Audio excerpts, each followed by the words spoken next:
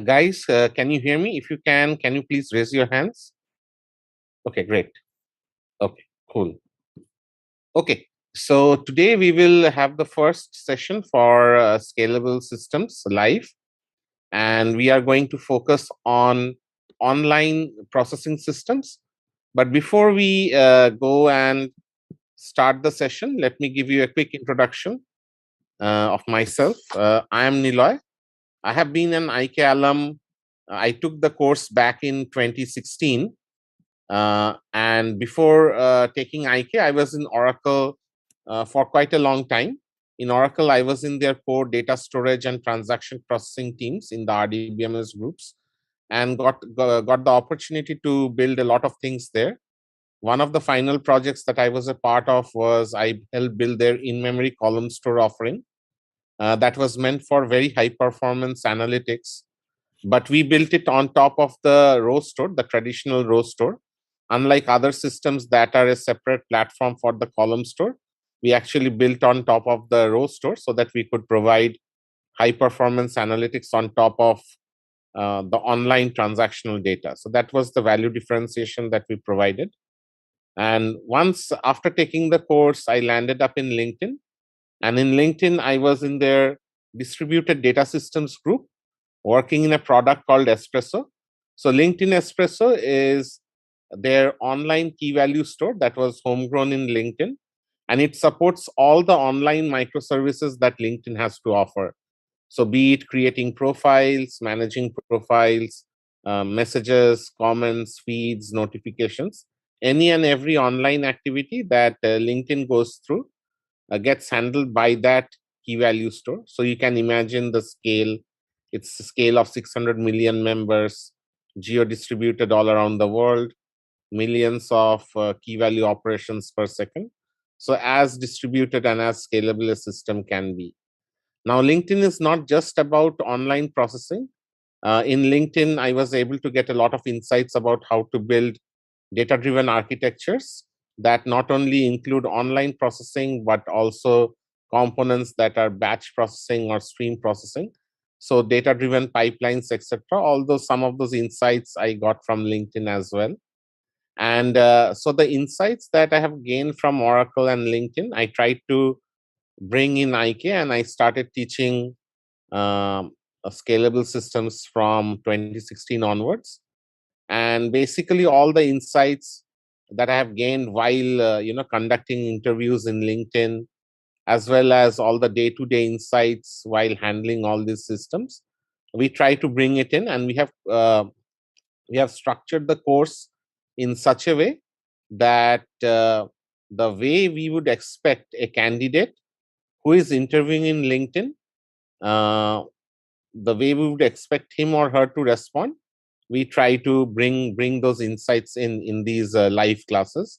And we have seen that if it works in LinkedIn, then it works in LinkedIn like companies as well. And by LinkedIn like companies, we mean companies that deal with data driven systems, data driven architectures, companies that handle scale, and companies that handle the provisioning or the DevOps parts as well. So basically, the Facebooks, the Googles, the AWSs, the Netflixes, Ubers, Lyfts, etc. So any company that builds or that deals with data-driven systems, number one, deals with scale, number two, and deals with operations, right? Number three. So if that is the um, signature of a company, then whatever we teach in these live courses are very well aligned or very well suited for you guys to be able to handle their system design questions. Okay, so with that we will start the lecture today. And as we said, today the focus will be on online processing systems. But before that, what we will go through is the structure that is mostly rinsable and repeatable structure on how to lay down the response to a scalable systems design Q&A. Because while you're interviewing, you will face multiple, like every question will be different from every other question that you will face. every problem statement will be different from every other problem statement, but we would try to see whether there's a common pattern or whether there's a common thought process flow that you can keep on reusing or renting from one problem statement to another. And unfortunately, there will be a few things that will keep on changing from problem to problem, but the percentage of things that will not change from problem to problem is also non-trivial, which means that there's a ray of hope that okay, if I am able to go through the live classes, I will be able to kind of beg, borrow, and steal from the live classes and keep on applying some thought process or some repeatable material from one interview problem to another. So we will focus on the structure, the thought process more today, but again, we will take a problem at hand, and the problem will be focused more on online processing systems in this live class. In other live classes, we will cover other categories of systems, but today's category will be about online processing systems. Okay, so with that, um, uh, we will start today. So what I typically try to do is I typically would like one of you to volunteer to be the bouncing board, because systems design is all about brainstorming discussions. So I would at least have one of you to be the bouncing board, so that I can take feedback from time to time. I can ask you questions directly, making it more of a two-way communication rather than a webinar style one-way communication. So it will be great if one of you could volunteer, raise your hands and volunteer to be the bouncing board for this session. Anyone you would want to volunteer, please raise your hands. Okay, is it Bharani? Yes, my name is Bharani Mova. Okay, so you raised your hand for this purpose, right? Yes. Okay, okay, okay. Then we will start. So that does not mean that nobody else should be able to talk. Nothing like that. So so please feel free to raise your hands. It's better to raise hands and ask questions than going through the Q&A, because I may not be able to, multitask and look at the Q&A while I am teaching verbally. So it will be great if you could raise your hands, and I will take the questions at certain intervals. But please raise your hands whenever you have questions. Okay. So uh, Ola has asked, how does one deal with event-driven architectures? So data-driven and event-driven, event is also data. So whatever we teach, especially in the live classes, especially in the stream processing and analytics live class, it's more about event-driven architectures. So I would say that I would extend the thought process as okay, it's not only data driven but data and event driven, because event is also nothing but data. But here we are not focused on building an elevator system. An elevator system is a very complex system, but it's not a data driven system. It does not work on top of data. The APIs are data independent in case of building an elevator system, right? So we are here building systems where we have to build APIs, or the APIs will work on top of some underlying data. Okay, that's what we call data or event driven or underlying events. Events is nothing but data. Okay. Makes sense, Ola? Okay, so it's a data driven and event driven. We will cover all of them in these live classes. Okay. So Bharani, any questions so far, or anybody any questions before we move to the before we move uh, Hey, okay. I have a question Uh-huh. regarding the material which we are supposed to go through the scalable about the scalable arch design architecture. How much will that be used in this course? The foundational material. Correct. Yeah, so we will kind of reiterate on the foundational material, and we will try to uh, ensure that all of them gets it's made coherent. But the bits and pieces that we will talk through today, you will have details in the foundational material. Okay. Thank you. Yeah. Okay. Okay. Okay. So before we start, uh, so let's go through some precursors. So basically, before we even start, this is like breaking the ice here. So if we take data structures and algorithms, and if we take systems design, the mentality with which we will approach systems design is very different from the mentality with which we will approach typical data structures and algorithms. So if you see data structures and algorithms, if you are software engineers in this group, and if you have to do data structures and algorithms, data structures and algorithms are very deterministic in nature. The problems are very deterministic. For example, if I ask you to sort a list of integers, there are deterministic ways to do it, and it's more one way communication. It's like a teacher student kind of discussion, where the teacher gives you a problem. Once you take the problem, you kind of treat it like an examination, right? And then you solve the problem. Less discussion is involved. It's more about, hey, you got the problem, now you kind of think through the problem and solve it, right? Like a student, like in an exam. The problems are depth oriented, which means there will be a single question.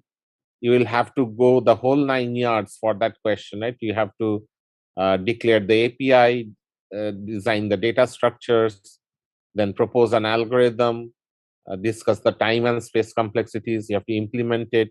You have to then run some test cases, etc. Right? So the whole 9 years, you have to work on a single standalone problem, and it typically evaluates a software engineer persona, right? Like mostly, even if I am a performance engineer, or even if I am an engineering leader, the DS and algo exercises, it exercises the software engineer persona.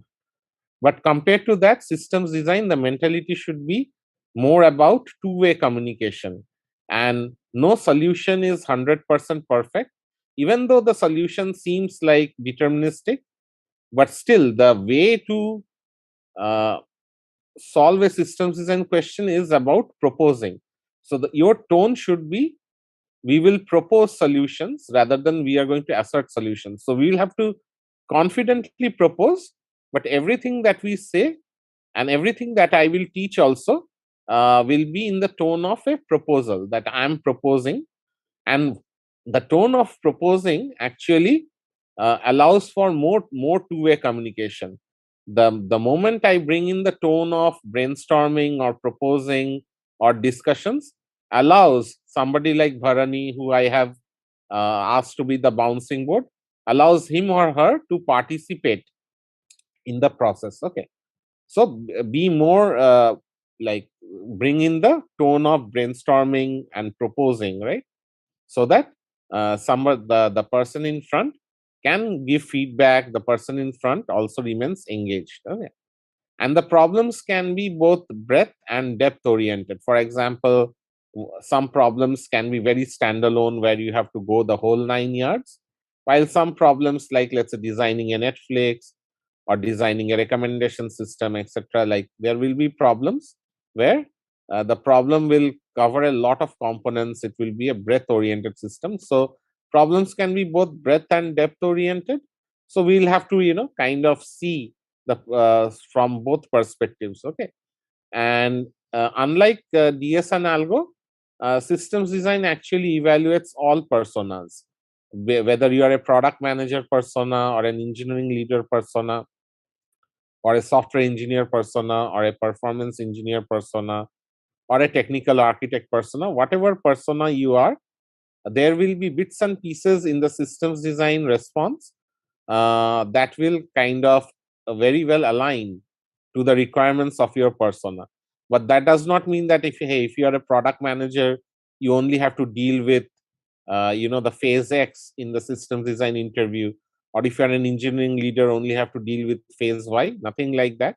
Interviewers can ask anything, but the odds are that if you are a certain persona, some of the phases in the thought process that we will go through today will be more aligned to your persona. Okay, so it's very persona driven, unlike a DS and algo, which is like hey, it's mostly about software engineer persona. Okay.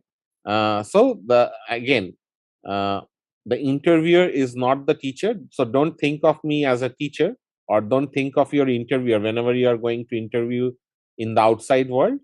Don't think of the interviewer as the teacher, but sometimes the interviewer is the end user, and most of the times the interviewer is the peer, like a peer with whom you are solving the problem. You are whiteboarding and solving the problem, and the candidate is not a student but also a peer. And the interviewing style is not about answering a question, more about engaging in a brainstorming session. Okay. The interviewer should feel confident that if he or she hires you in the company, whether you both can work together with full alignment, whether you are communicative enough, whether you can collaborate, whether you can keep your cool, etc. Right? So some of those behavioral values you have to bring in so that the interviewer feels confident that if you get a project, especially a multi-team project or a breadth-oriented project, then you can communicate with other teams and you can mentor junior candidates, etc., to bring the project to a fruition, right? And the last but not the least, you will have to demonstrate thought leadership, especially the more experienced you are in the industry. It is expected that you will bring in some thought leadership, which means that even if the problem has been given to you to be solved in 1 hour, like an interview problem, like somebody is asking you to design Netflix in an hour on a whiteboard or on a piece of software, but you have to kind of think of somebody is asking you to design Netflix in the real world, and how would you do it in the real world. So those insights you have to bring in, but the real world is very different from the interview world, so we'll have to map it back to the interview world. But still, if you bring the real world insights or how you would do it in the real world, then it allows the interviewer to see that you have experience in delivering projects in the real world. You are thinking like on a big picture, right? You are not just constrained within the interview session. You are thinking of how this problem can be solved really in the real world. But again, you are mapping it back to the interview world, and we will go through that exercise today. We will try to see for every phase in a systems design interview, focused on online processing systems definitely, but we will see that how would we bring the real world insights into solving the problem. And again, if you are a junior candidate, a junior PM or a junior software leader, like an engineering manager, etc., may not be that significant.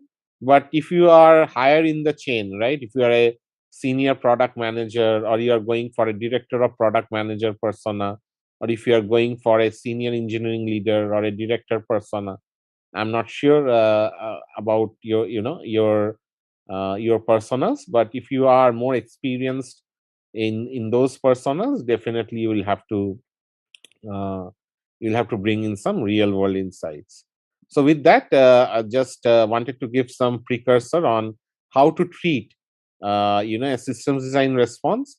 So the main thing is make it like a brainstorming session. So, and that's what we will do today.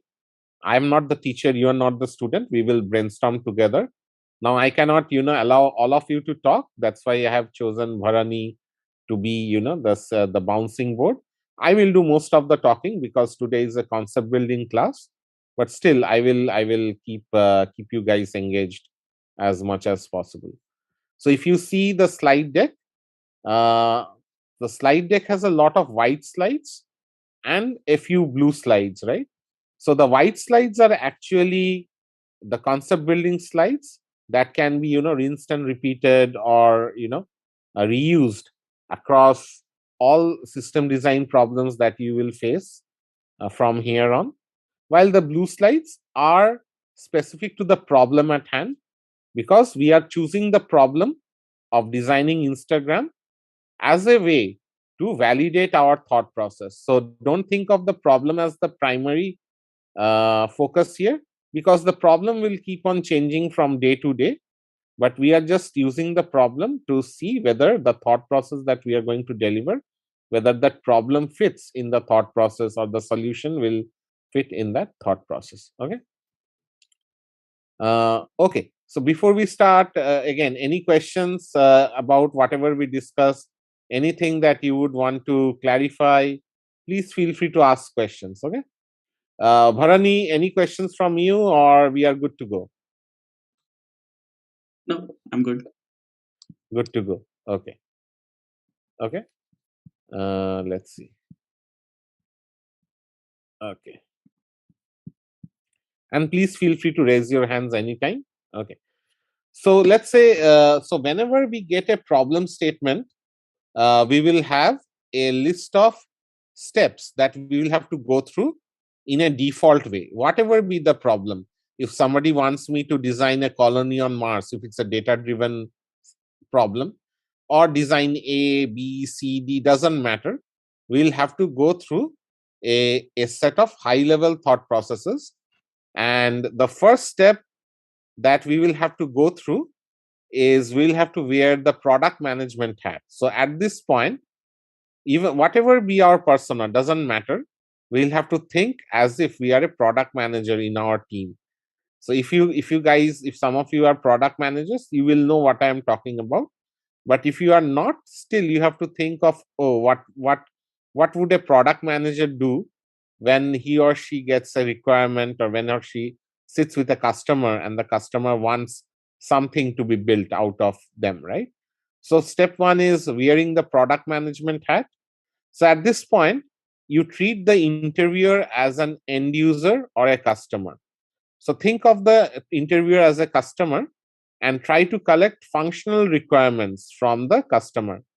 And this is a detailed problem statement. So often, if you see in your real world also, customers may have a very good idea of what they're asking for, or customers will have very fuzzy ideas. They may not be able to explain the problem in details because they are not very savvy.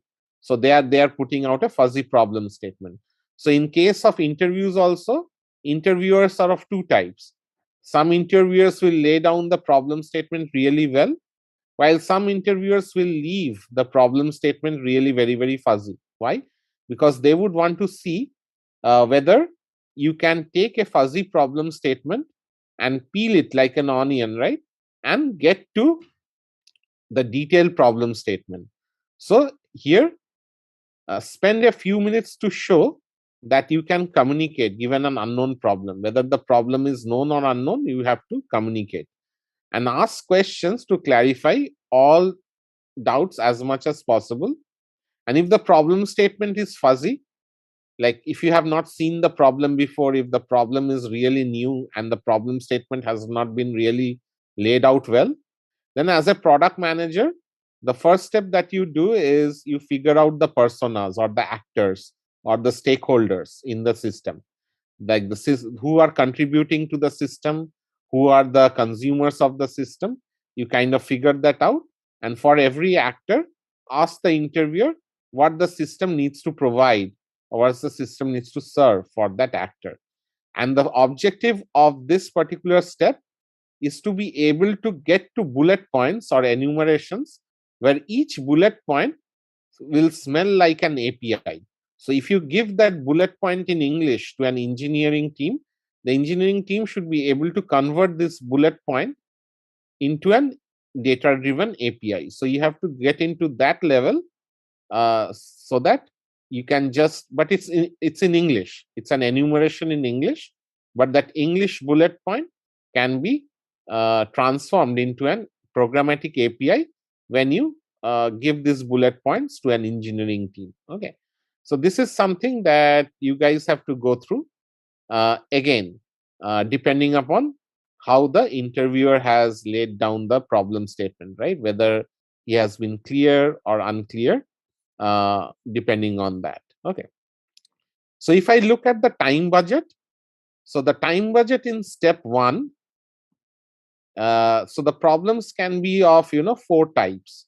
So the problem is breadth oriented, which means that it's a very multi-component system, lot of bullet points coming out, or lot of bullet points will come out, and the interviewer has not laid down the problem statement really well. So the APIs and the data models are unclear from the interviewer's mouth, then you have to spend around 6 to 8 minutes, like a considerable amount of time, in order to ensure that you get to the enumerations really well at the end of the day. So spend this time in step 1, so that the rest of the steps become easier. So do that due diligence itself in this functional requirements gathering as much as possible. Now, if the problem is breadth oriented and the interviewer has done a good job in enumerating the functional requirements, still spend a few minutes to talk about them, to go through each bullet point and ask clarifying questions, because the interviewer wants to see that you don't jump into the problem without thinking. So you have to kind of think of some functional requirements that they may not have asked for, or some extensions, just to ensure that you have thought through the bullet points and you are not jumping straight into the well, even if the interviewer has laid down the problem really well.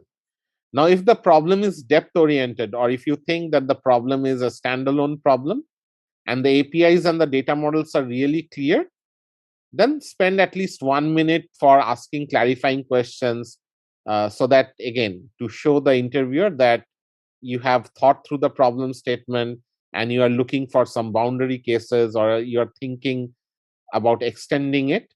Again, just spend 1 to 2 minutes. And if it's a depth oriented problem and the APIs and the data models are unclear, if the problem statement is really fuzzy, then spend around 5 to 6 minutes, similar to the breadth oriented problem, with the focus that the problem statement becomes unfuzzy, or the bullet points that you get out from the interviewer, they look like APIs that can be given. Like when you give this sheet to the engineers, they would be able to programmatically define APIs out of it. So this is like the a budget that you can go with in your mind. I personally, as a candidate, I personally feel this to be helpful, that given, like, the moment the interviewer speaks about a problem statement and the nature with which he or she is interacting with you while giving the problem statement, you can figure out which bucket this is going to fall in. And based on that, you can give yourself this time budget to talk about the functional requirements. But gathering the functional requirements is very, very important, because unless you do it really well, there's no point going into the problem in the other steps. It's always very unproductive to come back to this step, right? The interview is going to be a forward going, so whatever we are discussing today, it's going to be a forward going affair. We should not come back to an earlier step. We should try to prevent that as much as possible, so that time budget you can use. Okay. The next step is, again, wearing the product management hat, you collect something called design constraints or non-functional requirements. Now, what to ask for non-functional requirements? So every functional requirement bullet point typically maps to an API on top of a data model, right? That's what a bullet point would be, right? Now you can ask some specific questions. So for every data model, how large is a data record? How many data records to handle? What would be the response time of the API? How many API calls per second? And whether the APIs have to be, either strictly consistent or available, right? So these are some bullet point specific questions. And some of the umbrella design constraints are whether the whole system has to be available, reliable, whether we have to get rid of hotspots, whether it needs to be geo-distributed, whether the data needs to be secure at rest, whether the data needs to be secure while we are transferring the data over the wire. So these are some of the generic questions that you can apply across the whole problem statement. But these are some of the specific questions that is very data and API dependent. Okay. So these are two flavors of NFRs. that you can, you can talk about. Now, for the specific NFRs, do not waste time in the beginning. If the problem is breadth oriented, that means there's a lot of lot of APIs that are lot of bullet points, and each bullet point will map to an API. So if you think that the problem is a multi-component problem with a lot of bullet points, very diverse APIs, diverse data models, even if the data models are clear and the APIs are clear or unclear, doesn't matter. Do not spend a lot of time collecting the functional requirements at this phase. You can tell the interviewer that since the problem is a multi-component system, once we do the tech deep dive component by component, we will come back and ask you the component specific NFRs. Now, if the problem is depth oriented and the interviewer has laid down the APIs and the data models are very clear and it's a very standalone single component system, then you can collect the component specific NFR about the data and the APIs at this point. But as you see, most of the time, out of 3 out of 4 cases, it's better to ask about the component specific NFRs when we are doing the tech deep dive on a component, especially in a multi-component system, right? Like where there will be a lot of components in the solution. Okay. Any questions, anyone? You guys are a bit quiet. This seems like a quieter session, but please feel free to clarify. Yeah, Dheeraj, you have a question? Yes, just just curious, right? When we talk about NFRs, would the clarifying questions be more broad, as in tell me something about the users, instead of getting really specific and saying, okay, tell me which geographies the users will be based out of, what their personas are. Do we keep these clarifying questions broad or very specific? So that's a functional requirement, right? Like from okay, tell me So about the I thought, users. yeah, my thought was more from a geo strategy, right?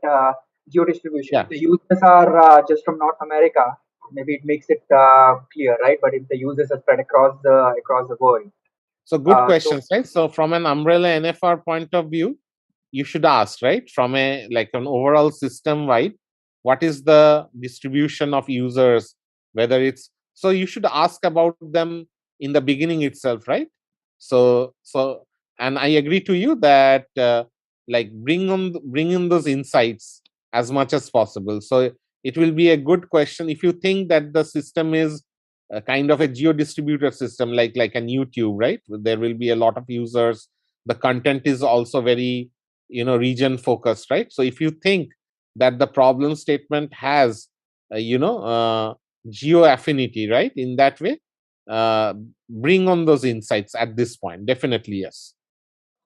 right, yeah, because my thought was, or I was still unsure, right, on how broad or narrow the question should be. For example, in the context of Instagram, if, or right, if I just ask a Yeah. question about tell me about the users, they Yeah. may not cover specific topics that lead me to defining the NFRs.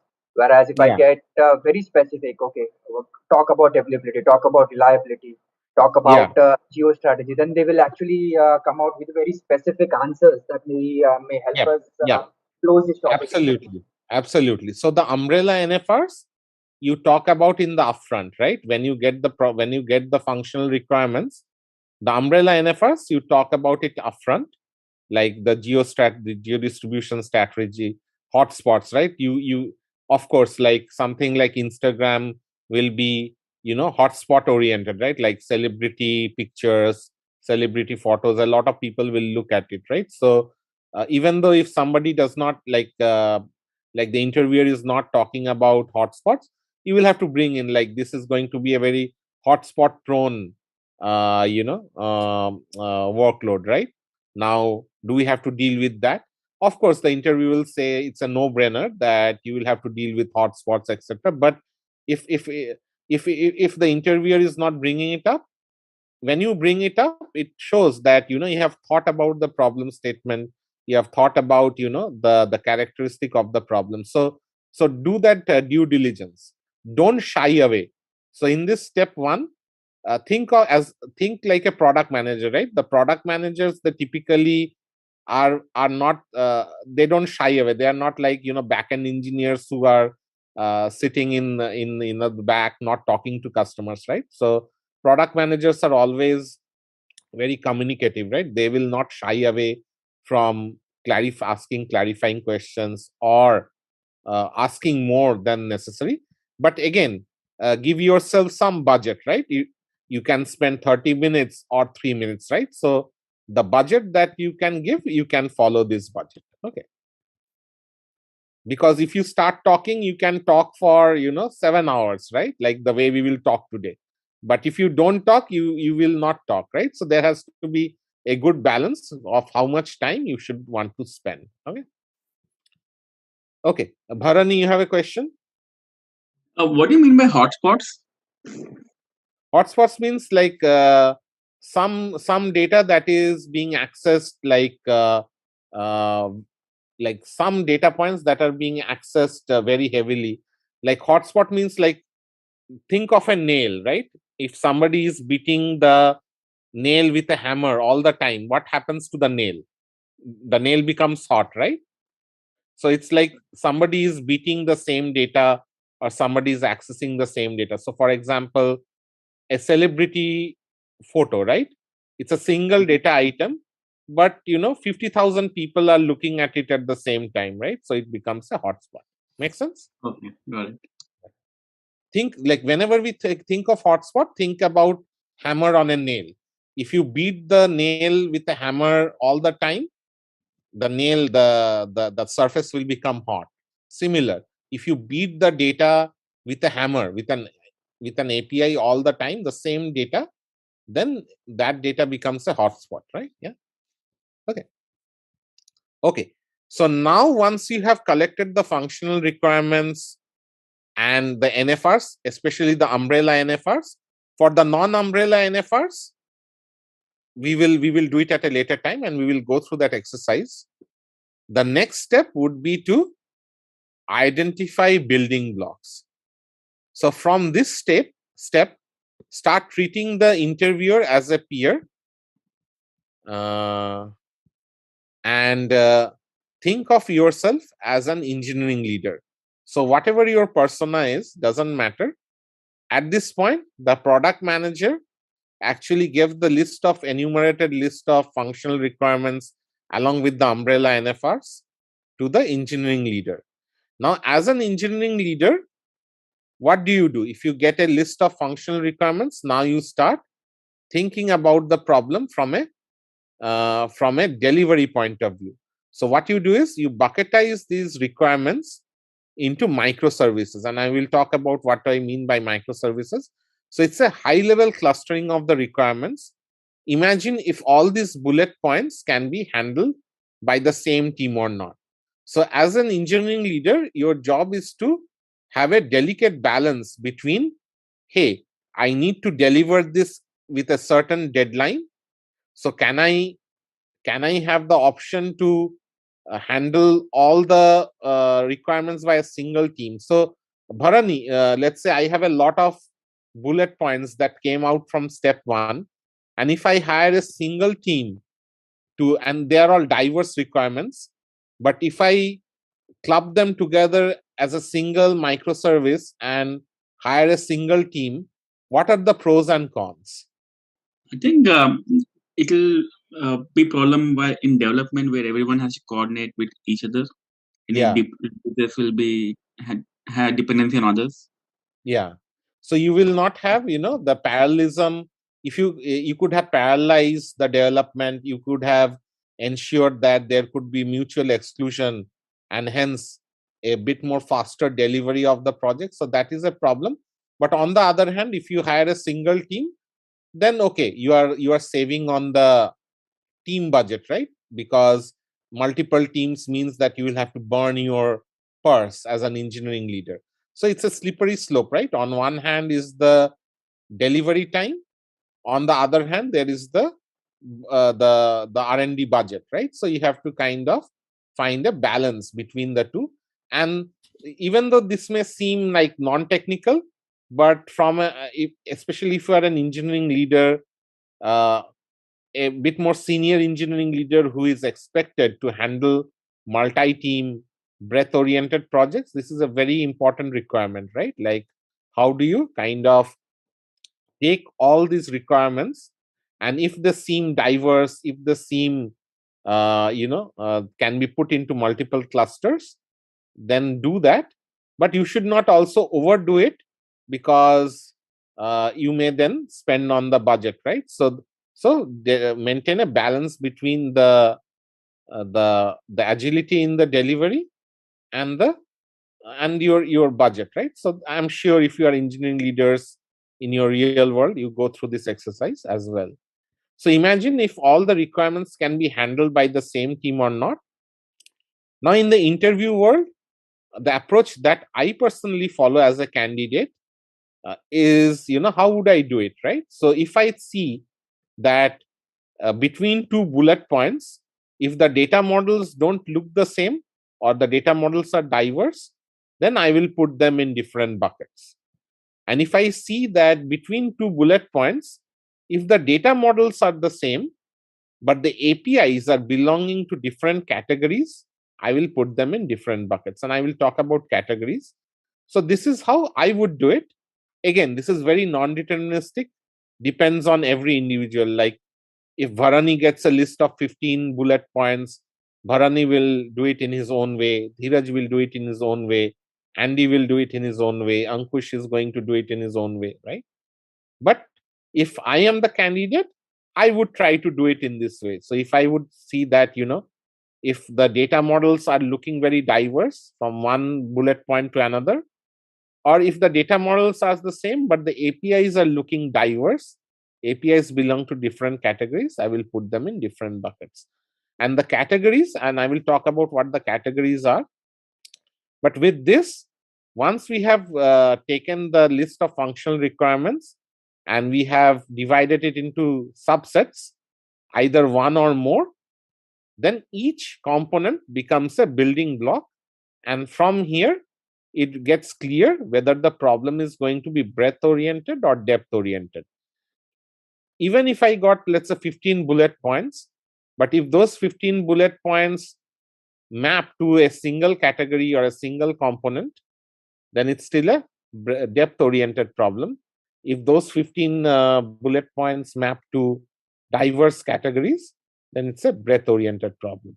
So what do we mean by a microservice? The definition of a microservice is a very high level definition.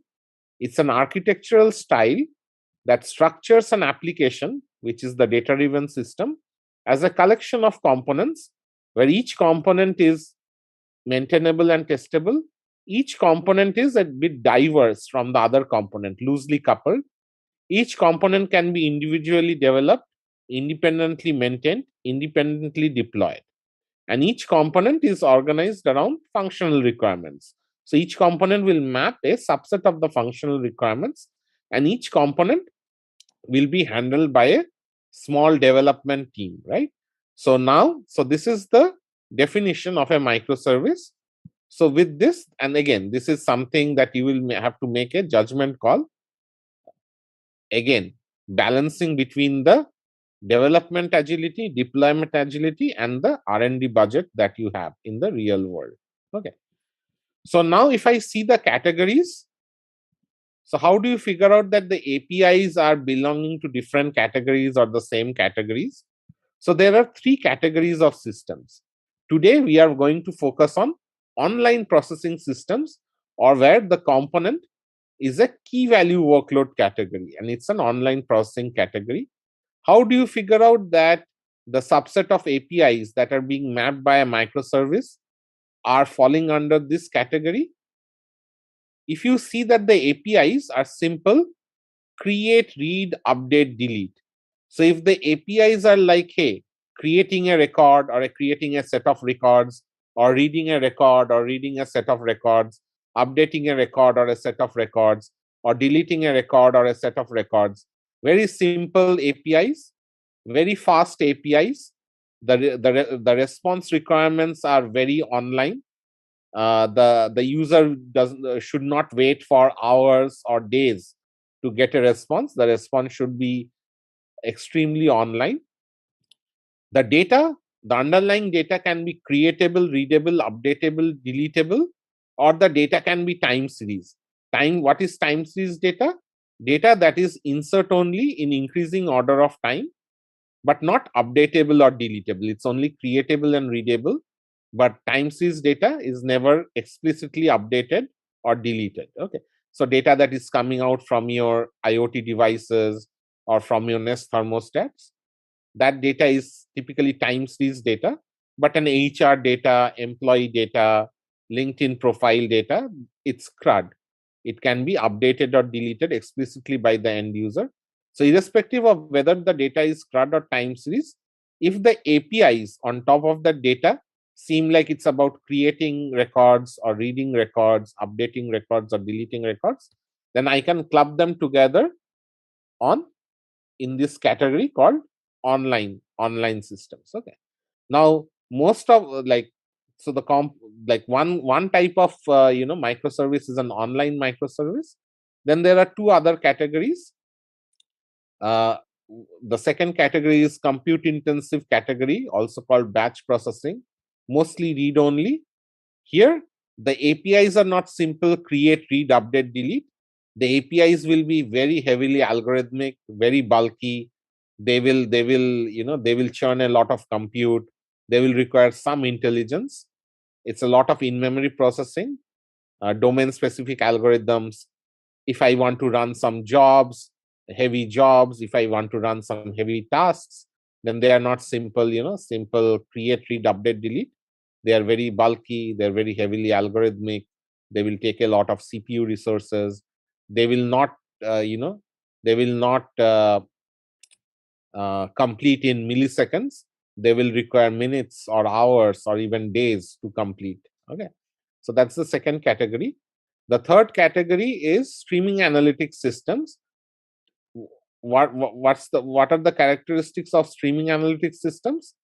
Data comes in time series data, not CRUD data, but time series data comes in perpetually into the backend, into your system, and your system does some window based analytics processing, not as heavy as the second category, not simple CRUD as the first category, but some decision making based on some window of the data that is coming in, mainly for anomaly detection, mainly for deviation detection, to alert or to give some response back to the end user in near real time to take some actions. And this is the third category.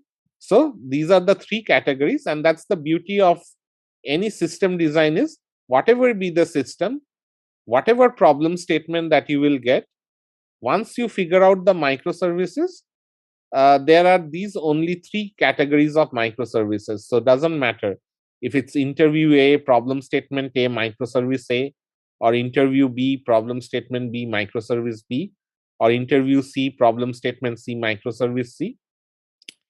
Doesn't matter. Whatever be those microservices, they will fall in the category of either online key value or batch processing, compute intensive, live class 2, or streaming analytics, which will be live class 3. Okay.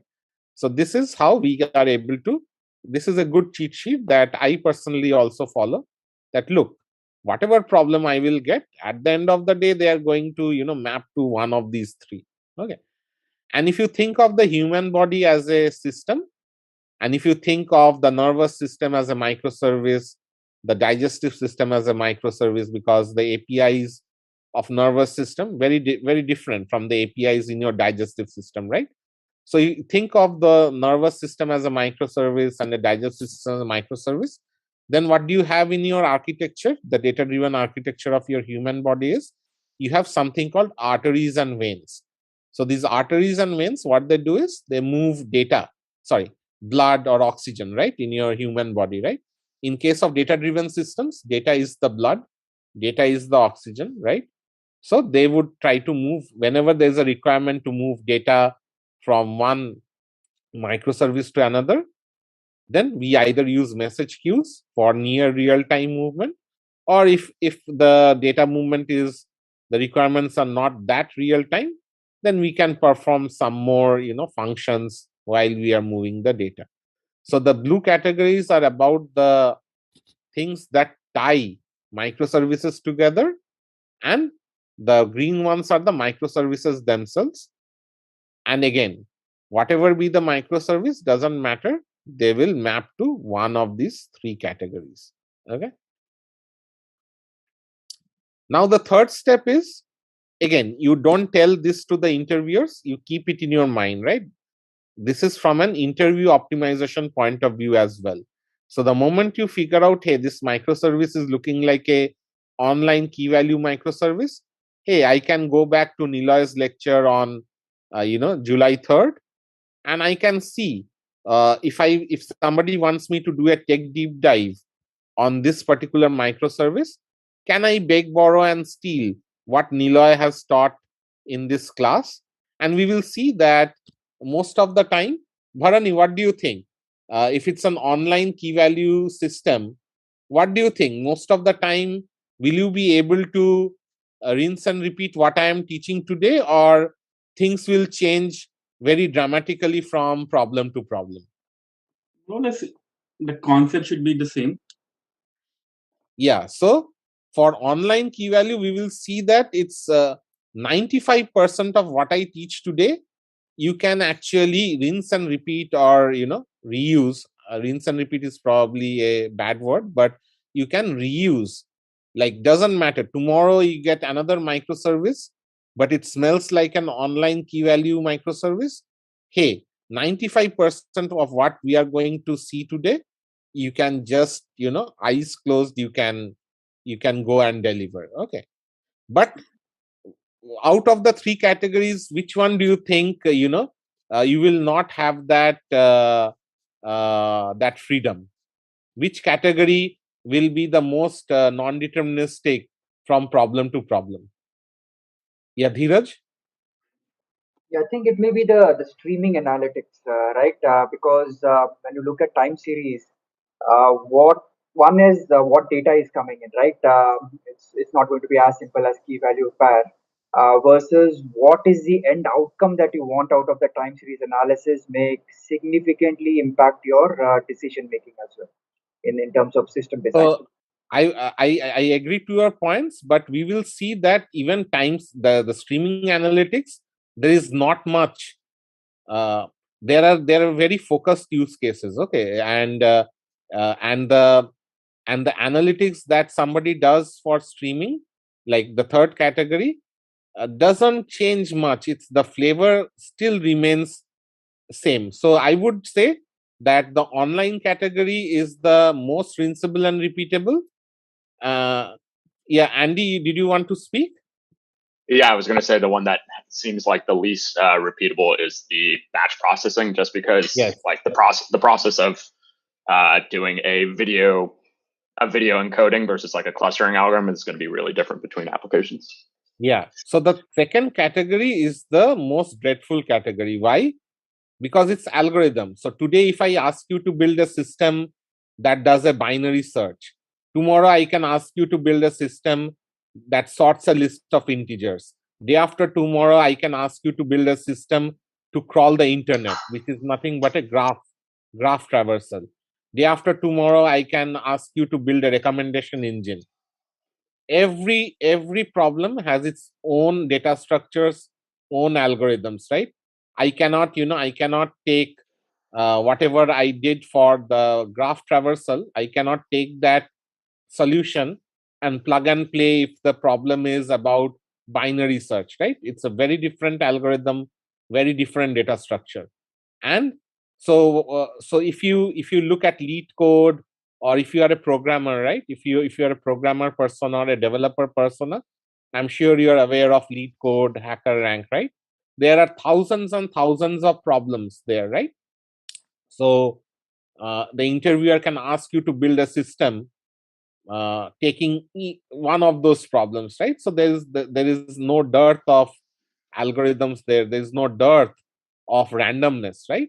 So I would categorize as online as the most rinsable and repeatable, Then streaming analytics is also very much rinsable and repeatable. While this category, the amount of concepts that can be rinsed and repeated are probably the percentage is the least among all the three.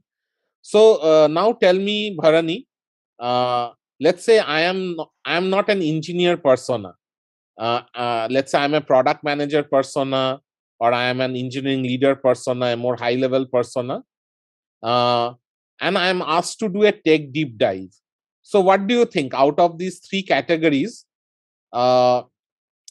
Which category will I be asked to take deep dive upon if I am not a technical architect or a technical engineer person? In online or streaming?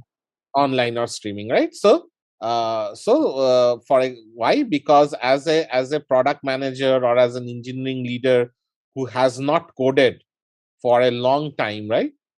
For them to understand how to do binary search or how to do graph traversals, they may not do it in the real world, right? So again, from a probability point of view, the probability with which a product manager or a high level engineering leader will be asked to do a tech deep dive on compute intensive workloads is probably lesser.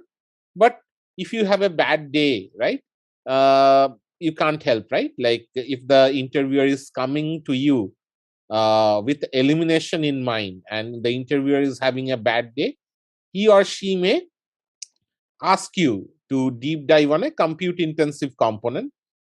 And then what do you do, right?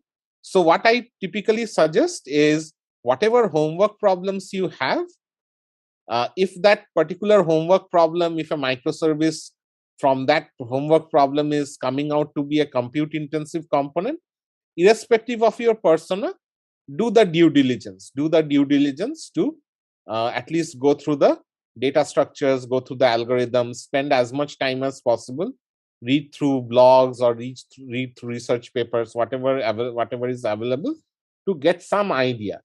And in the end of the class, I will give you some 7 or 8 problems or 7 or 8 components that you can think of, which are compute intensive ones, but good to have some idea because they can cover a lot of ground. But it's a good observation that, look, these are the three categories, and depending upon your persona, one or the other categories. Now, if I am a application developer, a front-end application developer or a back-end developer, and I'm an individual contributor, then most of the time I may probably get a compute intensive problem. Why? Because in the real world also I'm expected to handle data structures and algorithms really well. So I will be asked, maybe I will be asked more about problems where there will be some algorithm component, not just simple create, read, update, delete, not boring CRUD APIs, but some meat on top of top of that. Okay. But these are the three categories. Now, once you have figured out the categories, and if it's a breadth oriented problem, you perform step 3 as a engineering leader. So as an engineering leader, you figured out which teams to hire, what are the components. Then you kind of, in the real world, you kind of bring all the teams together in a big conference room, and as the leader, you propose a logical architecture, and we will go through that exercise, and you propose the flow of logic or data between the components, because each component will be handled by a particular team. So you say, hey, there are, let's say, 10 components in the system. So team A, team B, team C, team D, invite them, explain to them, again, at a very high level, what each component is going to handle, what are the functional requirements each component is going to handle, and how, if team A needs to talk to team B or component A needs to talk to component B, how you would do that, right? So you just give them an umbrella architecture and ask them, hey, you have to coordinate for a few things because data from your microservice has to go into team B's microservice, etc. So we'll go through that exercise, but that's the third step. And the final step is now delegate the design of the building blocks. Treat this step as if you are delegating each building block to a development team, right? Now, in case of real world, what you do is, if you have a lot of components, right, you have to prioritize. Like, depending upon the budget or depending upon the time, you can say, look, some of the components we will focus on this quarter, some of the components will focus on the next quarter, some of the components are must have, some of the components are nice to have. So you can bring in, especially if you are a engineering leader or a program manager persona, this is where your insights come in, that depending on the business impact, the revenue impact, the resource impact, OPEX and CAPEX impacts, right? Now, this is where you shine as that persona on prioritizing the which ones to deliver first, how to coordinate the delivery from one team to another, right? This is where your insights will come in. But in the interview world, you are the only person, right? You are the only person who has to now do the take deep dive on each component, right? Now, if there are so many components and you don't have much time left, right? Especially if it's a breadth-oriented problem, then you have to negotiate with the interviewer on which ones to focus on. And you can bring in the same principles, which ones are higher priority based on business impact, revenue impact, etc. And then say, look, I will talk about, or I will do a take deep dive on 1 or 2 of the 10 components that you talked about. And from here on, the job of the high level leadership ends, and you start take deep diving on one component at a time in the interview setting. And whatever components you choose, and we said that components will either be 1, 2, or 3. So today we will see how to take deep dive on the online component. And as we figured out that the online component is very rinsable and repeatable, doesn't change that much from, problem A to problem B. Okay. So this is the 4 steps. After this, the job of the engineering team starts, or the engineer starts. Till then, this was the high level thought process. And again, if I see the time budget is, again, from the time the interviewer has laid the problem statement, depending upon how he or she did it, there are these 4 combinations. So if you see, if it's a breadth-oriented problem and it was fuzzy, the overall, the sum total of the time that you take in this high-level thought process is definitely way more than the others, right? So if it was a breadth-oriented problem and the problem statement was not laid out well, then probably the sum total of these 4 steps would be around 30 minutes, right? Maybe, which is half or more than half, because you probably have 40 to 45 minutes left in an hour. So if you spend 30 minutes on this, then probably you have time to only do a tech deep dive on 1 or 2, right? And if it's a depth oriented problem and things have been really very laid out very clearly, then you go into the tech deep dive maybe within 3-4 minutes of the interview. That means you have a lot of time, right? The 30 to 40 minutes to talk about the tech deep dive. And definitely then the problem is going to be very algorithmic, right? Because then somebody has to spend a lot of time on figuring out the algorithm or talking about the pseudocode of the algorithm, right? So depending upon the persona, depending upon how the problem statement is, you can really figure out how much time you will take in this high level thought process, or how much time the interviewer is expecting from the tech deep dive. And if the tech deep dive is about compute intensive, definitely this tech deep dive will be very, you'll have to reset your brain for this tech deep dive, right? Because the problem will change from interview to interview, right? So, but you have that cushion, right? You have that cushion because the problem will probably be depth oriented and the interviewer has probably laid down the problem clear. so that you have enough time to deal with the unknowns. Okay. Yeah, Ola, you have a question? Yes, I do. Oh, I've lost my. Okay, so if you're like interviewing for like an SRE position, is it safe to say that you focus more on the NFRs because you're looking at Yes, making sure your absolutely. system? Yeah.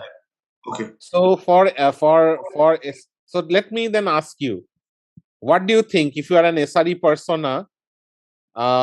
Which category, which row will your problem statement fit in more out of the 4 rows? I would probably say breadth-oriented APIs and data model clear, and depth-oriented I would go for APIs this one, the third one, right? Because you are already, you don't, in your day-to-day job, it is not your duty to take a fuzzy problem statement and clarify it. It's the job of a product manager or an engineering leader, right? If you are an SRE, you are not expected to do it, but a product manager is expected to take a fuzzy problem statement. A VP of engineering is expected to take a fuzzy problem statement, but a VP of SRE not required to take a fuzzy problem statement, right?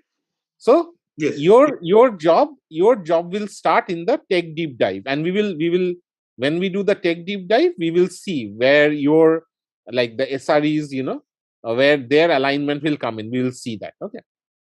And quick question: what's the difference between a depth-oriented number 3 and number 1?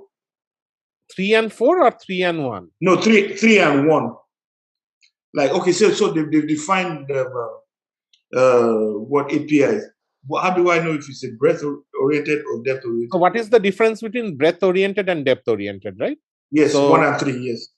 Breadth-oriented means there is a lot of functional requirements that are, when you bucketize them, there's a lot of components coming out, like Netflix, right? Netflix has a lot of components. If I want to design LinkedIn has a lot of components. But depth-oriented is like URL shortener, a very standalone system, or a standalone component in LinkedIn, like LinkedIn profiles, a very standalone component, right? So that's what depth versus breadth means. Okay, so it's more to do with graphs that we haven't covered. Yeah, so basically if you think that the problem like has a lot of components, then it's a breadth oriented. If you think that the problem is a like only 1 or 2 microservices are coming out from your functional requirements, then the problem is depth oriented. Yeah. For example, Okay, Instagram. What do you think? Instagram is breadth or depth? What do you think? I think it's breadth because there's going to be a lot of Instagram has a lot of stuff, right? Yeah. But an URL shortener is a depth-oriented problem. That application doesn't have a lot of variety. Okay. Makes sense. Okay. Yeah. Okay, it makes sense now. Thank you. Yeah. Yeah, Andy, you have a question? Yeah, I guess kind of a similar question. As you get higher up and like you're interviewing at these staff level positions, is the expectation that you will be getting more depth oriented or that you will be giving breadth oriented and have to go deeper on each individual component? So if you are a staff engineer, I would go still for depth oriented, but unclear. So the more senior you are, the more you have to deal with fuzziness. Okay, that's what I think. And more, and if you are a IC versus non-IC, like let's say architect versus a product manager or an engineering leader, it is more breadth versus depth. So now if you are a senior, you're going for staff engineer, senior staff engineer, I will still take depth because it will be very algorithmic, right? So one component will take the whole time, but you have to deal with unclear problem statements. If you are a junior engineer, probably number 3. Now, if you're a junior product manager, probably number 1. If you are senior, number 2. So seniority determines whether you are able to handle fuzziness, right? And your persona determines whether breadth or depth. Again, at a very probability level. Okay, makes sense. Thank you. But this is the this is how we can map it, right?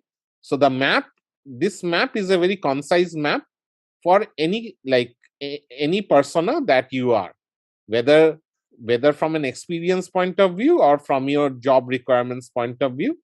This is what I could map it to, like a very concise map. And again, from a time budget point of view, give some idea on, depending upon that problem, depending upon how much fuzziness you have to deal with, seems like more time will be spent in these steps rather than the tech deep dive. But if I'm a junior engineer or a staff level engineer, and if I get a depth oriented problem, that means more time will be reserved for me to do the whole 9 yards for a single component. And especially if it's a compute intensive microservice, then forget about it, right? The algorithm discussion will take most of the time. Okay. So let me take a quick break. Let me come back at 10:10, and I will then go through the problem statement at hand, and I will repeat the same with you guys. Definitely, I'm going to say that, okay, given that problem statement, let's go to these 4 steps. What were the steps? FRs and NFRs, bucketizing, proposing the umbrella architecture, and this is delegation of the design of building blocks. So we will go through these 4 steps with that particular problem, the Instagram problem at hand. So I will come back at 10:10. Okay, guys. So let's see. So let me let's start with this problem. So, and I will keep the problem statement really very vague, and like I'm just saying, hey, why don't we design Instagram? And I'm stopping at that. So let's see. Now let's see, Bharani, how will we proceed? All I am asking as an interviewer is, hey, design Instagram for me. How would you proceed? So in this case, I have some idea about Instagram. So should I go ahead and tell them like what I think? How it works? Absolutely. Yeah. So I would say, based on my knowledge of Instagram, we would we'll have users subscribing to Instagram. Once they set up their profiles, they would start uploading their photos, and then they will have some followers, and then again, maybe you'll have a like and share options on photos. Okay. So why don't we take it, so who are the players here? Who are the stakeholders, or who are the ones who are interacting, or who would be interacting with the system? People who want to share some photos. Like users, right? Like humans. User. Yeah.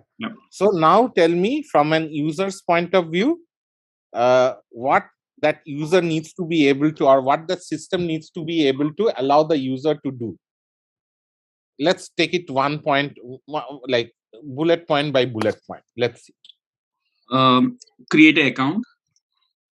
So the user should be able to create an account, right? Not only create, but create, update, delete, right? Retrieve, right? Yeah. Okay. Yep. And search other users. The user should be able to search for another user. Okay, good. So let's try to see it. Okay. So the user should be create, update, delete,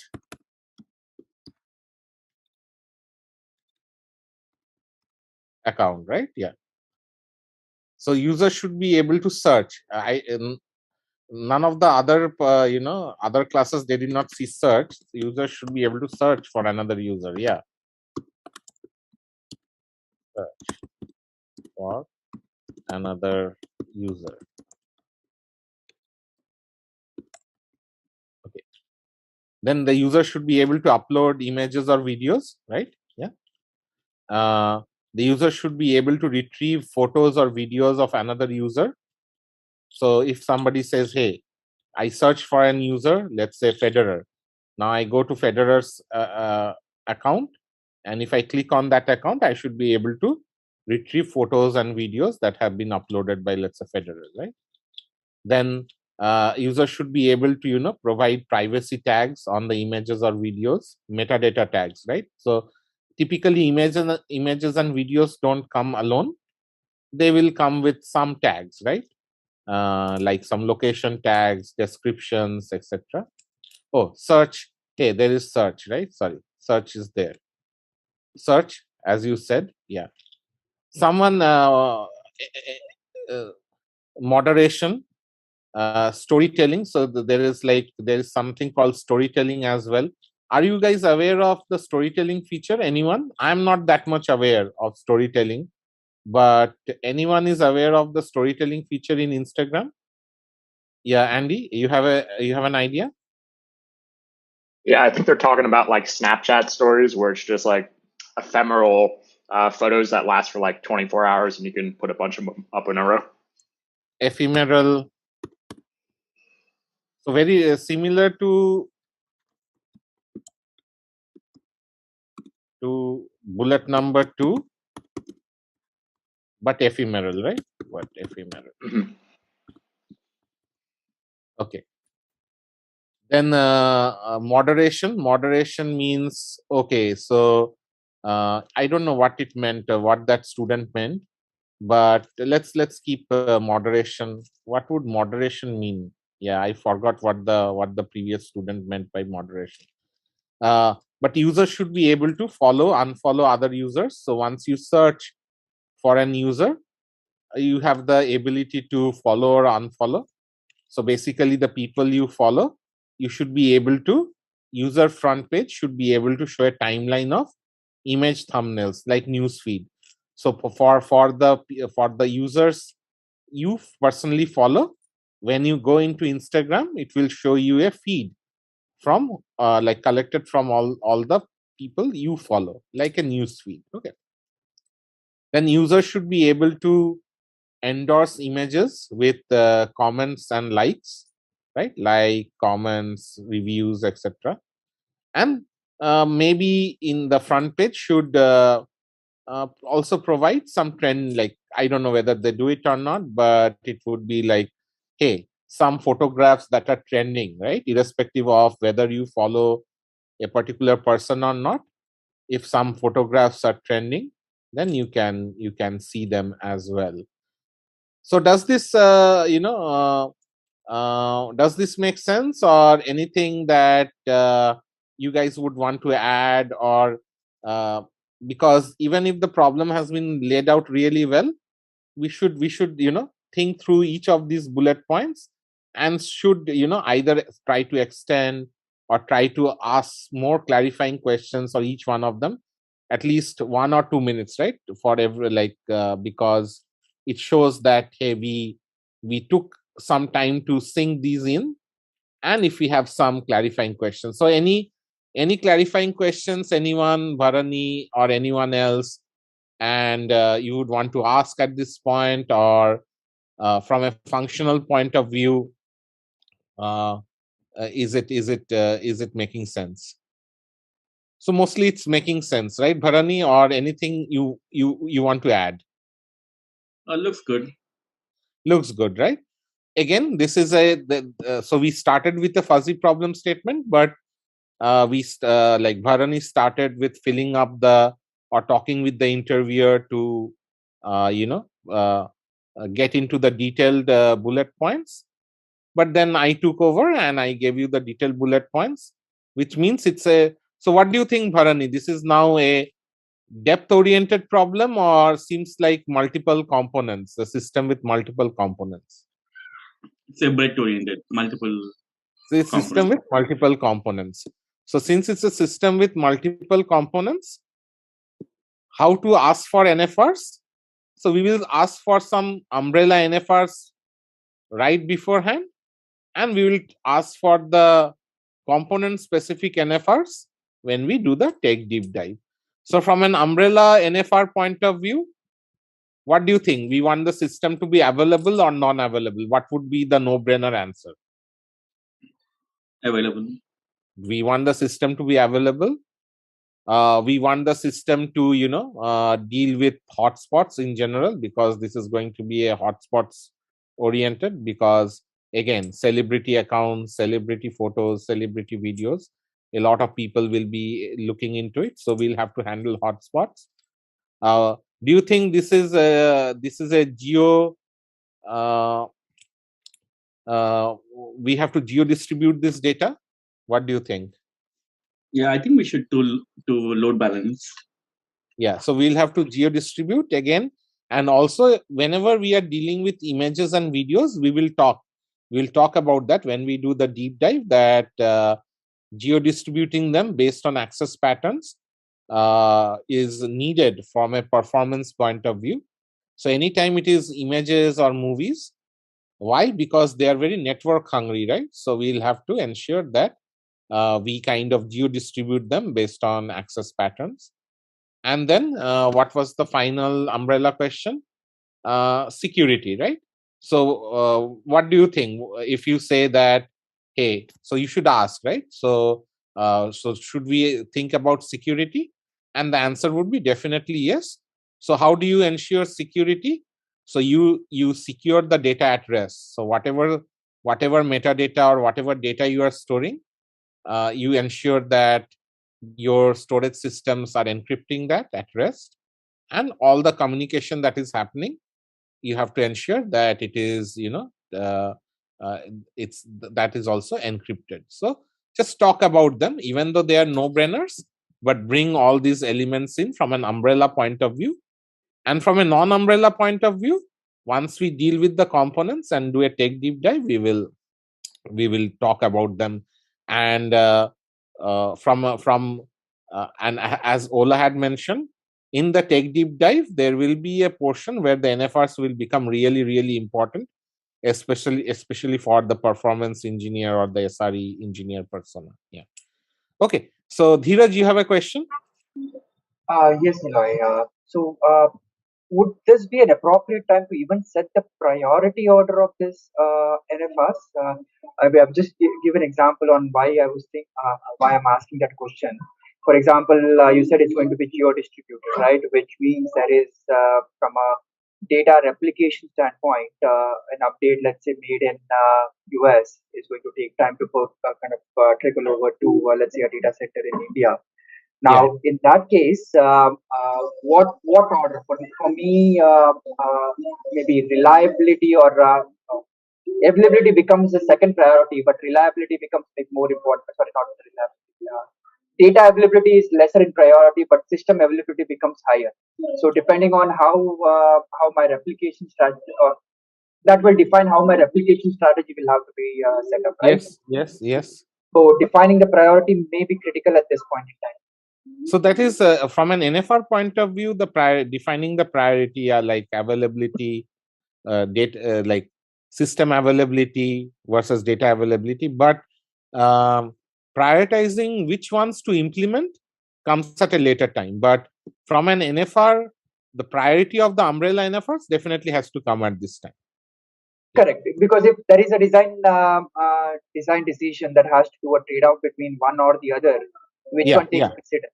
Yes. So so from an umbrella NFR point of view, those priorities you have to bring in at this point. Yeah, before you start proposing the umbrella architecture, right? So you have to bring in those priorities. Agreed. Yeah. Okay. Now, Bharani, tell me that what would be the next step once I have gotten the functional requirements and the umbrella NFRs? What would be the next step? Bharani, are you there? Yeah.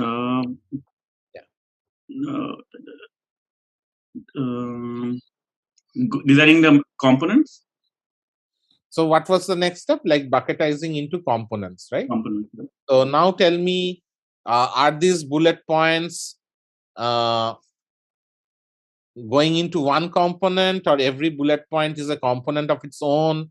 That's the worst case, right? Or that's the another, like two spectrums, right?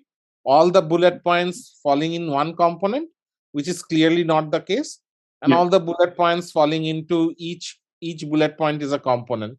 That's the other case. So let's see what the definition is. Again, there is nothing right or wrong here. It is everyone's own judgment call. Okay, yeah. So let's see what you come up with. So create, update, delete account can be one service, which is like account service. Yeah. And then uploading images. I would say uploading and retrieving images can be images one is another. Yeah. So in that, we can have upload as one endpoint and then search as another endpoint. We can combine. So I would say upload, retrieve is one. Search is a separate. Yeah. Follow, unfollow is another separate. Timeline is a separate. Endorsements is separate. Trending is separate. So something like that I can come up with. Okay. So it's a user management service. Content management, which is photo, video management. The social graph is following, unfollowing, figuring out who your followers are or who you follow. The timeline service, endorsement, trending, moderation. I forget what moderation was, but search, storytelling. So now if I see the user management service, most of the APIs are like creating user, updating user, deleting user, or retrieving user. Seems like it falls under the first category, right? Do you agree? Or anyone, if anyone disagrees, let me know. Okay. So why do we say key value here? What is the KV signify? Here? Yep. KV means it's like creating key value pairs, reading key value pairs, updating key value pairs, and deleting key value pairs. That's what it means. Okay. Data is key value pairs. So we are just creating, updating, deleting key value pairs. Okay, that's all we do. Okay. So that's what we are saying. This is online. So typically, I would say KV online, right? Yeah. Photo or the video management, like the whole creating, again, what are the APIs? Create a video, create a photo, upload a photo. Upload is create. Update the photo metadata or create metadata, right? So either photo data or photo metadata, create, read, update, delete. So it again falls under the category of KV and online. The social graph service, the APIs would be what? Creating a friend, deleting a friend, updating a friend, right? Mainly creating and deleting, right? Either I follow somebody or I unfollow somebody. So I follow a friend or I unfollow a friend. I get a list of my friends or I get a list of friends who follow me, something like that, right? So the APIs are still key value APIs. Even though it's a graph, the APIs are not like Dijkstra shortest path or, BFS, DFS. So still the APIs are still CRUD APIs, right? So falls under the first today's category. Okay. The timeline service, there's a timeline generation, which is a compute intensive service. Like given somebody uploads a photo, what are the heuristics so that it would appear in the followers? Let's say I am a celebrity like Barack Obama. I posted a photograph. Now Barack Obama has millions of followers. How would you prioritize whether that post makes to follower A's timeline view versus follower B's timeline view or follower C's timeline view? There's a lot of brain or a lot of heuristics or a lot of algorithms that take place there. And you can, if you guys want, you can go through this algorithm, and it becomes a bit algorithm or heuristics driven. So you can go to this and read about Facebook newsfeed algorithm. If you read about it, you can, this is a standard algorithm that you can reuse for any feed, whether it's Twitter's feed or LinkedIn's feed or Instagram's feed. You can keep on reusing the same, heuristics that these guys have proposed. Okay. Now, creation of the timeline or the brain to generate the timeline is compute intensive, but the display, when you see the timeline, right, that is a key value retrieval. So for a particular user, the timeline is already prepared. Now somebody else is doing the magic to prepare the timeline. But when you retrieve a timeline, whether it's a Facebook's timeline or Twitter's timeline, the dashboard, right? It's an online, right? It's an online request response. So that means somebody is proactively preparing the timeline for a particular user. And when you get into LinkedIn, right? So for example, if I go into my LinkedIn profile,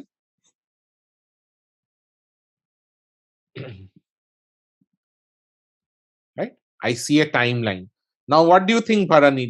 Did somebody do computation, or the timeline request response was mainly very fast and online? What do you think? It looks like someone computed ahead of time. Somebody, yeah. But that someone is probably a brainy chap, a brainy compute intensive microservice who is doing the magic. But the display itself is a key value. Okay. The endorsement service, creating a review, liking, everything is online there. It's a key value. Trending is typically streaming analytics, the third class. And typically all trending is a very singular use case of the third category, which we'll cover in live class 3. Uh, uh, like trending items in Amazon, trending movies in Netflix, trending posts in Facebook, LinkedIn, or Twitter, trending restaurants in DoorDash. Every trending is a very singular and like one use case. If you have to think for the third category, trending is always the one and mostly only use case for streaming analytics. Okay. Then the search is compute intensive plus key value. We will talk about it in the next class. Storytelling is also key value. It's like content management, but that content is ephemeral in nature, right? That's mostly it. So as we see that most of the components are mostly always any component that deals with the end user. What do you think, Bharani? Any component that mostly deals with the end user, is it a online component or a compute intensive component? What do you think? Anyone?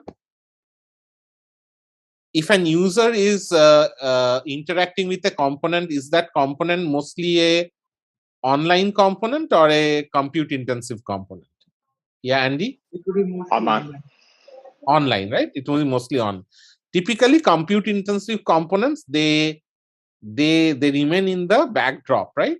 But they are like the puppeteers, right? They are not interacting with the external world that in that way, but they are applying the brains. They are doing the work internally. Okay, typically. Okay. So then today again we will focus on the online ones, but this is how it would look like. Okay, nothing out of the ordinary. Most of the components, they will fall under one of the three categories. Now comes the next step in proposing the logical architecture. So now how do we propose the logical architecture? We will draw a block diagram of each microservice. So whatever microservices came out, whatever bullet points came out from step 2, we are going to draw block diagrams, and we'll draw an API gateway to interface between the users and the system. So the job of the API gateway is to take the API from the user and forward it to the appropriate microservice within a data center. So what do you think? Anyone, if somebody wants you to implement an API gateway, what category of building block an API gateway falls under? 1, 2, or 3? 1. 1, right? It's just a lookup, right?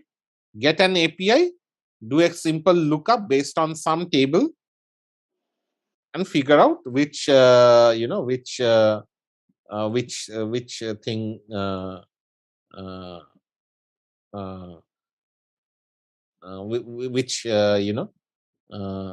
which microservice to go to. So Dheeraj, what is your question? You can talk. Yeah. No, no question. I think I had raised my hand earlier. Okay. That's fine. Okay. So now you draw an API gateway, and if one component has to talk to another component, I follow a few rules of thumb. What are the rules of thumb here? That if a high volume of data, where each data item is small, it's like an event, right? Small. If high volume of data needs to be pushed in near real time between two microservices, we will use something called a publisher subscriber or message queues. These days, Kafka is very entrenched. So we will use a message queue like Kafka, a persistent queue like Kafka. Any asynchronous communication of events between microservices, we will use a publisher subscriber. So publisher subscriber is an architecture of its own. We have material in IK in how to design something like Kafka. So somebody can ask you about that. But here we will treat the publisher subscriber as a standalone component. If the data needs to be pulled from server to client, we will use REST APIs. Any synchronous data movement, we will keep on using REST APIs. If the data transfer is offline or non-real time, we can use batched extract transform load jobs. So this is how, at a very high level, we should be able to talk about. Now, if I'm a data engineer, I will have to spend more time here, right? Because as a data engineer, I am required to set up data pipelines. I'm required to understand the logical architecture really well. So when the senior leader is bringing all people in for discussing this, he or she is also bringing in the data engineers in, right? Because the data engineer has to be able to visualize each component, how they interact with each other. Okay. Any questions regarding this slide? So with this particular rules of thumb, this is the diagram that I typically come up with, because again, in the real world, I have to come up with this diagram soon as fast as possible, right? I cannot spend hours drawing this. So this is some rule of thumb to for us to go for any unknown problem, or whatever be the problem, whatever components they come up with. This is how we will draw this. Okay. So any questions about this? Yeah, let's see. Yeah. Saravan, you have a question? So the big block, the functions in the big block, are they all the server-side functions? Yeah, this is all data center server side. Yeah, everything is server side here. Yeah. Okay. So now you're representing user as one end, and then the server is the most complex side of things. Is it one-to-many kind of services? How do we categorize this between user and server relation? So think of so it's one like many to many, right? So many users, and so the API gateway is taking all the user requests and they're demultiplexing it into some user is creating an account, right? So then it goes to the account management. At the same time, another user is creating a friend. Then it goes to the following. At the same time, another user is liking a particular photo. Then it goes to the endorsement service, right? So it's many to many in that way, right? Okay, so it's basically what kind of architecture would it fall into? It is like distributed architecture, or yeah, so everything is distributed, right? So this is the logical. So this is how we would see the umbrella diagram, right? Now this is in a data center. This umbrella diagram is being hosted in a data center, right? That's the data driven architecture, right? So this is the data driven architecture being hosted in a data center. And there can be so many data centers in the world, but within a data center, this is the logical architecture. Okay. Okay, thanks. Yeah, Andy, you have a question? Yeah, I had a question about the pub sub side of things.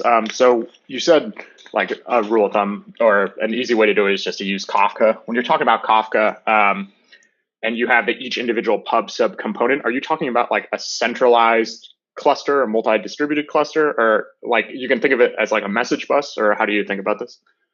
So typically what I have seen in LinkedIn is one data center has a single Kafka cluster, like a multi-tenant, but logically logically, if you think of them, they are, we are passing it through a message queue, but physically, it's a single cluster for the data center.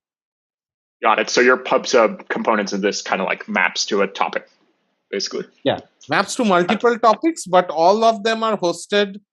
So physically, the same pub/sub is like a distributed cluster, but logically, if I have to draw the logical diagram, I have to separate it out. Yeah. Got it. Okay. And then one orthogonal question is around time expectations for drawing out this simplistic diagram. What do you generally think about? So it depends, right? So if it's a breadth-oriented problem, definitely more, right? Like the amount of time, and especially depending upon your persona, right? If you are not expected to do a tech deep dive, right? Then probably, this thing will take some time. So I would say for breadth-oriented problems, it will take time. The interviewer is going to ask more follow-up questions, but the basic diagram that you put in, it has to be fast, like let's say 1 or 2 minutes. But then the interviewer is going to grill you more on what kind of interactions, and they will try to spend more time on the diagram, make it more fulfilling, make it more better. But the baseline diagram, maybe 2-3 minutes, I would say. Yeah. Got it. Thank you. And it also takes time to draw it on a software, right? So some chunk of time will be spent here. Definitely, yes. Okay. Yeah. Dheeraj, you have a question? Yes, just maybe more of an observation, right? Because we picked up, and again, this is coming from me not using Instagram, but maybe more of a LinkedIn user, right? So a lot of these non-functional requirements seem to be drawn based on you as the interviewee, right? Your experience on Instagram, and not something that is maybe asked and unearthed from your conversation with the interviewer. So if we do not know a particular platform, or we do not have experience on, let's say, Instagram or Netflix or anything else, right? How does that conversation, or how do we manage that conversation? So the interviewer has to, so basically, so as an interviewer, the interviewer then has to give you these bullet points, right? So first of all, if you are a product manager, what is your persona, Dheeraj? Engineering manager, right? I'm coming from engineering. You are not a product manager, right? So from an engineering manager point of view, also you have to bring in some creativity here. Make it like a brainstorming session. Don't think of this as a teacher student interaction. Just if you are meeting somebody over coffee, right? Like have a coffee chat, right? Like, hey, what do you want to do, right? So the interviewer should be able to give you all this, like the set. So until you get the set, you will have to poke with the interviewer, right? Okay, give me or tell me what an user from a producer side. So there are two personas, a producer user and a consumer user, right? So what do you think a producer user should be able to do? So he or she would say, like in a Netflix, what do you think, who is a producer user in Netflix, Dheeraj? Yeah, it's going to be the content creators, right? The HBOs, the production houses, right? So now tell me, now ask, what will you ask me? Let's say I am the interviewer. What will you ask from a producer, consumer who is the content creator?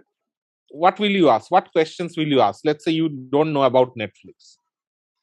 Right, yeah, definitely. I don't know about the publisher or publishing side of Netflix, but I'm just thinking maybe two broad level topics, right? One is the actual onboarding onto the platform as well. So if let's say I'm a producing house, right, and I have content to put on a online OTT platform, then I have choice between Amazon or Netflix or anything else. The first thing is, how do I get onboarded, right? The whole service of onboarding me as a publisher on the platform. So how do you onboard? Then you ask, okay, as an user, should Netflix should allow a content creator to create an account, right? That's how any onboarding will start with creating an account. Then as an onboarder, I should be able to have some APIs to upload, right? So these are the ways you have to kind of peel it. So for every actor, think of the journey of the actor, what the journey of the actor should go through, and the interviewer should be able to fill up the blanks for you. If it's a new application, or if the application you have not seen it before, then the interviewer will fill it up for you. That's the job of the interviewer. Yeah, but you will have to ask.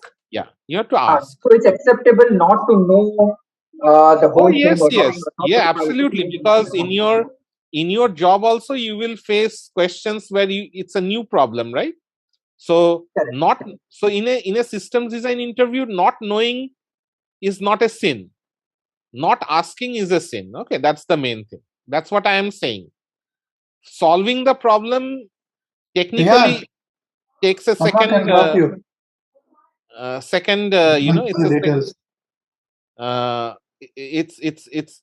It's not as important as communicating. Okay, so keep the communication channel on.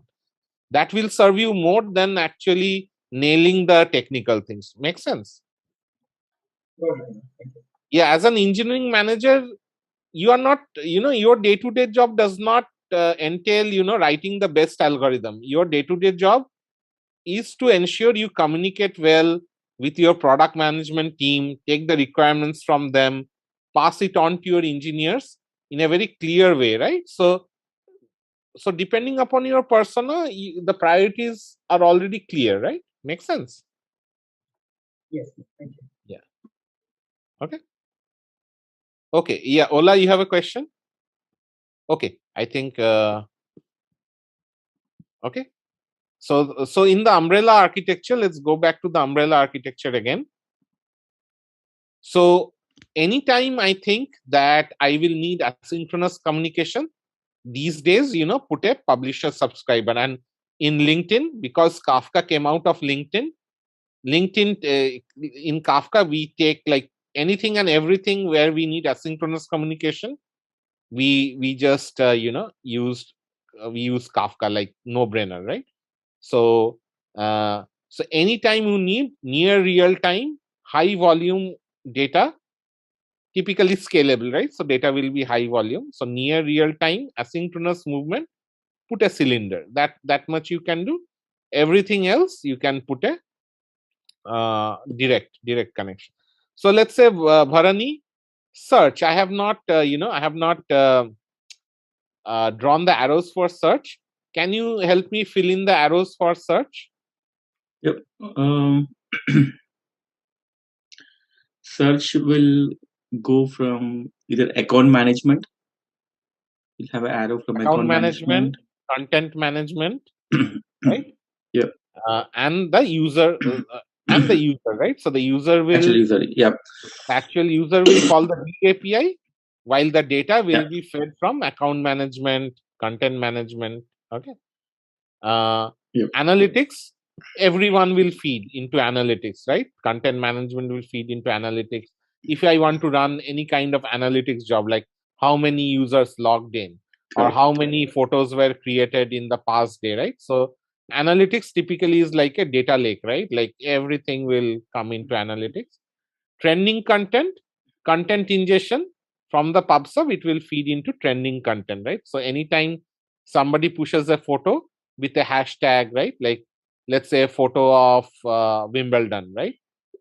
Then with the hashtag Wimbledon, then it will go into the trending microservice, and from the trending microservice, the user dashboard, it will feed into the dashboard, like okay, whatever is trending at this point. Okay, that will be a pub sub.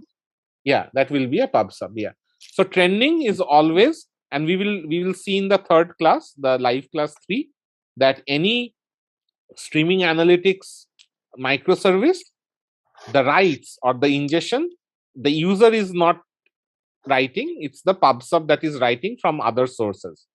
So it's only the online key value microservices where users directly write. Okay. Users read from all microservices, but users directly write into only the online microservices. The offline and the nearline, the second and the third categories, they take data from other sources, not from the user directly. Okay. So once we are saying we're putting an arrow from content ingestion into analytics, right?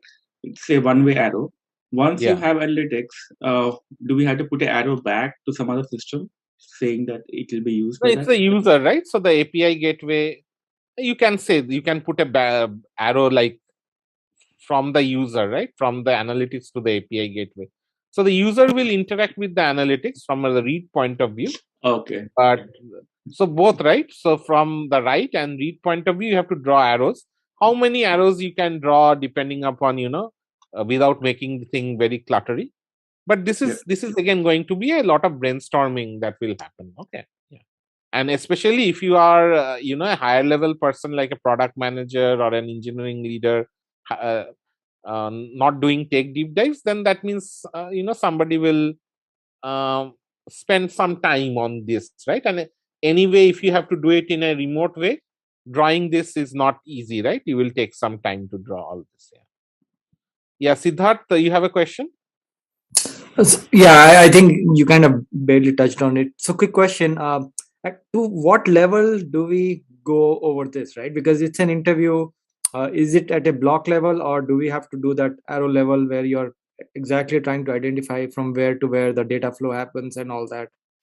Yeah, so both have to be done, the block level and the arrow level, but don't deep dive into the block unless you go into the take deep dive. So just keep the block level very high level and discuss the communication with this rule of thumb. This is the default if the interviewer is not guiding you. Okay, this is the default behavior. Okay. Thank you. If the interviewer is guiding you, then you have to follow his or her course. Typically, the interviewer will guide you, but if the interviewer is not guiding you, or you have to come up with a baseline, this is the baseline. Okay. Make sense? Okay. Yeah. Thank you. Okay. Now tell me, Bharani, let's prioritize. So this is again a very, very large, system. Lot of building blocks, lot of white boxes or black boxes. Now, Bharani, tell me. So here, now it's the time for a program manager or a project manager or for the engineering leader to prioritize which microservices will be built earlier than later, which ones are must have, which ones are nice to have, and depending on business decisions, blah blah blah. But from an interview point of view, if the interviewer tells you, typically the interviewer will tell you, hey, do a tech deep dive, or let's go into the details of one or more of these. And if you ask the interviewer, hey, tell me which ones, the interviewer will tell, why don't you prioritize yourself? So how would you prioritize? Which ones would you prioritize? Account management is one. Account management, I would not prioritize, because everyone, Netflix will also have an account management, Instagram, like account management is a bit I don't think it's a core IP of Instagram, right? What do you guys think? Is account management a core IP, or can I offload it, or do I have to spend is it a high priority from an Instagram's point of view? Yeah, Ola, what do you think? Anyone? What do you think? Yeah. No, I mean, when you're building a system, to start to do when you are building, account management is definitely there. But when you are in the interview world, what do you think? Can I offload it to somebody, or do I need to have in-house capability to do it? In the real world, what will you do? These days, what do people do? Do they build in-house, or do they federate it out to somebody else? Federated would be a good option, right? You can have. Yeah, I would offload it too. Yeah, I would offload it. Yeah. So from a core IP point of view, when we make a decision in the interview setting, which ones to talk to, I will probably talk about content ingestion, the feed generator, the feed dashboard. Search, it's not very high priority. Like, it's high priority for the for in the real world, But in the interview world, search is not a high priority, because like search, Netflix also has search, Google also has, like, I can offload the search. I don't have much core IP, or I don't have that much ownership on the search. I can use a search engine like Elasticsearch or something, right? Whatever be it. I don't have to put a lot of thought on the search. But content ingestion, feed generator, all these things, maybe trending content, right? So depending upon these, you have to make some prioritizations, right? In the real world, the way to prioritize is the revenue, business, which team is going to bring in more revenue. Tell me, Bharani, which teams are going to bring in revenue here?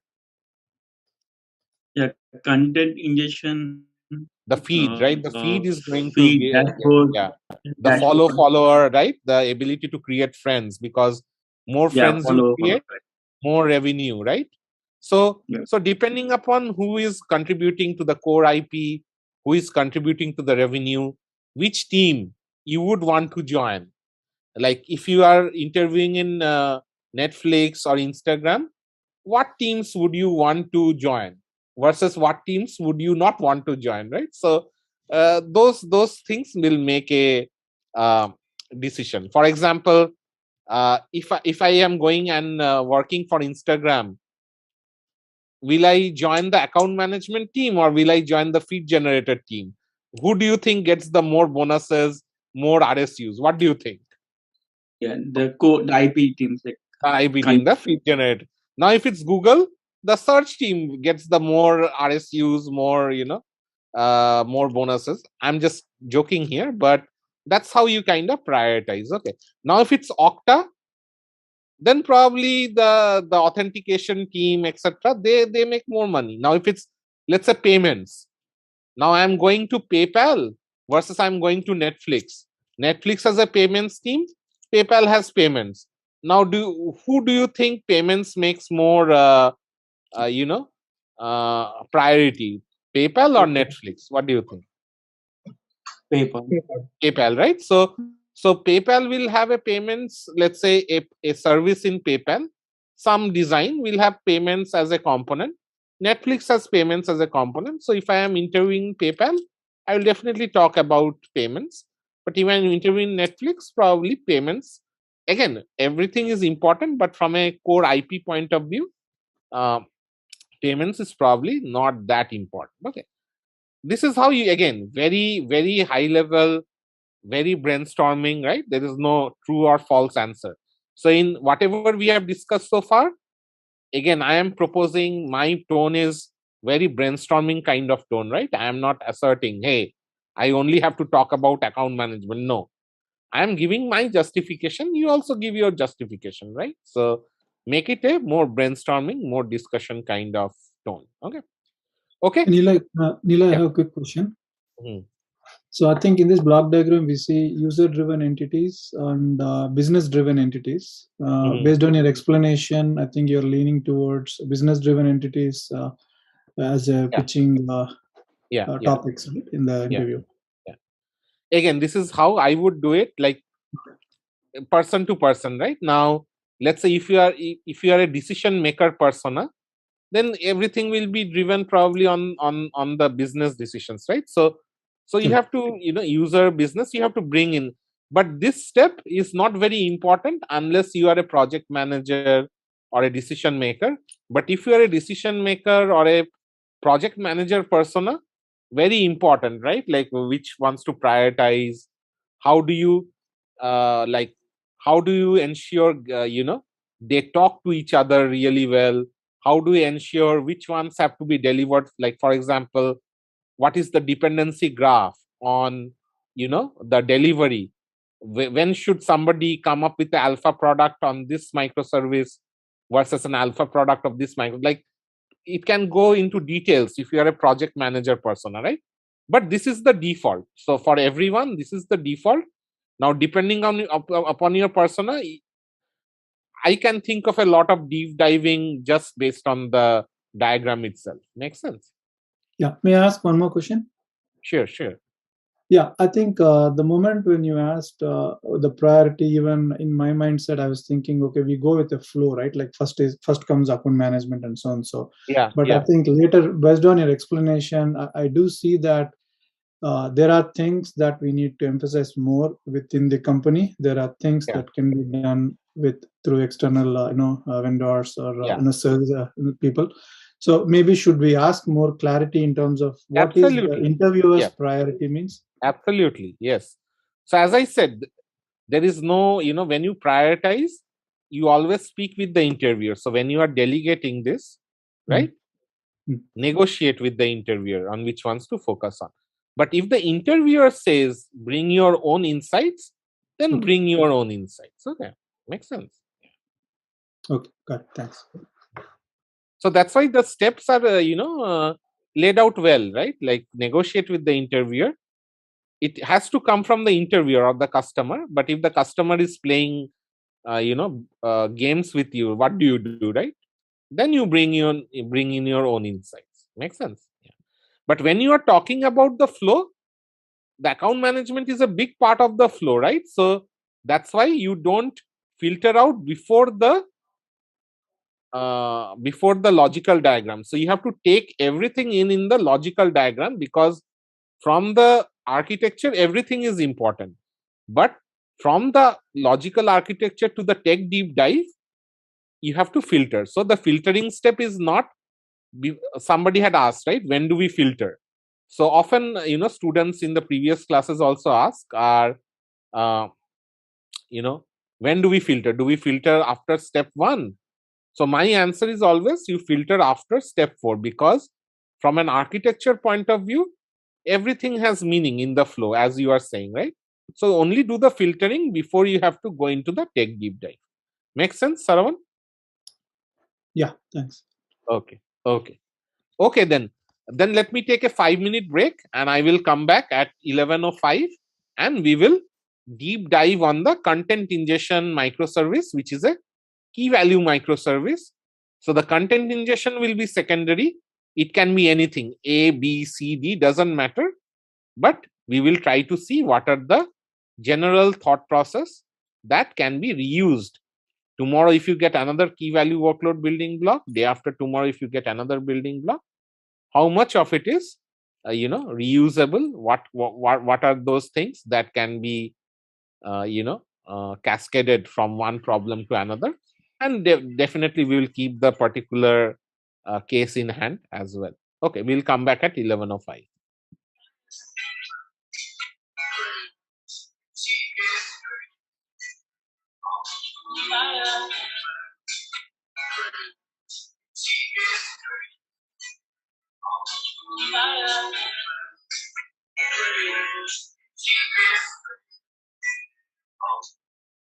Okay, so let's go with the tech deep dive now. So now, from now on, it is mostly the alignment will be with small teams, small engineering teams. Each small team is kind of headed by an engineering manager or a senior engineering manager, but that engineering manager or senior engineering manager is only responsible for this particular component. There will be a technical architect who is overseeing the business logic of the component, and then there will be some junior or senior engineers who are implementing the business logic. Okay, this is how typically, that's the scope of the team here. Okay, so now let's go and look into how that engineering team is going to deliver a particular component. And this is true for any component. Whatever components comes out from this diagram, and whatever components we have to do a tech deep, basically develop, right? Tech deep dive means we have to develop in the real world. So when we develop it in the real world, these are the 4 steps where we kind of develop it. So if I have to develop and deploy a microservice in a data center, first I have to figure out the logical architecture of that particular microservice. Then we have to code the business logic, right? Now, what do we code in the business logic? It is as if we are solving the data model and the API logic. So Bharani, what do you think? This particular step, if I'm a software engineer, this is where I have to shine, or this is where I will have the most alignment? What do you think? Yeah. Yes. This step is the most important step for a technical architect or a software engineer, like a generic software engineer persona. Why? Because in the real world also, he or she has to deal with data and APIs, right? Logic, right? The actual algorithm or the logic. Then the third step is, once the business logic has been implemented as an MVP. So step 2 is building a minimum viable product or an MVP, solving just to show to the upper management, look, I have built an alpha product, or I have built like these APIs, I have coded the APIs, and I show to the upper management, look, a demo or a POC, that the functional requirements are getting addressed. Now the third step is bringing the non-functional requirements or the NFRs. And that's where I think, Ola, where you had asked, right? This is where the performance engineer, the DevOps personality, or the site reliability engineers, they come in the picture. They will take the basic implementation from step 2. They will run experiments, they will run benchmarks, they will run scalability tests, and figure out the provisioning. How much to provision? What would be the budget of hosting this microservice? What kind of NFRs the customer has given, and based on that NFRs, how much cost of goods is going to take place? That's the third step. And then the final step in the interview is proposing the scalable architecture, scale the system, go from the alpha to the release product. So from the alpha product, you have to deploy the microservice. You have to make the microservice generally available. So you kind of scale the building blocks, and this is the final architecture that you would provide. So this is kind of the thought process that we have followed in LinkedIn, or whenever we build a product, right? We engineers typically follow this kind of thought process, that first we will prototype, first we will figure out that, okay, a bare minimum, bare bone solution works. Then we will bring in the performance and the scalability questions, scalability NFRs. Then we will finally propose the actual scalable architecture, and that's how we will kind of build the system. Okay, so let's see. Makes sense, anyone? This bottom-up approach that typically engineers take. So, and this actually helps us to figure out the more rinsable and repeatable or the reusable portions as well. And as we see, most of the slides are white, which means that most of it is kind of, you can carry it forward to every interview that you face. If somebody asks you to do a tech deep dive on a key value, online key value component. Okay. So step 1 is zooming in the building block. So if you zoom in into a key value workload building block, so this is how it would look like. Within a data center, we will have 3 tiers. There will be an app tier, there will or will not be a cache tier, and there may or may not be a storage tier, depends, right? So, but there can be maximum 3 tiers for key value pairs that are like metadata like, not images or not movies. If the key value pairs are really like giant, bulky, like images and movies, then we will have an object storage layer typically for holding them. And typically object storages they reside in the data center, and they also reside in something called content delivery networks. So think of content delivery networks as data center subsets just for the object storage data. Why? Because the data that is residing in the object storage are very bulky in nature. They require network optimizations. They require, fat network pipes. So you tend to keep them nearer to the user who is accessing it. Okay. So let's say I am in India and I am watching a Netflix movie. or I am loading an Instagram photo. If that photo comes from US, it will take a longer time because it requires a fat network pipe. So I would access it from a CDN. A CDN is nothing but a small data center just hosting the objects based on access patterns, and then I will see faster responses. Okay, so CDNs are typically meant for bulky key value pairs that are fat key value pairs, not thin key value pairs. For thin key value pairs, typically the request will go to the data center, wherever the data centers are. Okay, and we will talk more about it. I will definitely spend more time on this, but this is how the logical anatomy of a microservice looks like. So if I look at what AWS proposes,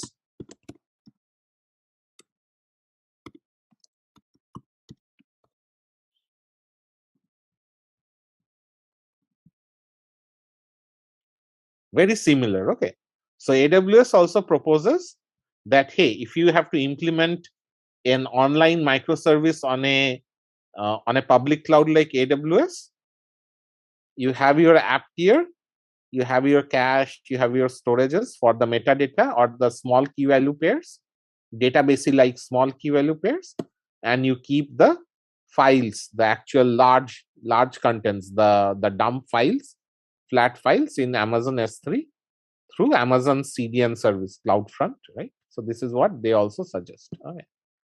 So very similar, we are suggesting that we will have an app tier, cache tier, storage tier, and object storage tier. Typically, the object storages, the client typically stays with the the access is done by the client itself. It does not typically go through the app tier. It will go directly through the, like, there will be an S3 client sitting on your browser, or there will be an S3 client sitting on your Netflix smart TV that's going to ask for the images or the movies. Okay, typically this is how it looks like. Okay, now the app tier, this is where all your code, especially if it's your online key value microservice, all the business logic will be residing in the app tier. Whatever business logic you have on top of the key value data that you are CRUDing, whatever key value records you are creating, updating, deleting, or reading, if there is some business logic on top of it, then you write it in the app tier. But typically, there is not much business logic, right? So let's say, Bharani, I'm updating my Amazon shopping cart. Do you think it's just dumb create, read, update, delete, or I have to write some more business logic on top of it?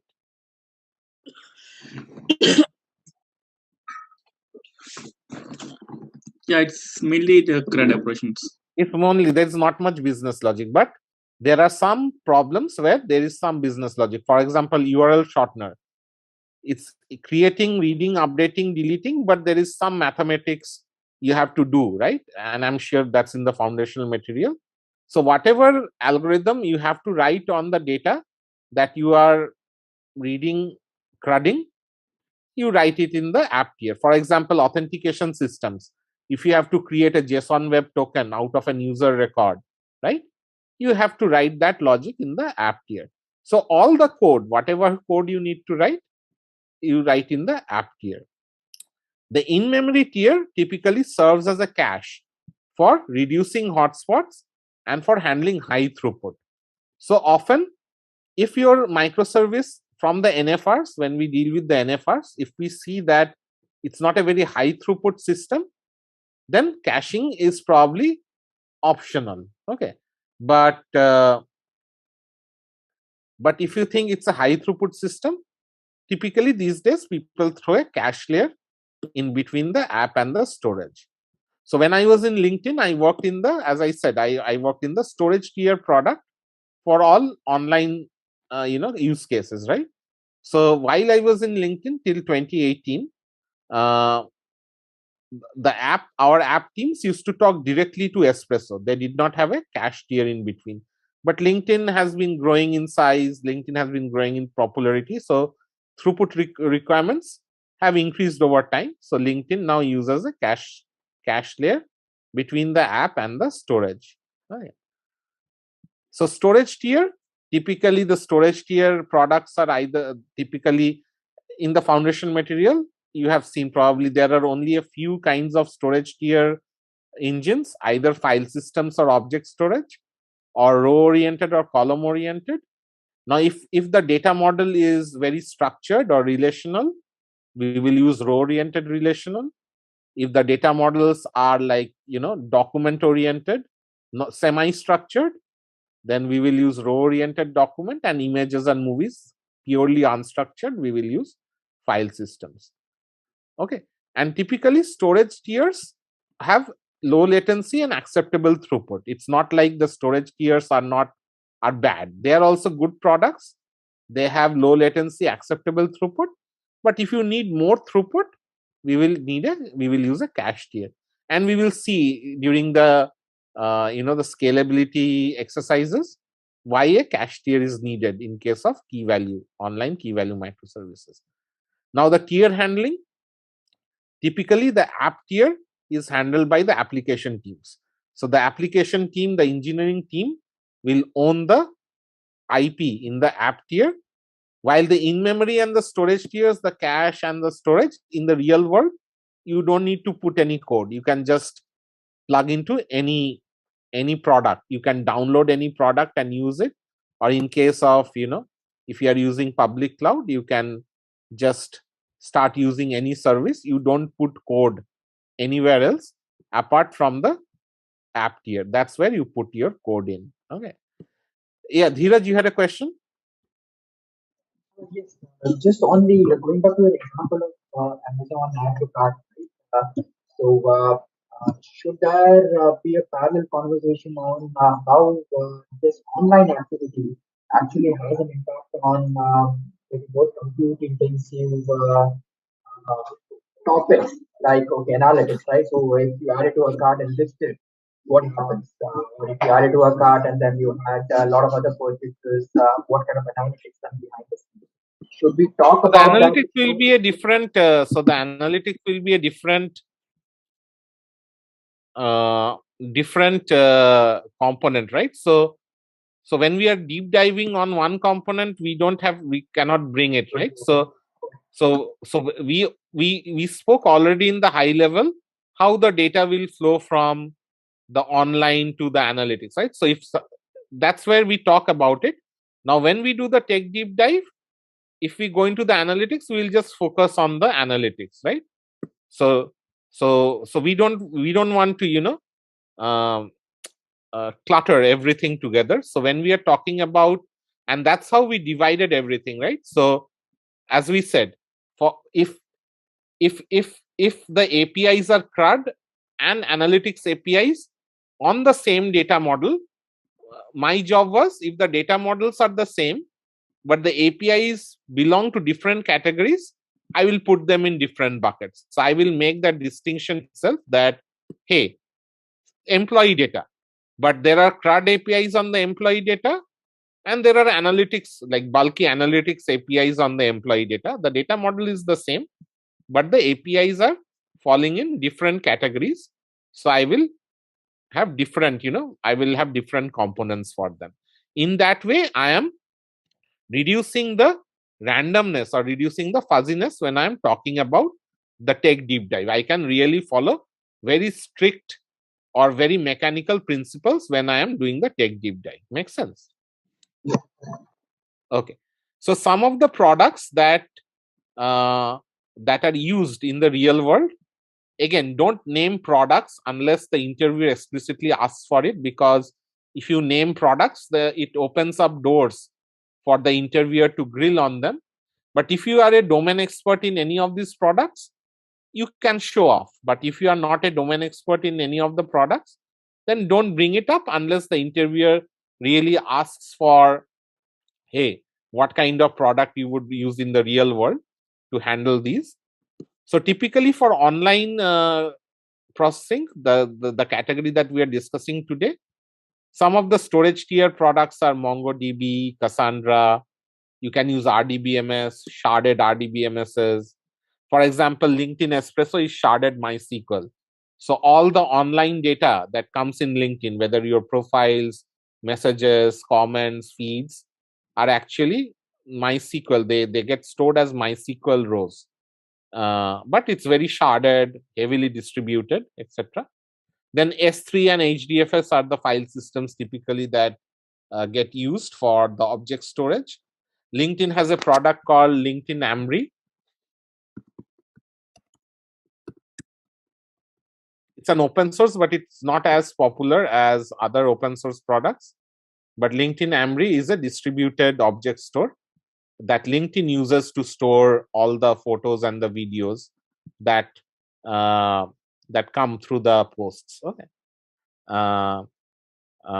And some of the in-memory products are like Redis, Memcached, Couchbase, and so on. Now, if you want to go for compute-intensive products, and if the use case or if the functional requirements are database analytics, then these are some of the products. If the use case is running jobs like sorters, binary search, not database analytics, but running algorithms, then you can use Elastic MapReduce. If it's search, then Elasticsearch is very popular.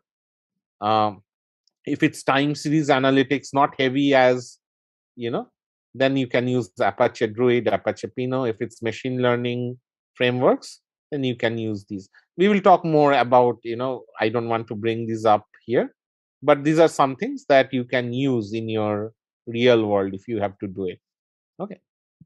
So for Instagram, so when I was a student at IK, I was given at that time, we did not have the live classes. Each of us used to get a problem, and we used to discuss the problem in front of the others, and that's how we used to do the live classes. Okay, so I got the Instagram as a problem. So I did a research on what Instagram used to use before they got acquired by Facebook. So they used to use sharded Postgres for their metadata stores. They used to use Amazon S3 for their actual raw content, and they use Redis for their caching purposes. Okay, and then they use Django as their app server. So that's how their stack look like. Django app servers talking to Redis cache servers, talking to sharded Postgres as the persistent for metadata, and S3 for the actual raw data. That's what they use. So very, very similar to what what we are proposing. Very rinsable and repeatable in that way as well. Okay, and this is everything that we discussed doesn't change from problem to problem. Tomorrow, if I have another key value store that handles both metadata like key value pairs as well as fat key value pairs, I will go with this. If that microservice doesn't have fat key value pairs, I will just go by the subset. But Netflix movies, what do you think, Bharani? Netflix movie management, can I rinse and repeat this? Yes or no? Yep. Yeah, right. Netflix movies will have metadata. They will go through this pipeline. Netflix movies will have data at various resolutions. They will go through the other pipeline. Netflix also uses S3 for their data storage. Netflix, I think, uses Cassandra for their metadata. Doesn't matter. You can use any one of them. Not a big deal. Yeah. Okay. So this is something very much rinsable and repeatable. Next comes the data plane phase. So in the data plane phase, this is how we follow. So solve each tier logically, the app tier, the cache tier, storage tier, whatever bit. Solve for each tier logically. Scale is not in the picture yet. It is just to rapidly prototype and prove to the upper management that, look, I have a solution that takes care of the functional requirements. Okay. So what do? Propose APIs to match the functional requirements. Propose data model. What data needs to be stored to match the functional requirements? Propose the data model is nothing but very simple. What is that data? What is that key value pair looking like? What are the fields? And what fields are the key? What fields are the value? That's all you have to propose.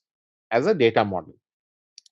Discuss how the data will be stored in storage and cache tiers, the data structures. Then propose the workflow and algorithm for the APIs in each tier, whatever is the algorithm, and propose flows across tiers within the microservice. So there are various kinds of flows. In case of online microservices, there are 4 kinds of flows. So between the cache and the storage, Bharani, from the foundational videos or anyone else, what kind of flows am I talking about? Anyone? From a cache and storage point of view? Anyone? What am I talking about here? Are you talking about the cache interaction patterns? Yeah. What are the interaction patterns between the cache and the storage layers? Like write through, write back, and write around? Yeah. So there are 4. Write through, write back, write around, and write aside.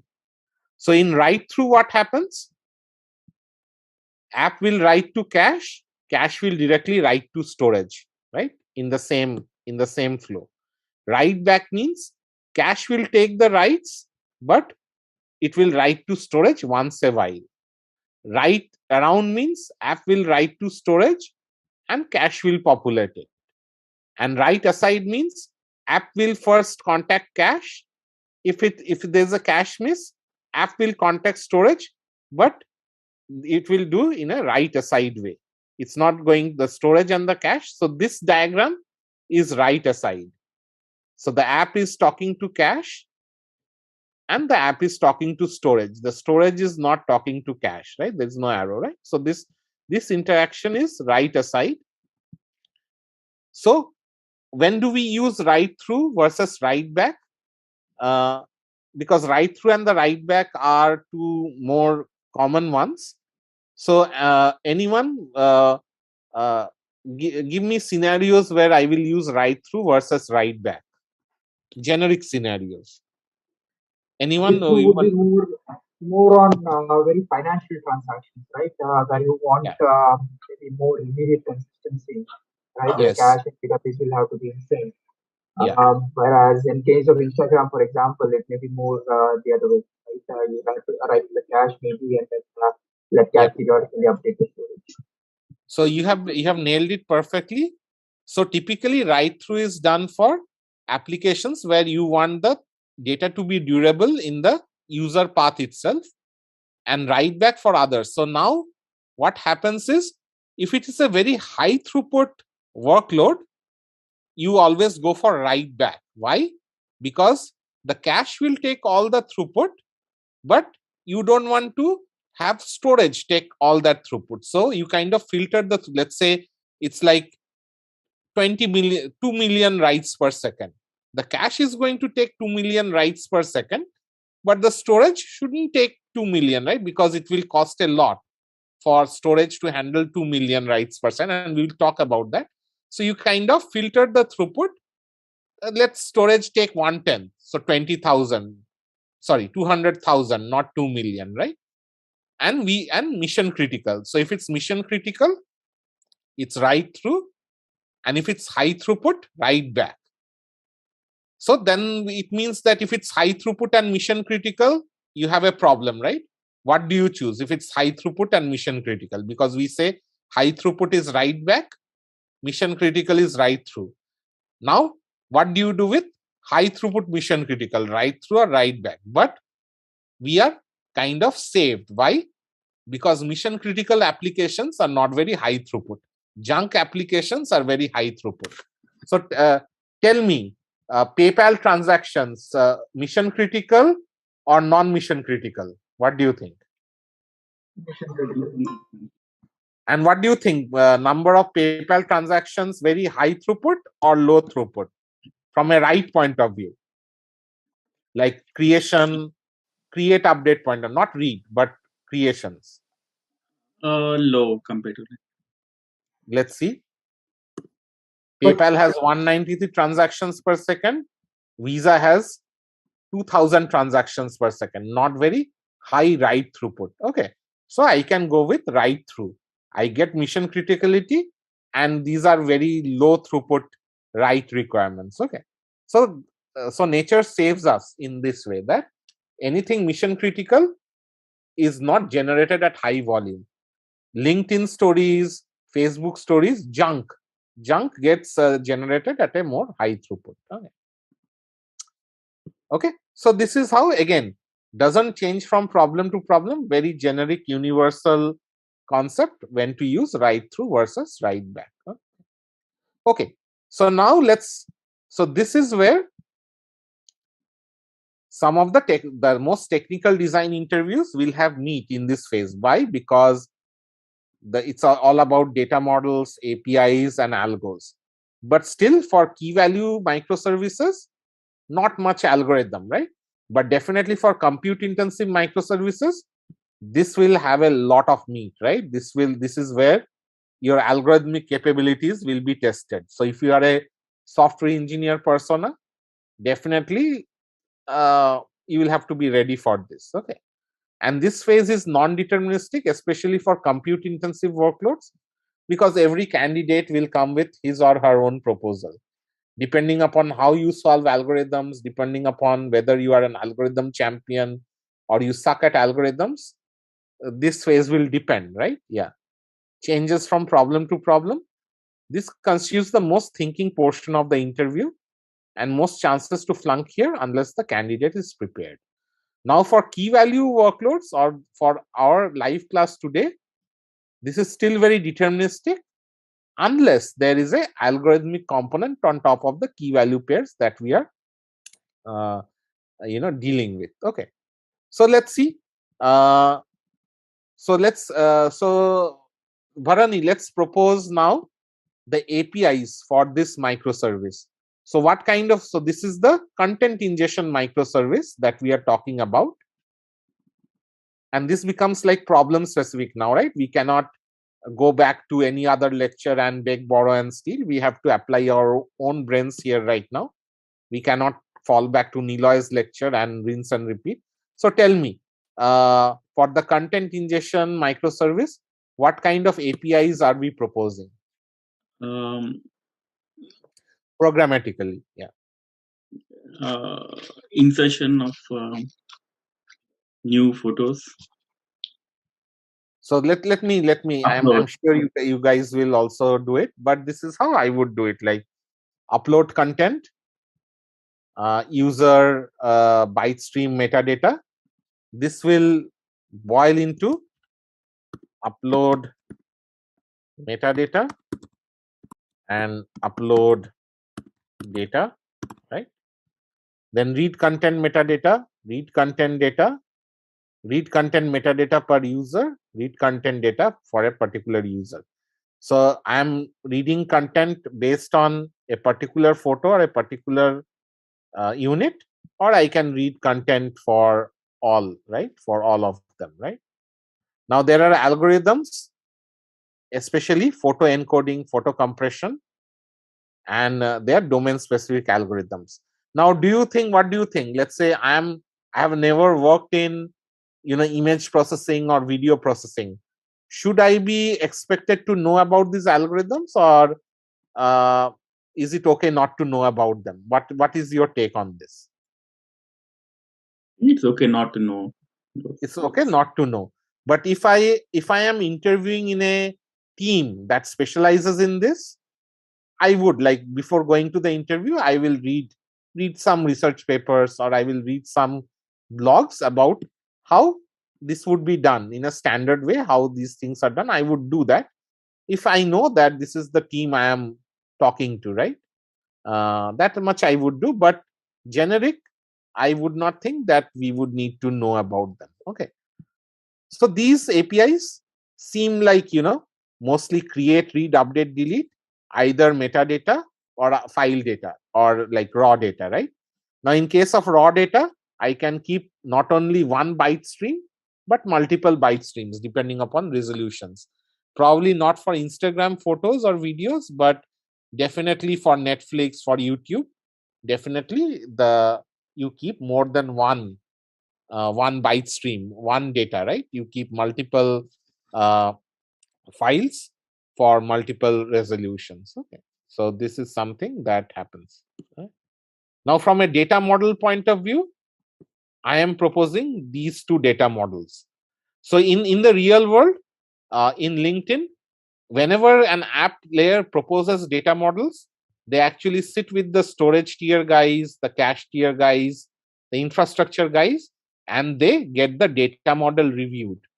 Why? Because the key and the value part of the data model has a lot of implication on scalability and stuff like that, right? So the underlying, the infrastructure teams have to sign off on the data model. Even though it may look simple in the real world, it requires signing off from the infrastructure teams. So this is what I am proposing from the metadata side of things, that content ID, content type, the size, the actual size metric of the image, the timestamp when the image was taken, the source user ID, the source system, whether it was taken by a Canon or an iPhone, right? Location and the thumbnail, right? A small thumbnail. And I am saying that the source user, comma, the content ID together will be the primary key. Why? Because my query is based on both user as well as the content ID, right? So I would have to be able to look up both by user as well as user, comma, content ID. So I am proposing this as the composite key or a hierarchical key. And for the data, it is content ID and just byte streams, right? Pure byte streams. Any questions about this? Because this is my proposal. Your proposal may be very different from my proposal. But if you have any concerns about the APIs and the data models, good to call it out, because in the interview setting, this is where you have to apply your own brains, right, to do this. You cannot just copy paste, right? So is it good to go, or anything that is glaringly missing or glaringly misaligned? Or if you want to propose anything else, please do. Bharani, looks good to you? Okay, looks good to you. Okay. So one question, should the data model be very kind of boxed by the specific service that we are deep diving into? Or should we be Yes. Still, So the within data particular model, this is blue slides, right? So this is going to be very specific to the bullet points. So every microservice is nothing but a subset of bullet points. And each bullet point, as we said, will map to an API on top of the data model. So the proposal of the data model has to be very specific for the APIs that you are handling in this microservice. Okay. Right. And the reason I asked is I think API is kind of very nicely fit into a box, right? But usually a data model kind of cuts across. There is no, if you're talking about an end system in mind, the data model cuts across the services boundaries and will be at a system level and not necessarily at a service level. So then you have to, if the data model is shared across multiple microservices, either you call it out or you duplicate the data model. And in it's better to duplicate, like for example, let's say Snowflake, right? As I said, like if you see, what do we call? Like let's say Snowflake is also running analytics on employee data. MongoDB is running CRUD on employee data. What do you think Snowflake does? Does Snowflake and MongoDB share the same data, or Snowflake copies the data over and runs analytics on top of duplicated data? What do you think? It would be the latter, right? Because it's one is Latter. OLTP, other Yeah. So that's why. So when you have divided it into microservices, ensure that the data is local to that microservice as much as possible. So the data on top of which CRUD is running, MongoDB, is handling that data, but Snowflake is rather copying. So make it more idempotent, right? So people pay the cost of people favor idempotency compared to monolithic, right? These days there are pros and cons, right? Like Snowflake is not providing the most real time results or whatever be it, right? So, and Snowflake recently announced a product that does OLTP and analytics together. So there are requirements, but from a problem statement point of view, keeping the CRUD and analytics separate helps in what do you call the delivery, the helps in the other the what do you like the other aspects of engineering well. Okay, so you have to keep that in mind. So there are two choices. If the data model is shared between services, either you keep the data model shared, or you can keep the data model duplicated and just talk about a particular microservice. I would, if given a choice, I would really compartmentalize the problem from an interview point of view. I would really compartmentalize the problem. But in the real world, I will still make a choice whether monolithic versus microservices is something I would go for. But depending upon how people do it today, I see a lot of duplication of data. But like the teams are very, like idempotent in that way. Like, hey, this team is dealing with this, that team is dealing with that. That's what I see in LinkedIn as well, right? So lot of data movement, lot of data duplication that keeps on happening. Maybe data is cheaper, data duplication is cheaper than the delivery costs or whatever. Maybe there are people have studied it, in that way. But I agree that there can be cases where the APIs are very compartmentalized, but the data can be shared. But I would still go for duplication if there are multiple microservices. Thank you. Yeah. Now we discussed about the data models. So whenever we propose the data model, we have to propose the fields, and then we have to call out what is the key in that field, which fields are the keys.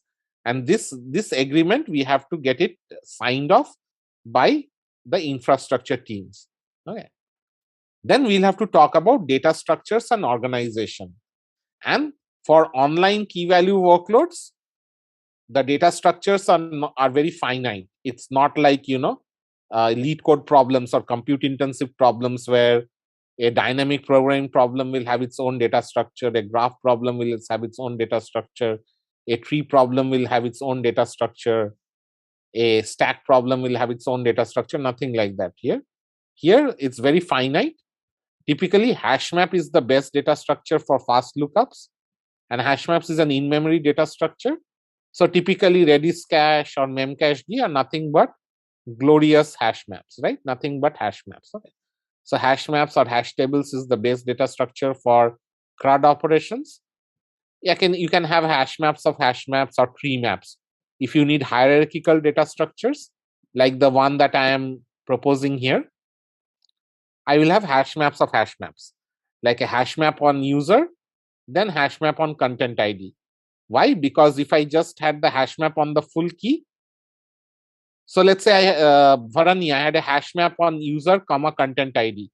Will that hash map be utilized if I just look up by the user, or the hash map will fall flat? Yeah, it will fall flat. Fall flat, right? So I will have to have a hash map of user, which points to a hash map of content ID. So I will have to have a tree map or a hash map of hash maps. Okay.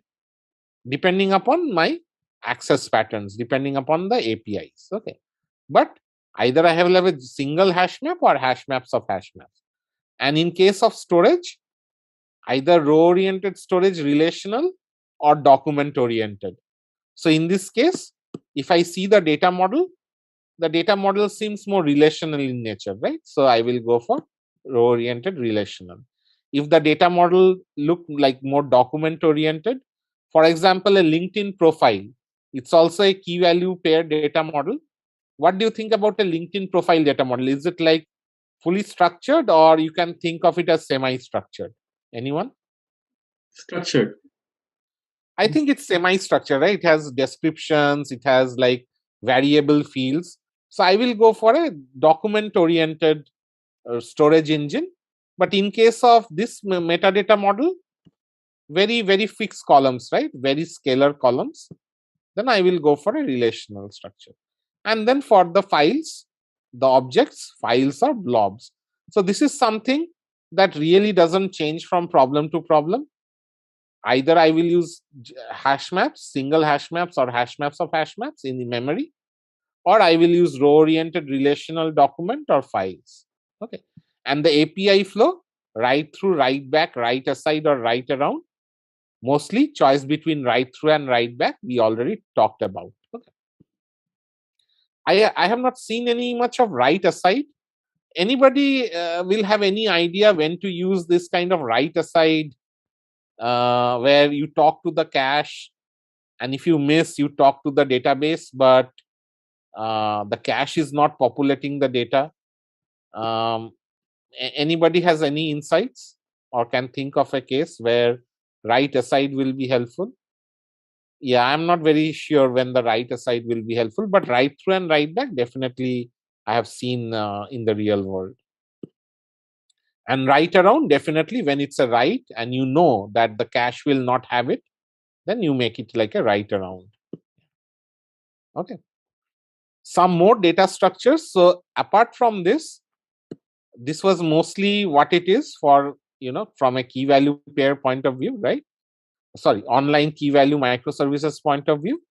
But there are some additional, niche data structures that typically you have to know, especially if you are dealing with maps or hierarchical, key value pairs. So if you see Google Maps, location based. So if you see Google Maps, right? Google Maps has zoom in, zoom out, right? So there are multiple layers. So every layer has some location ID. Based on the location ID, there are images or tiles that are displayed, right? But if you zoom in or out, the tiles, they keep on changing, right? So the same tile will now cover a larger surface area. If you have zoomed in, the same tile will cover a much smaller surface area, right? So that's where quad trees and R trees, they come in the picture. So these are hierarchical trees data structures where you keep data aggregated at every layer of the tree. So not only the lowest layers, the key value pairs, they're kind of aggregated. Let's say restaurants in a location. So the lowest location, that is like a 1 mile cross 1 mile, will have a list. Now the higher location, that is let's say 4 mile cross 4 mile, that will also have some aggregation, right? So this is where these data structures come in play. But again, these are very hierarchical data structures. Why? Because the key value pairs are hierarchical in nature, especially when you have zoom in and zoom out applications. So quad trees are nothing where a particular node in a tree has 4 children. So if you divide the world into squares, each square will have 4 squares as children. Each square will have 4 squares as their children as well. So you can depict the world as a square or a rectangle, and each rectangle will have 4 rectangles as their children. That's what is quad trees. What Uber uses, Uber is more, they don't use quad, but they use hexagons. So they don't treat the world as a rectangle, but Google Maps treats the world as rectangles, right? If you see Google Maps, Maps is rectangular, right? Let me just quickly show you. Right? Maps. Very rectangular in nature, right? And if you zoom in and zoom out, then you will have, the same tile covers a larger surface area. If you have zoomed out, the same tile covers a smaller surface area, right? But in case of Uber, they map the world in hexagons. Why? Because hexagon is the best way to map a sphere. Think of a football or a soccer ball.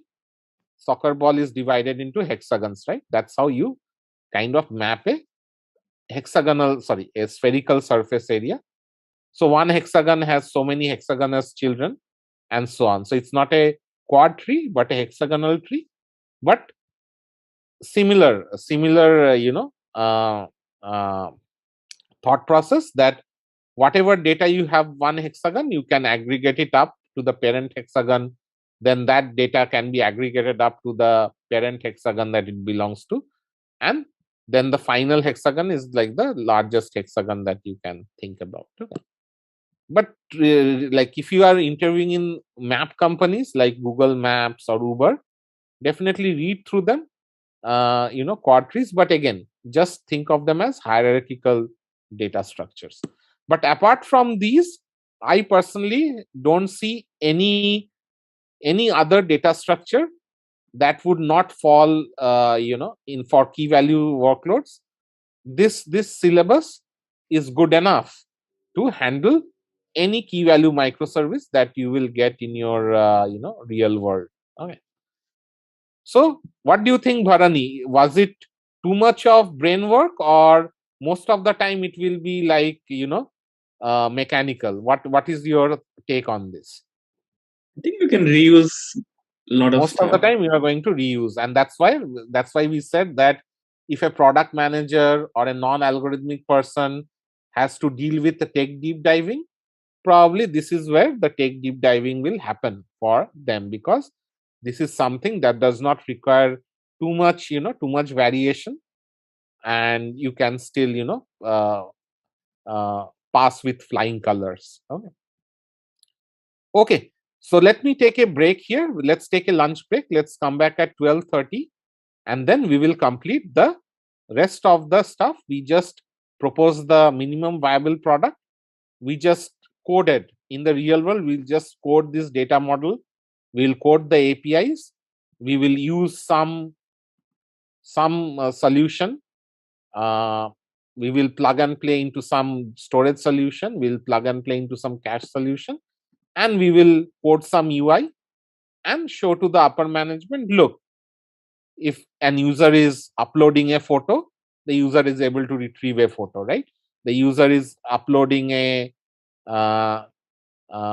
photograph, and the user is then looking for another user's photographs. I give back a list of photos. So all the APIs that I have coded here, I should be able to demo and POC that okay, it works, right, from a minimum viable product or POC point of view.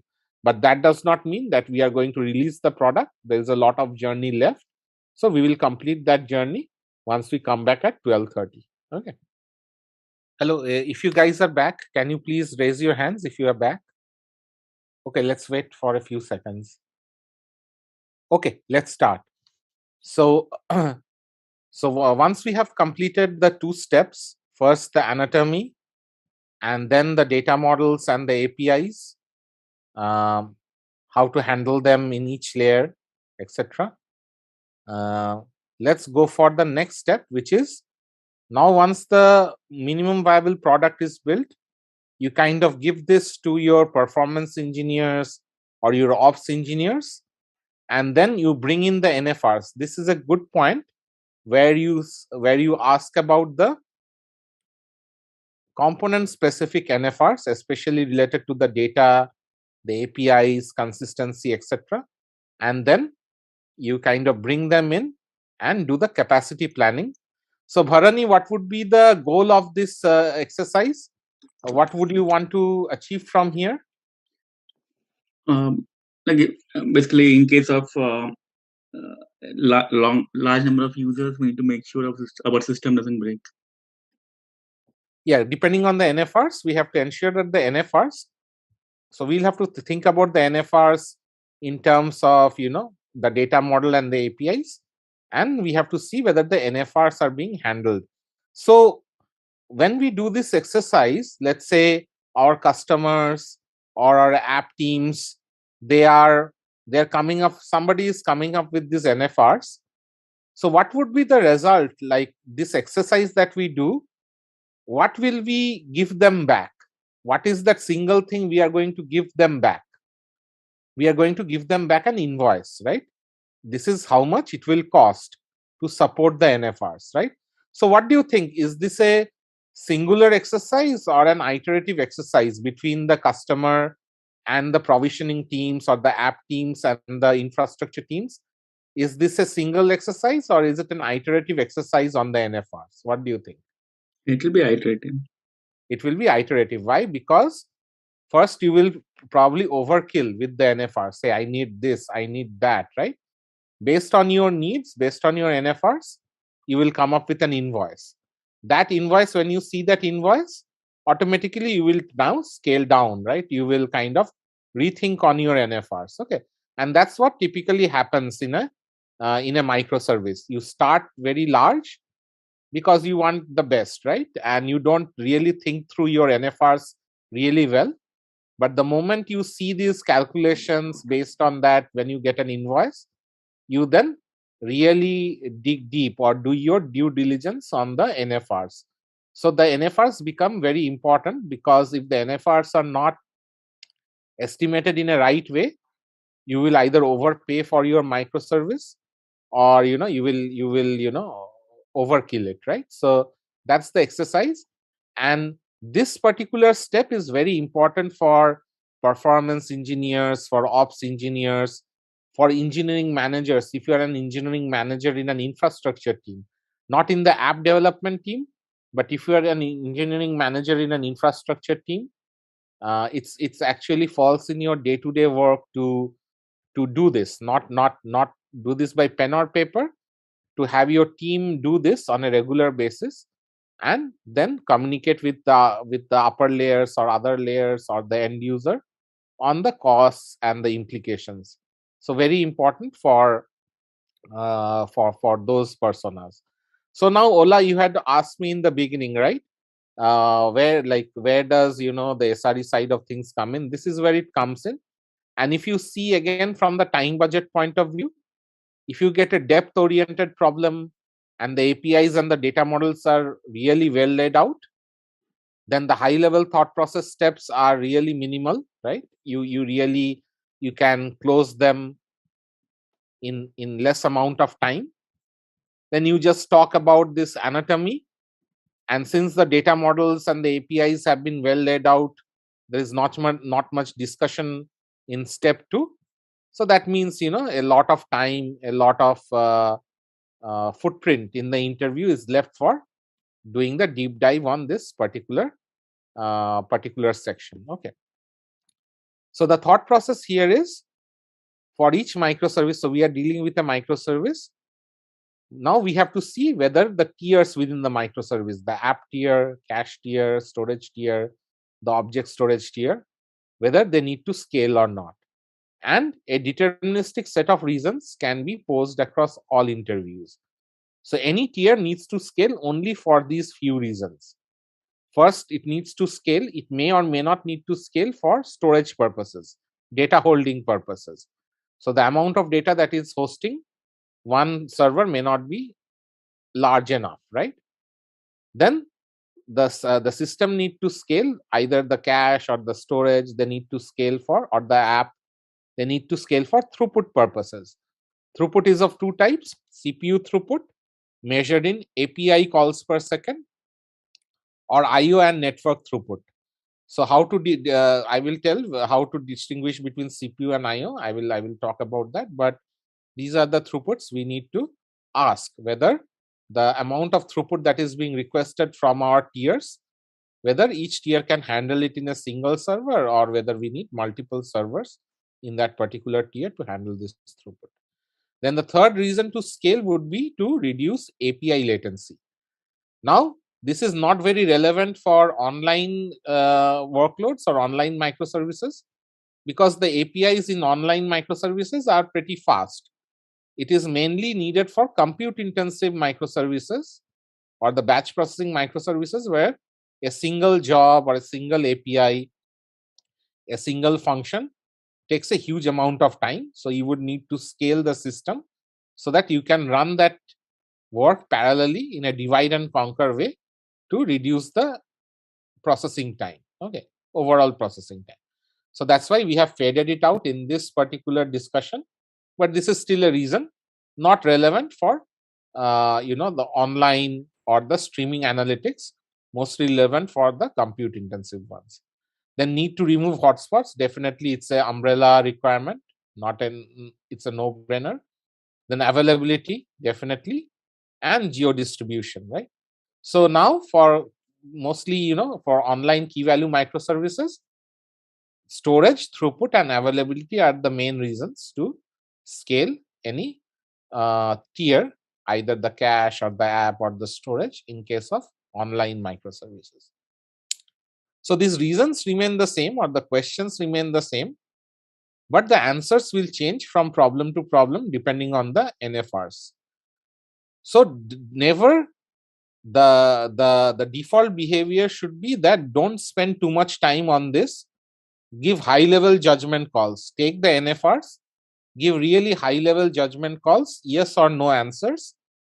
Only do deep dive if the interviewer explicitly asks for it. So don't even go and start doing the math by yourself. Just give high-level yes and no answers based on the NFRs.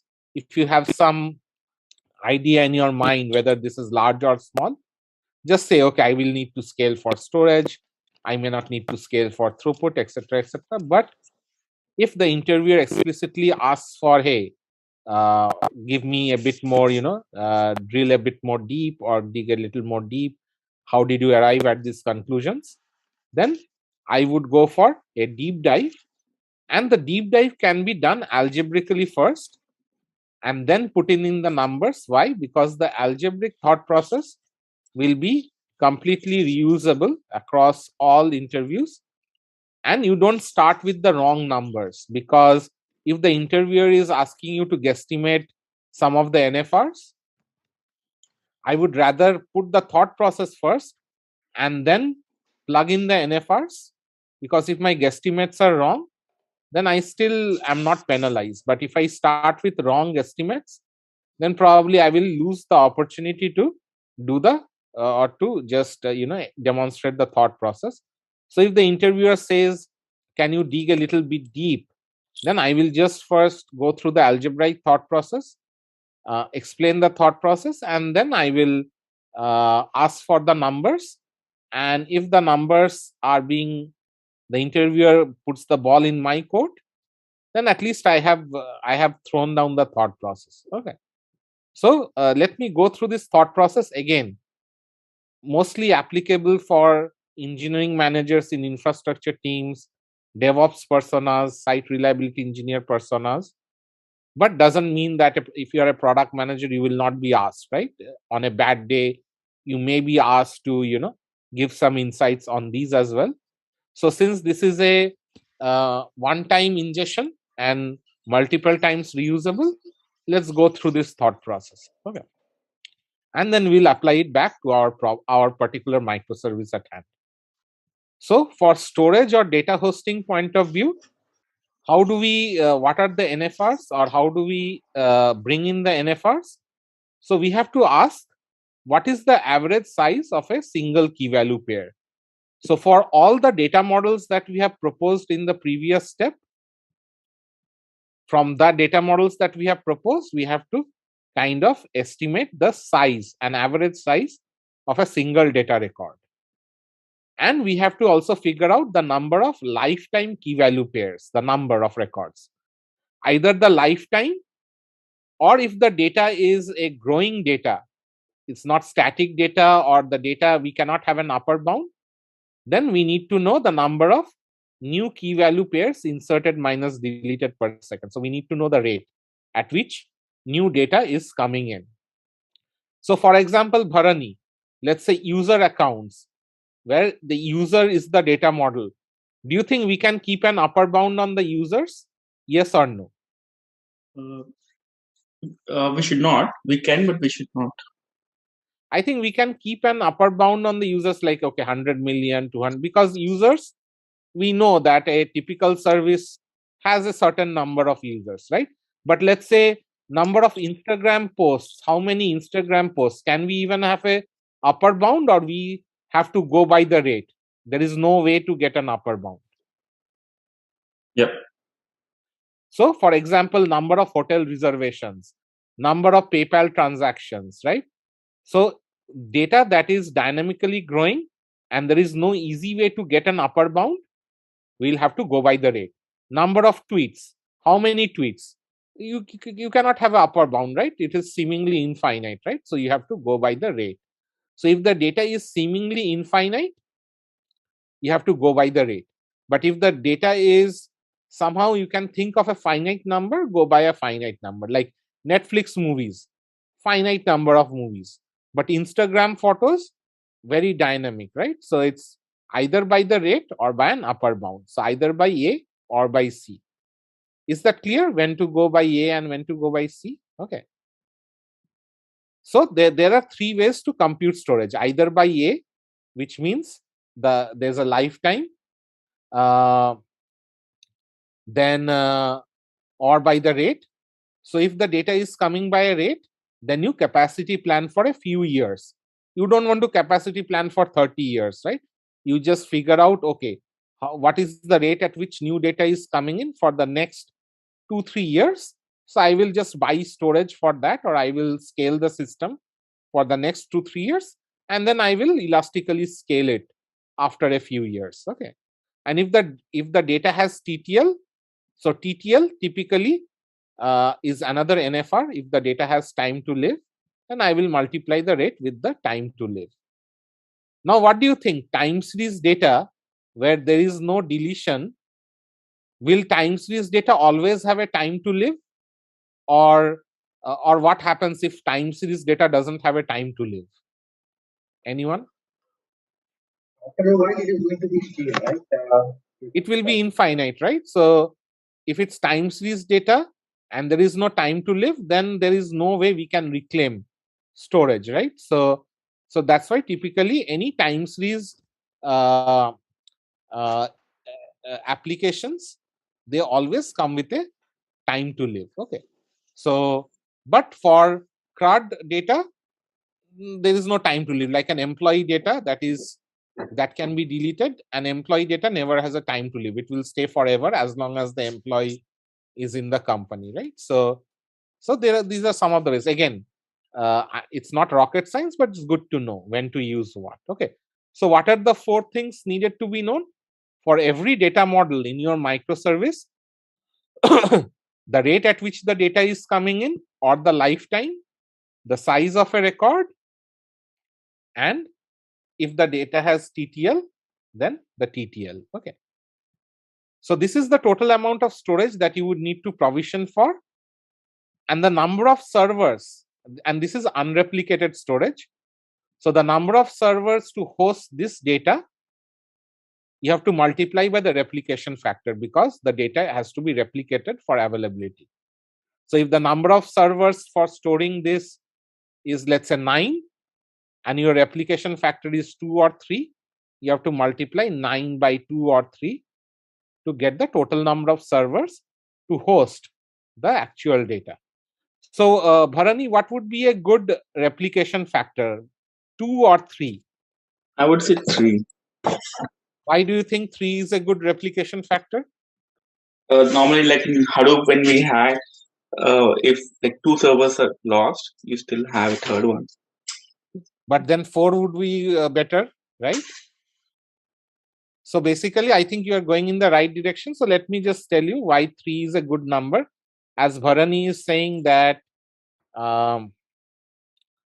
so what happens is sometimes you need to make a planned outage. So you bring a server down to upgrade the hardware, or to upgrade the software running in the server, or upgrade your whatever code you are running, right? So now if you had 2 replicas and you take one server down, then you are giving, there's only one, there will be some data that is only available in one server. Now if that server goes down in an unplanned way, then you are becoming unavailable. So if you have 3 replicas and if you take one server down with a planned outage in a planned way, you still have one copy or one server to be down in an unplanned way. So you are keeping some cushion for an unplanned outage while you're doing a planned outage. That's why 3 is a good number. Now, the more the number, the more cost. More servers means more cost, right? So 3 is a good number that balances between this planned versus unplanned, and also your costs, right? So, and there are some algorithms where you will need like quorum, and you can only get quorum or majority if you have an odd number. So 3 is an odd number that is greater than 1, and still the number is lesser, so that your budget or your cost of goods is still under control. Okay, that's why 3 is a good number. Okay. So memory is similar to persistence. but what changes is the amount of data to be stored in memory. So typically what we have seen, or what I'm sure you guys also probably are aware of it, that if your cache stores, let's say 20 or 30% of the total data that is in storage, you get around 99% cache hits because of the LRU schemes or the eviction schemes. So we will probably store, an X percentage of the total data in memory, and very similar calculations. Okay. And a typical commodity hardware, server hardware has 1 to 2 terabytes of storage, terabytes of storage, and multi 100 gigabytes of RAM. So depending upon the requirements that are coming in, we can easily get a number. Okay. So that's why when we said this component specific NFRs, if it's a breadth oriented problem, because there will be so many data models, so many APIs, you don't want to waste time in the beginning talking about them. So when you go component by component, and when the data models have been really well laid out and the APIs have been really well laid out, you can ask about them in a very mechanical, very clear cut way. Okay. Yeah, Andy, you have a question? Yeah, just to go back a sec, you had said that if you cache 20 to 30% of your data, you end up with a 99% hit rate. Where does that number come from? Do you have some sort of article that explains that? Yeah, it like, since I come from the database world, it has been proven from years of experience. But you can search it on the web and you can get a number. Yeah. Cool. Thanks. Yeah. Okay. But it is around 20 to 30%, around 90 to 99. That is kind of the axiom that has been proven over the years. Okay. Got it. Thanks. Okay. So now let's do this exercise, because this exercise is, now since we are thinking in terms of very generic, things to ask. Now tell me, Bharani, for the data model that we have laid out in step 2, problem specific data model, what kind of numbers are we looking for here? So what are my A, B, C's or TTLs? So do you think we have a TTL for Instagram, the data models that we have proposed here in this component microservice? No. No, right? So from a TTL, so we need 4 numbers: A, B, C, and TTL. A or C, B or B and TTL. So TTL, there is no TTL. Typically, Instagram, yeah, I personally think that none of the, Facebook and none of these have any TTL. They store it forever. Okay. So now tell me the size. From a size point of view, the B means the size of a record. What do you think the size of this record and average size of this record? Give me a good ballpark number. 1 MB. The data is probably 1 MB, and the metadata, what do you think? Some kilobytes. Maybe tens of kilobytes, right? Good number. Okay. Yeah. So that's what we get for B. Now, as we said, do we have a upper bound on the lifetime, or will we go by the rate for these data models? Rate. I don't think there's upper bound. There's an upper bound, right? This is ever growing data. So now what do you think the rate at which Instagram posts are created? That's the NFR.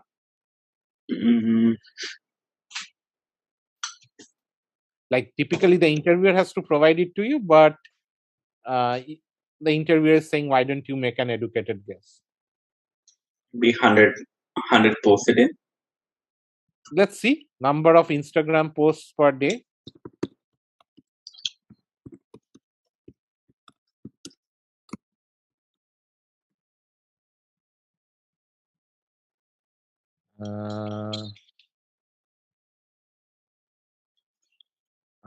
You have to see, but I personally think it is around 5,000 per second. That's what we figured out from the last class, but we'll have to go through these exercises. Okay, let's say in usage statistics, 1 billion, half of those are active. searches. Okay, 95 million photos and videos are shared on Instagram per day, right? So 95 million per day. A day has 100,000 seconds. So 95 million is 950, 100,000. So 950.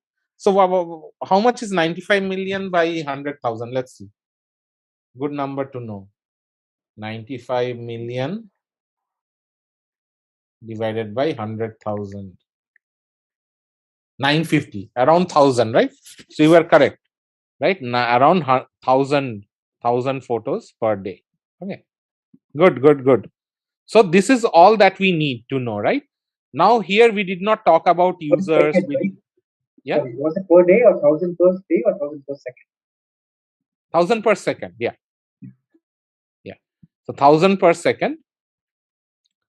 So now you see what to ask, right? So only when the data model has been really well laid out, the question becomes very simple, right? It's very easy to ask those questions. I did not ask about users. I did not ask about, friends. I just asked whatever is needed to store this particular data model. And we said not by the lifetime, but by the rate. So we go with 1,000. So now tell me, like, make a quick judgment. But here the 1,000 you came up by looking at Google, right? So in an interview, what would you do?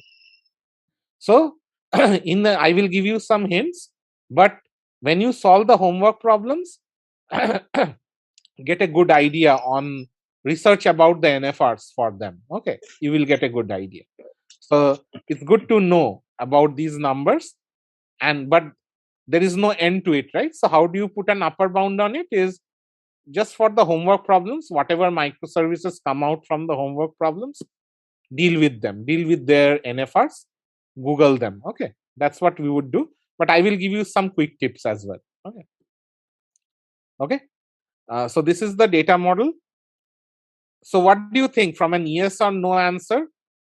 What do you think? Do we need to scale for both metadata or data, or just metadata and the raw data, or both? What do you think, Bharani? Both. You can do both.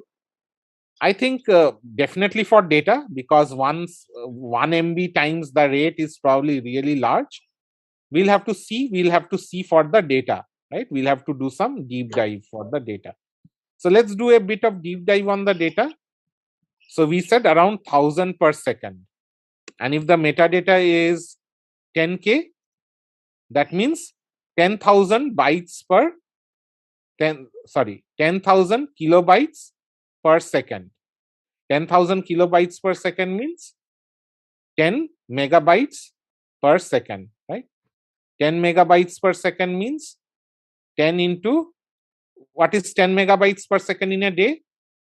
Anyone? Terabytes. So let's do the calculation here. So C times B per day is equals to 1,000 per second into 10K into 100,000 seconds, right? Equal to how much? 1, 2, 3, 4, 5, 6, 6 and K, yeah. 1 terabyte or 10 terabytes? 10 terabytes. 10 terabyte? Okay, whatever be it, yeah. So 10 terabytes per day just for the metadata, right? So definitely, this is going to, I'm not sure, like, let me see. 100,000. So it's 1,000 into 10 is 10 MB. 10 MB into 100,000 is, I think, 1 terabyte. Can anybody confirm whether it's 1 or 10? Andy, can you confirm whether it's 1 or 10? Sure, 1 second. Yeah, do some calculations. Yeah, 10 to the power 9 KB. 10 to the power 9 KB is it's 1 terabyte. Yeah. Yep. So 1 terabyte, still 1 terabyte per day. So for 1 terabyte per day, this is humongous scalability. If I want to store for a year or 2 years, if I want to capacity plan for two 2 or 3 years, this is huge. Okay. And definitely the data is even huger, right? So definitely this is big yes. So when Bharani said yes for metadata and data, the answer is yes, but we just did some quick back in the hand. We spent some time to validate the claim. Now need to scale for throughput. For the metadata, we said around 1000 per second. And typically the read to write ratio in a read heavy application, we can think about 100:1. So if the writes are 1000 per second, the reads, the retrievals are around 100,000 per second. So writes, we don't need to scale. For the reads, we need to scale. For the metadata. Data, it is around 1 GB per second. If it's 1 MB and 1000, it's 1 GB per second. And reads are 100 GB per second. We need to scale for both of them. Now I'll talk about throughput. We have not talked about throughput, but from a data point of view, this is something we can go for. Okay. But this kind of calculation will be, you can just reuse this over and over again. If somebody wants you to do some calculations, this is the thought process that you can keep on applying. Yeah, Andy, you have a question? Yeah, so when we're talking about like breaking down into storage and then we expand it across multiple years, how important is it for us to like break it down into how many commodity servers we need and like the expected failure rate and the expected utilization rate? Like if somebody is drilling deep on that, or if you are in that level, you will have to like figure out. So from a storage level, so from a storage point of view, there is some calculation. Then from an utilization point of view, there is some calculation.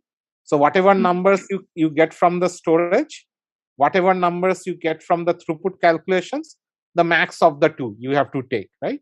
And so on. So you'll have to, so storage is one dimension. Then you have to calculate based on your throughput requirements, your utilization requirements, and whichever dimension contributes more, you have to choose that dimension. Got it.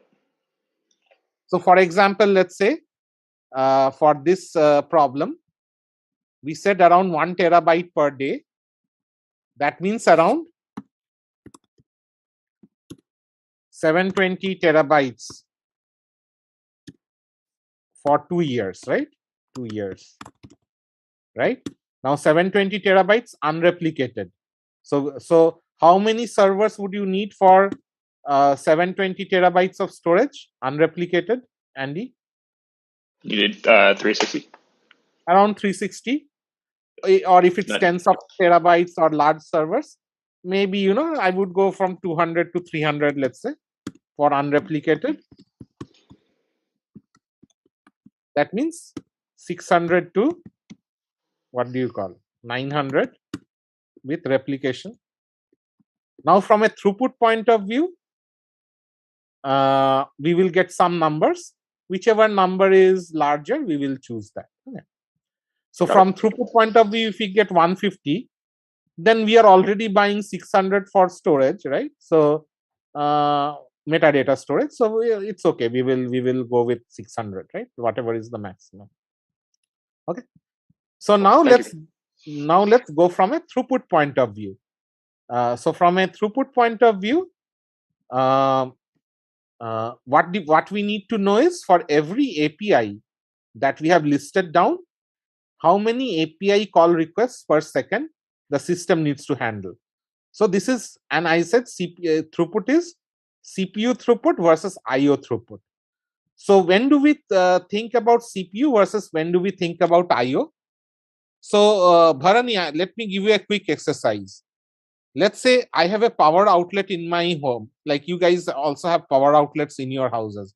So what do you think, the size or the diameter of the power outlets, are they really like oil pipe kind of diameter or small in diameter? What do you think?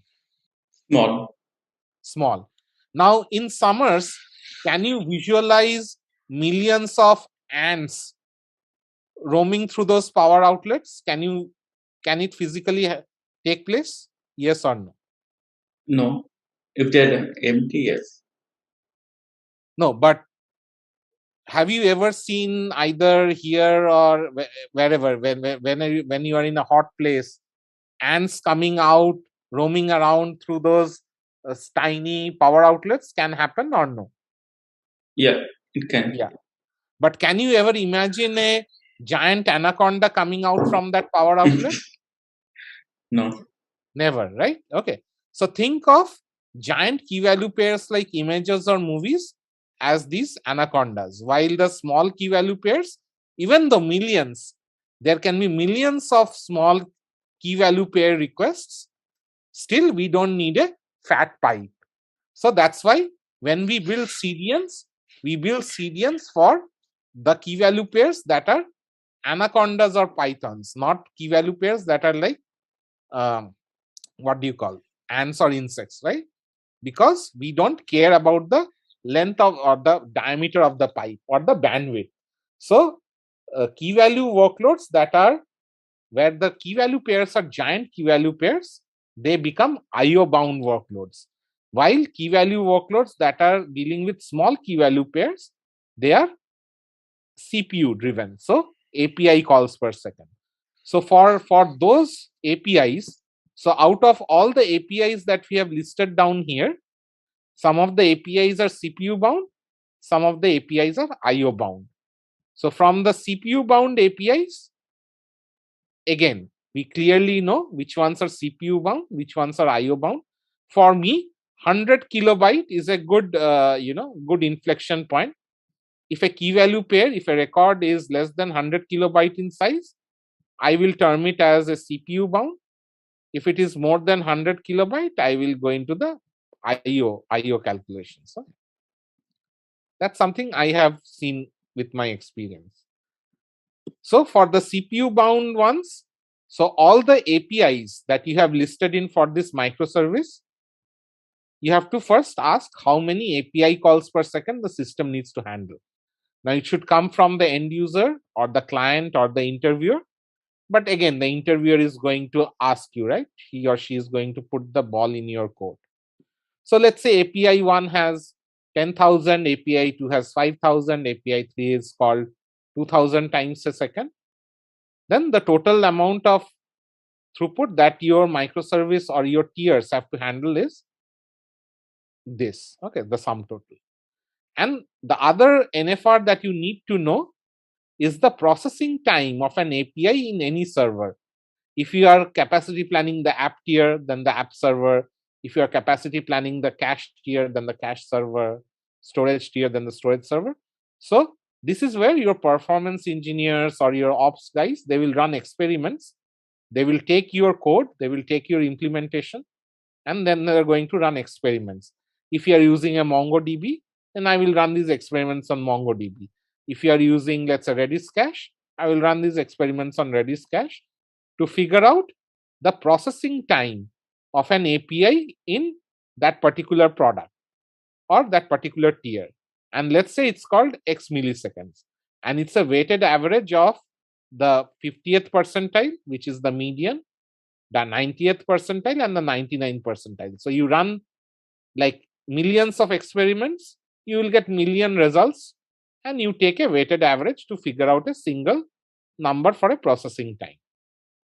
So let's say API 1 in storage tier takes 10 milliseconds, API 2 in takes 20 milliseconds, API 3 takes 30 milliseconds. Again, from experiments it's coming. So now you take a weighted average across all APIs. Since API 1 is more frequent than API 2, API 2 is more frequent than API 3, the latency of API 1, you are biasing your weighted average towards the latency of the or the processing time of the API 1. So this is a single number that you get for the processing time. And this is true for any server. Whenever you are benchmarking anything, you can just apply the same principle, whether it's an app server or a cache server or a storage server, doesn't matter, or an object storage server, you can use the same principles to benchmark it. Okay. So if X is the time taken by a single thread for an API, then the number of APIs handled by the single thread is 1000 by X APIs per second. Because X was in milliseconds, So if I do some work in 2 milliseconds, I can do 500 such things. If I take 4 milliseconds to do something, I can do 250 such things. So I'm just dividing x by 1000. So this is how much a single thread is going to provide. Now we need to know in a commodity server or in a server of choice, how many concurrent application threads we can run in that server. And typically my experience has been that if it's a commodity, 4 to 8 core server, and if it's a storage tier product, I have seen around 100 to 200 concurrent MySQL threads or MongoDB threads or Oracle threads. They can concurrently, issue these APIs. So this again comes from experiments, and let's call this number as Z. So the amount of throughput that you get from a single machine is 1000 times Z by X ops per second. So the amount Z will come from your server choice. Whether you are using a like in AWS, you have so many choices: X large, 2x large, 4x large. So everyone you will be able to figure out this number by benchmarking, by running benchmark experiments. So these will come from your performance engineers. For key value workloads, it's good to know some numbers, the numbers that I have given. But for compute intensive or for other algorithmic problems, really depends on the code, right? Key value is more deterministic. Okay. So this is 1000 times Z by X ops per second per server. Now we are assuming that all the CPUs are equally busy, right? But in real world, what happens? Let's say if I am running on the treadmill all the time and teaching, I will die sooner than later. So when I am teaching, I am actually, I'm working at a resting place. I'm just teaching. I am not doing anything else. I am not, running on a treadmill, right? So typically, servers operate in an infrastructure. Servers are made to operate at 30 to 40% utilization. So even though it means that we are wasting a lot of capacity, it actually allows for longevity. So rather than running at 100% and letting the servers die sooner, it's better to run at 30 to 40% or 50% and have more longevity, and also keep cushion for system level activities like garbage collection.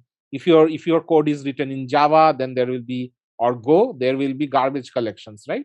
So you have to keep some cushion for system level activities. You have to keep some cushion for failover. If some server dies, some work will come as an overload on this particular server. So typically, what I have seen in my experience is, if CPU utilization goes above, let's say 50%, we get warning alerts from our Datadogs or Prometheus or Elk. If we have monitoring in place, the monitors, they keep on alerting if the CPU utilization goes above 50%.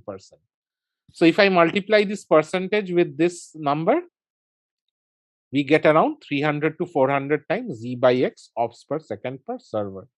So if I plug in for key value workloads, for commodity servers that we have used in LinkedIn, if I plug 100 to 200, and if I take X as 10 milliseconds for storing or doing key value operations, right, then it comes to around 4000 ops per second. And that's what we used in LinkedIn. So every commodity server in our storage tier product, we actually cap the throughput per server to be around 4000 per second. 4000 key value APIs per second. So if my requirements are like 40,000, then I will have 10 such servers. If it's 400,000, then I will have 100 such servers. Okay. But we pegged, or we had an upper bound of 4000 key value APIs per second per server from a single server.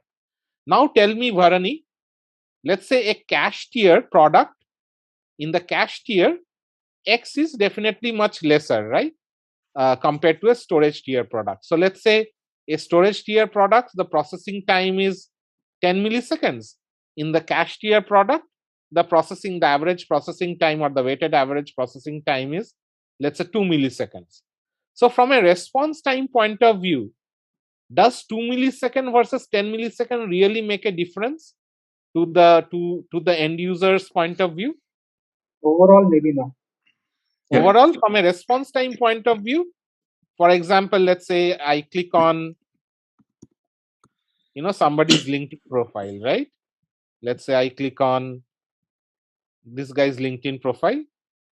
It clearly took more than 50 milliseconds to come over the network, right? So whether it's 2 or 10, really from a response time point of view didn't make much difference. But what happens if I plug in 2 versus 10 in the denominator of the throughput calculation? Now what magic happens here? Server count increases or decreases. It scales, right? So somebody who is using 10 versus somebody who is using 2 here, the throughput is 5 times, right? It becomes 5 times more than the throughput of the person who, or the server who is giving a 10. That's why a cache server provides 5 to 10 times more throughput than a storage server. And that's the reason if you have a very high throughput workload, we put a Redis cache or memcached, not to make the response time faster. Response times are fast by the storage, but let the cache, the cache typically stores 20% of your data, right? 20%. So by storing 20% of your total data, and you are providing so much amount of throughput, 5 or 10 times the throughput, you can really build a very small cluster of the cache tier product. So you don't have to pay much money for the cache tier provisioning, and you can handle a lot of throughput. And if you use write back, then you are making the throughput in your storage about 1/10 or 1/5. So you need also buy a lesser amount of storage servers from a throughput point of view. So that's why we if it's a really high throughput workload, we typically use a cache tier product between the app and the storage.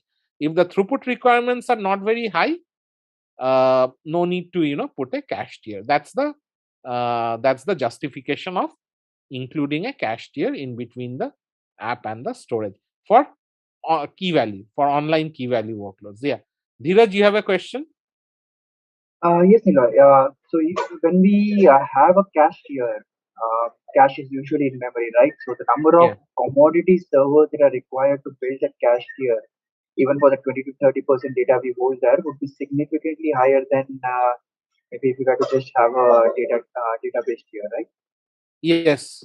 So from a So cost basically, let's standpoint, say 20%. So for example, here it's like 1 terabyte per day. Now, if you want to put it in the cache tier, then it's going to be like 20% of 1 terabyte, right? 200 Which is like GB. 200 GB per day, right? Yeah. So now that means 1 cache server per day, right? So, but still the amount of throughput. So I don't think, from a throughput point of view, these are not really very high throughput, I would say. So I would go, I may or may not need a cache tier, I would say, for these. So if it's really, really very high throughput requirements, we will put a cache tier. But these days, people just put a cache tier just to be on the safe side. But the justification would come from a throughput point of view. Yeah. No. And cost would also play a role, right? Eventually in the iteration, if they say for the given throughput, the number of servers that we need is quite high, which increases Quite the high, cost. right? So then what we can do is we can then reduce the percentage, right? Okay. So by reducing the percentage of storage in the cache, which means we will hit the database servers more, right? So maybe we will increase the throughput of the storage servers and decrease the amount of cache servers. But I think for um, Instagram, this particular microservice, the data holding is the main culprit, right? So for data holding purposes, I will need a lot of storage servers anyways. So let them handle the throughput as well, right? If I am buying 900 servers for storage purposes, 900 servers can really handle 100K of throughput, not a big deal. Makes sense. So storage is like overpowering it the throughput so much that anyways I have to buy 900 servers. 900 servers can definitely handle, what do we call? Right. Especially when we're talking about ingestion, right? We are not talking about really a response back. We're talking more about ingestion here, right? Yeah. So I would really think about the cache tier, because first of all, my throughput requirements are not very high, and also my storage requirements are so high that I will have to anyway buy a lot of storage servers. So for example, if a storage server is providing me for the metadata like 4000 ops per second, and I have 900 such servers, so 4000 times 900 is way more than what I need anyways, right? Makes sense. Okay. So from an IO point of view, so IO is nothing but byte transfers, not API calls per second, but byte transfers per second. So what we see is a single server gives around, few hundred megabytes per second if the medium is spinning disk, and a single server provides around 1 to 2 gigabytes per second if the medium is solid state devices. So how many bytes per second or gigabytes per second or megabytes per second throughput is expected from your system? You kind of, so for example, in this particular problem, we have 100 gigabytes per second. So we'll probably need if the medium is SSDs, 100 servers. But we have so much data that, the number of servers to hold the data is much more than 100 servers anyways, right? So the data itself is governing, the storage itself is governing the provisioning. Now let me give you another problem. Let's say, Dheeraj, since you're interested, let's say Uber vehicles, and the data model is vehicle ID, and the value is, let's say, locations, etc. Right? Now, what do you think? The record, a vehicle record, is it large or small? A single vehicle record. It would be small. It would be small. And the number of vehicles, will it be like large or small? Let's say Uber has 5 million vehicles. So 5 million vehicles times small size. Do you think that will be a large data record, total data, or small? No, it will be a small data. Negligible. 5 million vehicles, even if I think one vehicle to be 1 kilobyte in size, it's going to be 5 gigabyte, right? 5 gigabyte is really small. Yeah. Right. But let's say all these 5 million vehicles have to keep on updating their locations, right? Let's say they are updating their locations every second. Then it becomes 5 million per second. Then who is the culprit in the scalability? Is it the storage or is it the throughput? I would want throughput to be high, right? So yeah, you want the throughput. So that means your provisioning is being overwhelmed by the throughput, not by the storage, right? Not by storage. But in this particular problem, the storage is overbearing on the scalability, not the throughput, right? In that problem, the throughput is causing the scalability issues, right? You have to scale for throughput, not for storage. In this particular problem, storage is like overshadowing throughput. In case of Uber vehicles, throughput is overshadowing storage. So that's why we said in the beginning that every dimension is independent by its own. So for Uber vehicles, your scalability is driven by the throughput. In case of Instagram, this content ingestion, definitely the scalability is driven more by the, what do you call, the content ingestion. Make sense? Right. The size of the data. Correct.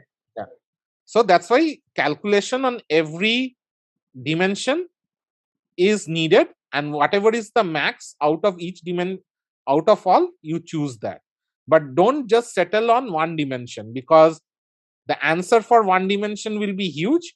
The answer of another dimension will be probably huge or not. But you have to take all the dimensions under consideration and give priority or give equal weightage to all dimensions. Okay. Then, yeah. Okay, makes sense. Let me see. I think I have Nitin has a question. Yeah. Nitin, you have a question? Yeah. So, for an instance, if you take an Amazon during the Thanksgiving, during that time, both throughput and the storage would be yeah. So you have to auto more scale. I'm efficient. sure Amazon, they do a really good job on predetermining or pre-calculating the trends and then scaling proactively before these things start. So like Flipkart, like Flipkart used to have a billions like 1 day sale.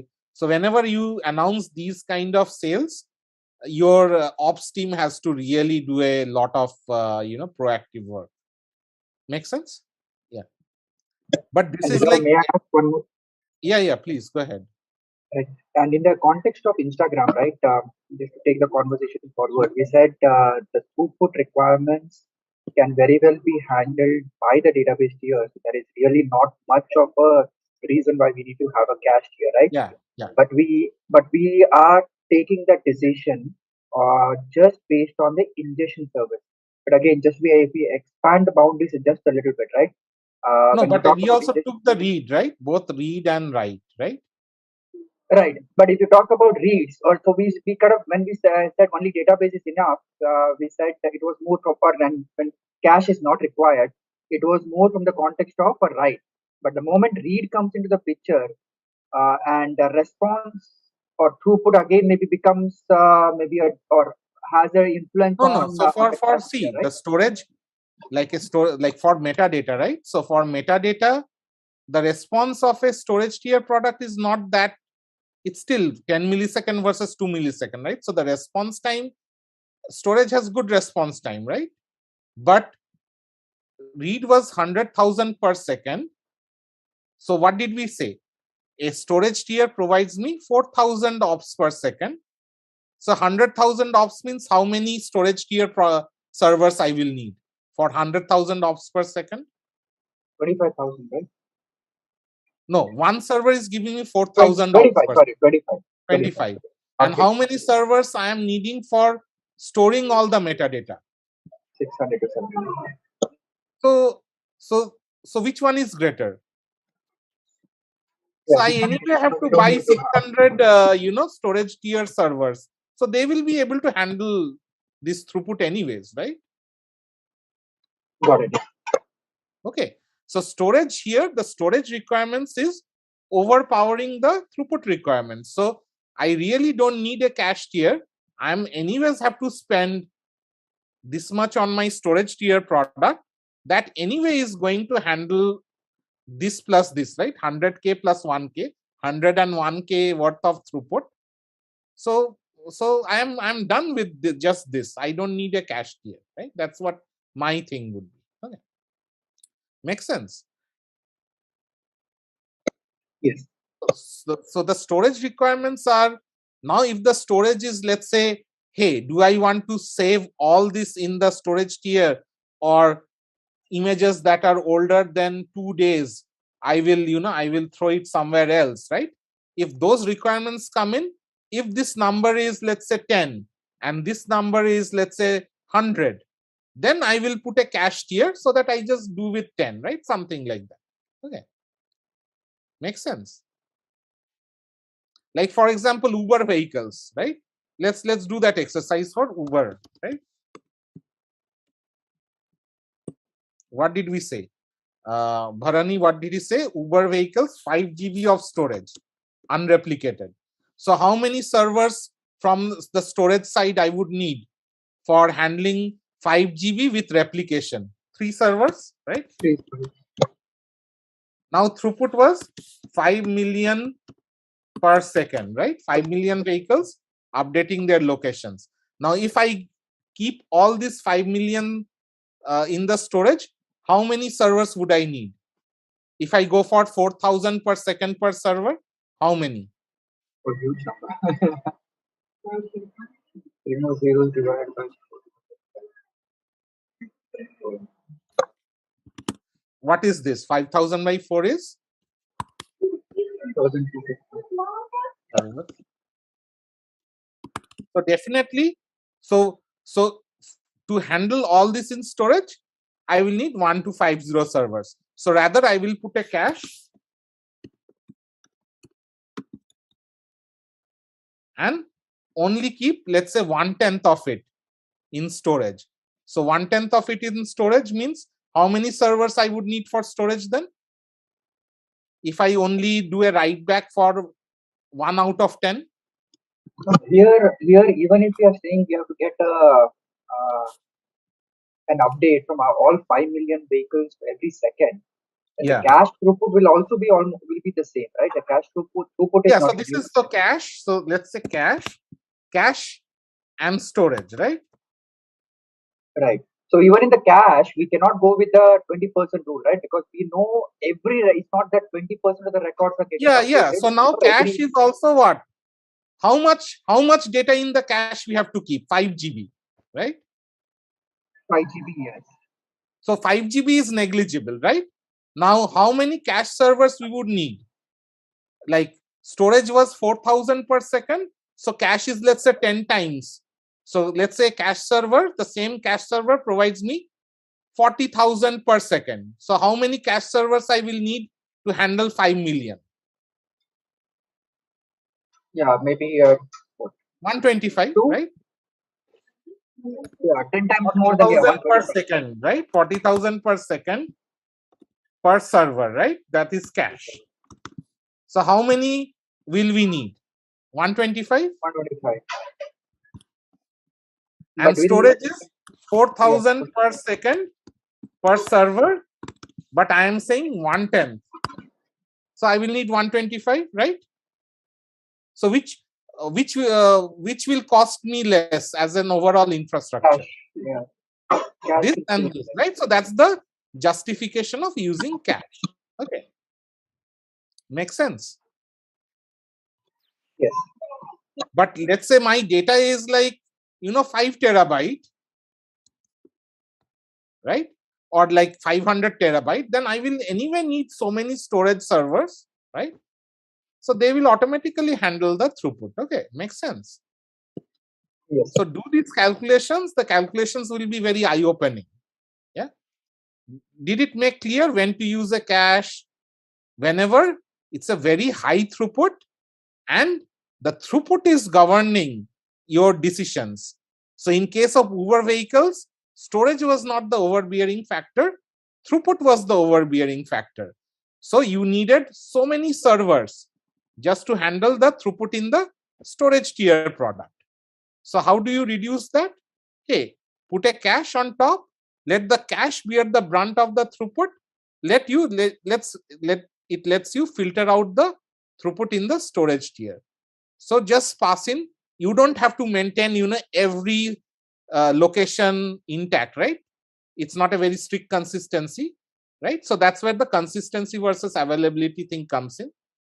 It can be an eventually consistent system. Really don't care whether Uber vehicle is near my house or 10 feet near my house or 20 feet near my house. Really, we don't care, right? So we can reduce. We can just switch the tap or adjust the tap in such a way that the throughput to the storage gets reduced and I save on costs. Make sense? This particular just like the way to deal with storage and cache, and why a cache tier becomes significant in an online key value microservice is when we need a very high throughput system. Okay. And when storage is not governing the scalability, it is the throughput that is governing the scalability. Clear? Okay. Now in the next class, we will talk about API parallelization. I really don't want to get into API parallelization today because anyway, online key value workloads, they don't go with API parallelization. But if it's a compute intensive work, then you have to scale for API parallelization, and we can use some thought process to figure that out. But from a storage and CPU point of view, these are the calculations. And if somebody wants you to deep dive, you can do a deep dive like this at the very minimum. But at a high level, you can call it an yes or no. And typically, storage is one dimension, throughput is another dimension. For example, Instagram, this particular microservice, storage was the main culprit for scalability. So if I am buying that much for storage, let it handle the throughput. But in case of Uber vehicles, throughput is the one that is governing the scalability. Then I can use the cache as a way to, as a dam, right? What does a dam do? It kind of, stops the traffic. So I will use the cache to stop the traffic to storage so that I can save on my costs. Okay. Clearly, like 125 versus 125, this will make my upper management happy compared to 1250. Clearly. Okay. You will get an extra bonus by suggesting this, definitely. Yeah. So the amount of servers you are saving, you can claim that money as a bonus in your paycheck. Yeah, can happen. Yeah. Okay. So some of the generic tips, like if somebody is asking you to, guesstimate NFRs, this is something I typically go with. If the problem is new, for example, if I don't know how many Instagram posts are done per second, so the number of writes per second, if a human is generating a workload, I typically go with thousands to tens of thousands per second. Like PayPal transactions per second. Bharani, PayPal transactions are human generated or system generated mostly? What do you think? Human. So we saw PayPal is 193, Visa is 1667. I will go with thousands per second. It's a good way. How many Instagram posts? Thousands per second. How many tweets per second? Let's see, number of tweets per second.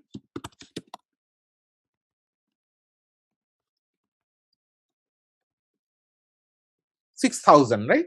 So thousands to tens of thousands. Why? Because humans take a lot of time to generate a content. Humans like to read more. I like to read all the jokes that comes on, or all the shit that comes on my Facebook page, but I don't post that often, right? So the number of writes per second, or the write key value APIs, are typically thousands to tens of thousands. Number of reads in a read heavy system, it's 100 to 1 ratio. So hundreds of thousands per second. If you say hundreds of thousands per second, I have seen interviewers as well as myself, giving a good nod that it's a good ballpark. Now, number of writes per second when the system is generating writes. For example, your IoT devices, your servers generating logs, or Uber vehicles generating location updates, or your Find My iPhone application updating, your iPhone application in iPhone location in the backend. It's the system that is generating writes. Then it goes for millions per second, because systems can generate writes at a faster pace. Okay.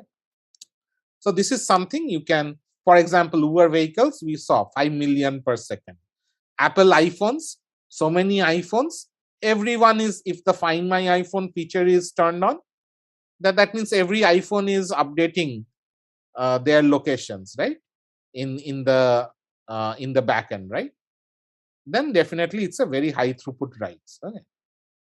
And the data model size, like the B that we were talking about, some good numbers to estimate B, the size of a record. If it's metadata, 1 kilobyte. If it's larger JSON objects like LinkedIn profile, or Netflix movie profile, or an Yelp restaurant profile, or a booking.com hotel profile, then I go for 10 kilobytes. PDF objects, 100 kilobytes. And this 100 kilobyte is the sweet spot between CPU and IO. So anytime it's images or movies, it goes into the IO territory, object storage territory, CDN territory, and so on. And when to use CDNs? When the records retrieved are bulky in size, typically images and movies. When you need really fat pipes, when the pipe has to be like an oil pipe, right? Like a fat pipe. And so why do we need a CDN, or why do we need data centers that need to be closer to the ISP? Because we have to guarantee that, because let's say I am a broadband user, so I have a guarantee, or I am paying my ISP, Comcast, to have a fat pipe between my house and Comcast data center. So I am paying for that fat pipe by paying so much dollars per month, right? Now, how do you ensure that Comcast has a fat pipe between it and the Netflix or the Instagram CDN? That's why you build a CDN or a small data center near the ISP, as much nearer to the ISP as possible, so that you can guarantee to have a fat pipe between the ISP and the CDN. Now, let's say I am in India and I want to watch some movies. Now, if Netflix only had a data center in US, then Netflix cannot guarantee that there will be a fat pipe between the US data center and the Indian ISP, right? But let's say Netflix builds the CDN near Reliance. Reliance is the ISP. So Netflix builds a CDN near Reliance's data center. So then Reliance and Netflix can jointly have an agreement to have a very fat pipe between Netflix's CDN and Reliance's ISP. Okay. Netflix also has something called Open Connect, where they put the object storage directly in the data center of the ISP. So they don't even have a CDN. They just take that object storage as if they are slapping the CDN into the ISP's data center itself. So they make an appliance out of their distributed storage, and it's a subset of the movies based on access patterns for that particular particular region, and then they slap it to the ISP's data center itself. So forget about the pipe. There is no concept of a pipe, right? The CDN is the ISP itself for Netflix. Okay, so that's the reason to use CDNs, just to ensure that the workloads that are Anaconda and Python like, that need fat pipes, you have to guarantee that either you don't have a pipe, or even if you have a pipe, that pipe is really, really very fat, so that your IO bound or network bound workloads, they can use that fat pipe, or they can drive the workloads based on the amount of byte transfers being requested per second from the end user. Okay. Make sense? Any questions on this? But this was very detailed, but don't go into the details. It's just a summary. In the summary, say yes or no based on storage and throughput and all. But if somebody wants you to go into the details, this is some details that you can go into. And if you are, performance, SRE, or ops persons, then definitely you will know more than what I have, what we have spoken here. Okay. But this is something that you can rinse and repeat for any kind of workload, any kind of online key value microservices from here on. Right? Okay, I will take a quick break. I will come back at 1:50, and then we will complete the fourth step, which is, hey, now we did the calculations. We proved to our upper management that this is the invoice, this is the provisioning, and in the real world there will be a lot of iterations going on. Hey, do I need 5 million ops per second, or do I need this? Can I reduce it? Can I compress the images a bit more, right? So that one megabyte per image is too much to store. Can I do something about it? Or so there will be some reiterations on, is 10K large? If I make it 1K, then automatically the number of servers will come down by 1/10, right? So I will have to really figure out how to bring this 10K down to a smaller number, so that my costs are also kind of reduced, right? So it's an exercise that we have to go through. The thought process remains the same. It's just plugging in the numbers makes an heaven and hell difference, right? So we'll have to be very careful with the numbers. We'll have to reiterate, make decisions, but the thought process, that remains the same. Right? Okay, let's come back at 1:50, and then we will go through the rest of the stuff. Okay, guys, let's go to the final step. So we did, the first step was the anatomy. The second step was the single server proof of concept. The third step is extending the architecture from a single server for every tiers, figuring out the capacity needs, figuring out the scalability needs. And then finally, the step is to scale the building block by scaling each tier and then releasing it for general availability. Okay, so this is the final step. So how do we deal with this final step? So every tier, whether it's an app tier, cache tier or storage tier, they will start looking like this. So every tier will magnify into a distributed system. And this is the scalable system for every tier. So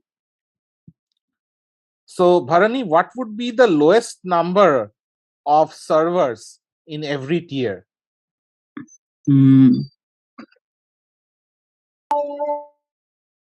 Anyone? What would be the lowest number of servers in an app tier, in a cache tier? 3. So in the cache and the storage, definitely 3. In the app also, you can have 3, right? Yeah. So 3, because the lowest number of servers in any tier would be 3. Why? Because availability, right? Availability is an universal requirement. So if availability definitely is an universal requirement, so the lowest number of worker servers in any scalable architecture would be 3. So in case of app tier, we call the workers as app servers, and we have a layer of A's, which we call the load balancers. So if you see this architecture, they have like application load balancers, and then Amazon is saying, hey, implement the workers as elastic containers. So this is what the app tier looks like in case of, tier looks like in case it's an app tier. We have app servers, and this is where your code will reside. And typically the app teams, they handle this particular infrastructure. So what other components we have? We have something called a cluster manager or a cluster monitor. Typically in case of app server tier, the load balancers can also act as cluster monitors. The job of the cluster monitor is to figure out which servers are dead or alive, so that the load balancer does not send work to a dead app server, because it will result in unavailability. So that's the only thing that you need to know, which servers are alive or dead. And why is A called load balancers? Why do you think we term this layer A as load balancers in case of, scaling an app tier? Bharani? I think it's fallback. Anyone else? Why are we calling A as load balancers? Because they're routing the request to the available the app server that may have the lowest load, right? At that point. Yeah. So basically, app servers are typically stateless. So you have the freedom to send the work to an app server that has the lowest load. So if you follow a round robin kind of, request, request forwarding, then probably you will have, it will be load balanced, right? So that's why this layer A is called a load balancer, because it is able to forward the request based on balancing the load. Okay. And typically, if you see, the app tier is the one that an API gateway talks to. And when the app tier scales, it is the load balancer that the API gateway talks to. So typically, the load balancers is the endpoint that is given out to the external world. And that's why we are more aware of these kind of load balancers, right? We know about the load balancers. In case of cache and storage tier products, the template is the same, but we typically call the layer A as a reverse proxy or a coordinator or an aggregator, especially for compute intensive tiers. A can do the job of coordination, aggregation. But in case of key value microservices, the cache storage tiers, A is called the reverse proxy. What does the reverse proxy do? The reverse proxy takes the request from the external world and then forwards it to the appropriate server that hosts the data. So it's not able to load balance, because a server with a high load but holding a certain data record will have to serve from that server itself, right? Can't help, right? So A acts as a reverse proxy, takes the request and forwards the request to an appropriate worker. So here the cluster manager has two components. One component is the cluster monitor that actually monitors the health of the workers, and the other component is the control plane configuration manager. The job of the control plane configuration manager is to tell the reverse proxy which data lies where, what data lies where. It's like a telephone directory or a routing directory or what we call as a control plane directory. So you talked about the data plane in a single server perspective. Nothing changes in the data plane. Whatever decisions you have made in step 2 regarding whether to use hash maps or quad trees or tree maps or row oriented storage, those things don't change. All that changes is you build an architecture on top of a single server, you bring in the control plane. So any distributed system has two planes, the data plane where a server actually does the work, and the control plane that allows an upper layer to just forward the request to an appropriate server or coordinate the request to an appropriate server. That's all a distributed system does. Very rinsable and repeatable, doesn't change from problem to problem. Why? Because whatever is changing in B. Nothing changes in the distributed system sides of it. Okay. So let's now look at a control plane configuration manager. What does the control plane configuration manager do? So data is in key value pairs, and we have something called a two-way mapping.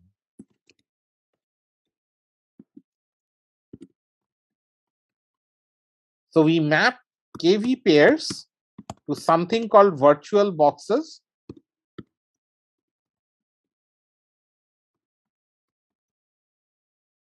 And what are these virtual boxes called? Anyone? They're called shards. Okay.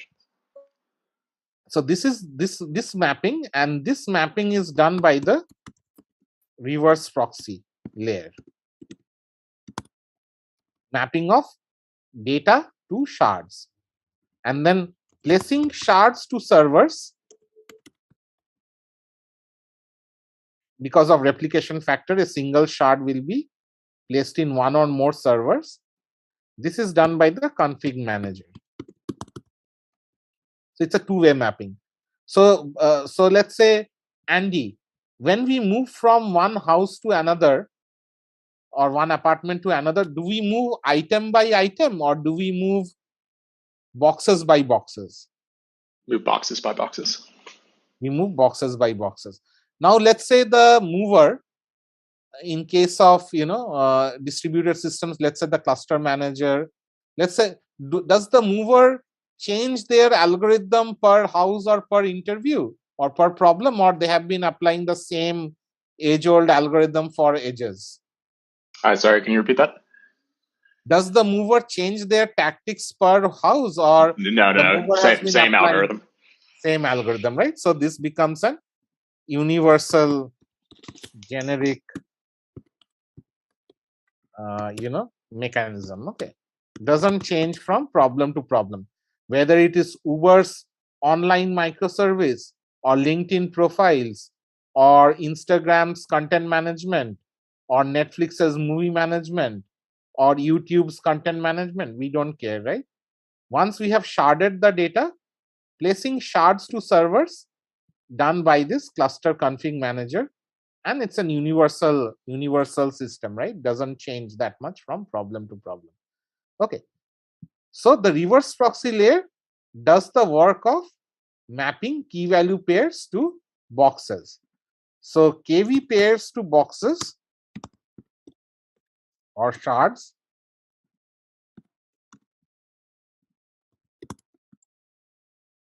there are three ways to map it. One is called horizontal, one is called vertical, and one is called hybrid. So what happens in horizontal, anyone? What does the reverse proxy do when it's horizontal sharding? What does it mean? Like a round robin? Horizontal means using key as a sharding parameter. So it will use either a hash function on the key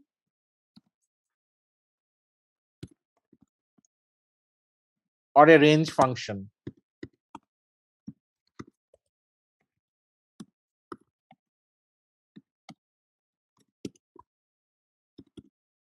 So the reverse proxy will either use the hash function on a key or a range function on the key to figure out which shard ID a particular key value pair is going to reside. Vertical means the reverse proxy will use some portion of the value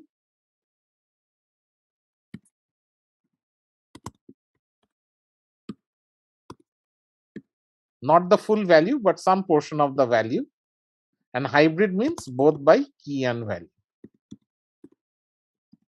So if I take a look at data, why do we call it horizontal versus vertical or hybrid? So data is always two-dimensional in nature. One dimension is a key value pair, and the other dimension is the number of such key value pairs, right? So it's always, data is always two-dimensional in nature. Okay.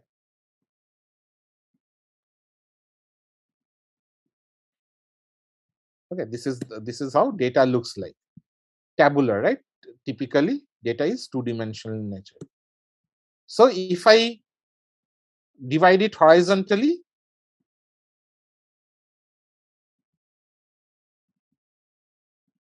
like this, let's say I'm dividing this. Is this a range-based horizontal partitioning or hash-based? The way I have drawn, anyone? Range.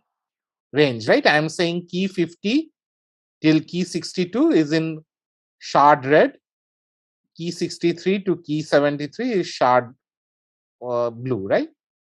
So I am using horizontal partitioning, range-based, but I drew a horizontal line. So a horizontal line is dividing my data. So that's why it's called horizontal partitioning. Okay.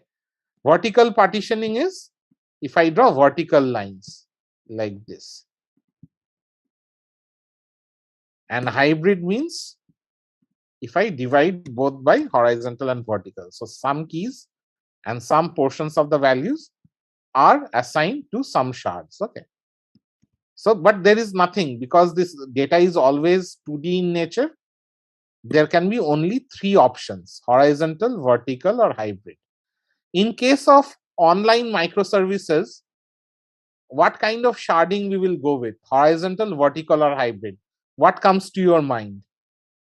Can you repeat the question, Anila? In case of scaling on like the cache tier or the storage tier products for online microservices, what kind of sharding we will go with? Horizontal or vertical? Horizontal. Or Horizontal. horizontal, right? Why do we go with horizontal? So the choice of sharding parameter, there are two things to think about.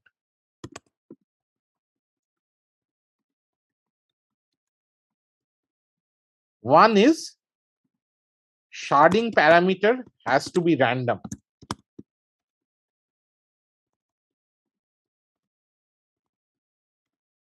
Why?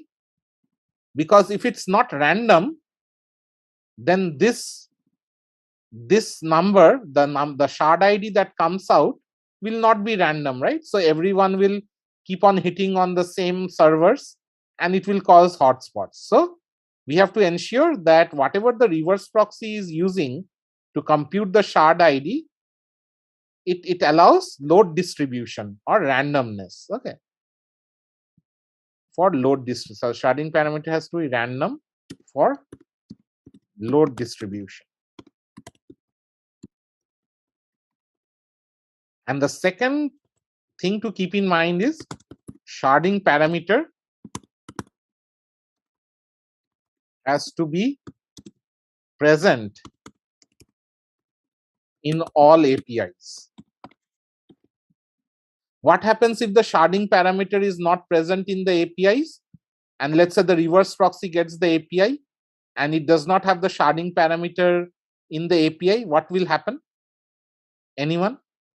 It's unable to read the key value pair.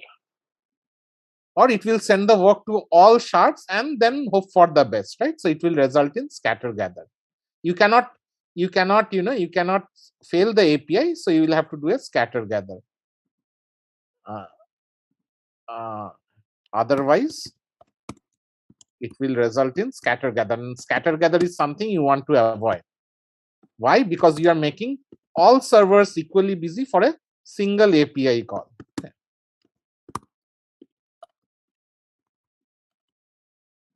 Okay. So now for key value workloads, do you think the key that comes in concurrent requests, let's say I am making 1,000 writes per second or 100,000 reads per second, is the assumption that all those reads will come with random keys? Yes or no? Yes. No. Yes, right? Let's say I am updating my LinkedIn profile. Bharani is looking at Andy's LinkedIn profile. Andy is updating his LinkedIn profile. Nitin is updating his LinkedIn profile. Very different keys, right? All 4 keys are different. So the reverse proxy, when it receives all the APIs, the reverse proxy will be able to get random shard IDs, not the same shard ID for all 4 of us.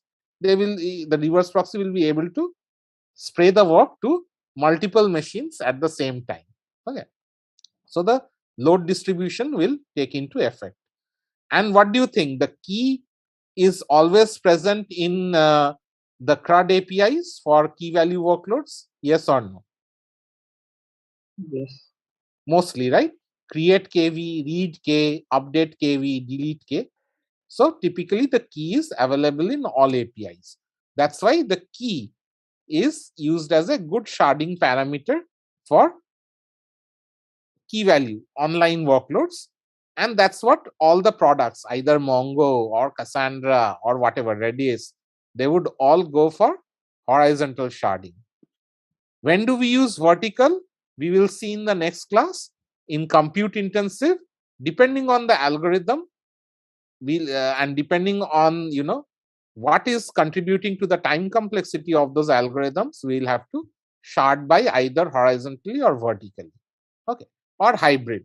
So in compute intensive, it all depends on the nature of the problem. It is not as deterministic or as universal as online workloads. When do we use hybrid? Typically, file systems use hybrid. And the reasons for file systems to use hybrid is the follows. Okay. So let's say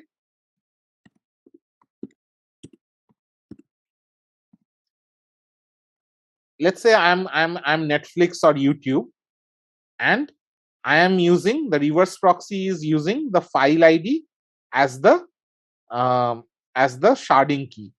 Now let's say I am watching Hunger Games, Andy is watching Hunger Games, Bharani is watching Hunger Games, Dheeraj is also watching Hunger Games, Nitin is also, Ola is also, Siddharth is also, everyone. Let's say everyone is watching Hunger Games. Then will this cause hotspots just by using file ID as the sharding key? Yes or no? Yes. Yes. Yes. Popular So confusion. that's what file systems do is they chunk files into 64 or 128 MB chunks. Okay.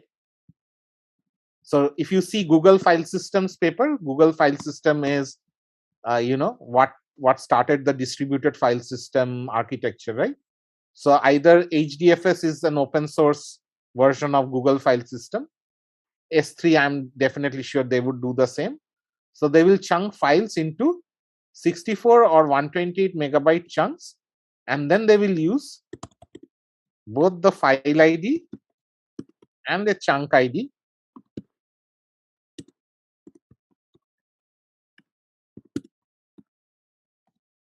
to get the shard ID. So now what do you think? By chunkifying the files and using file ID and chunk ID, I am able to reduce hotspots? Yes or no?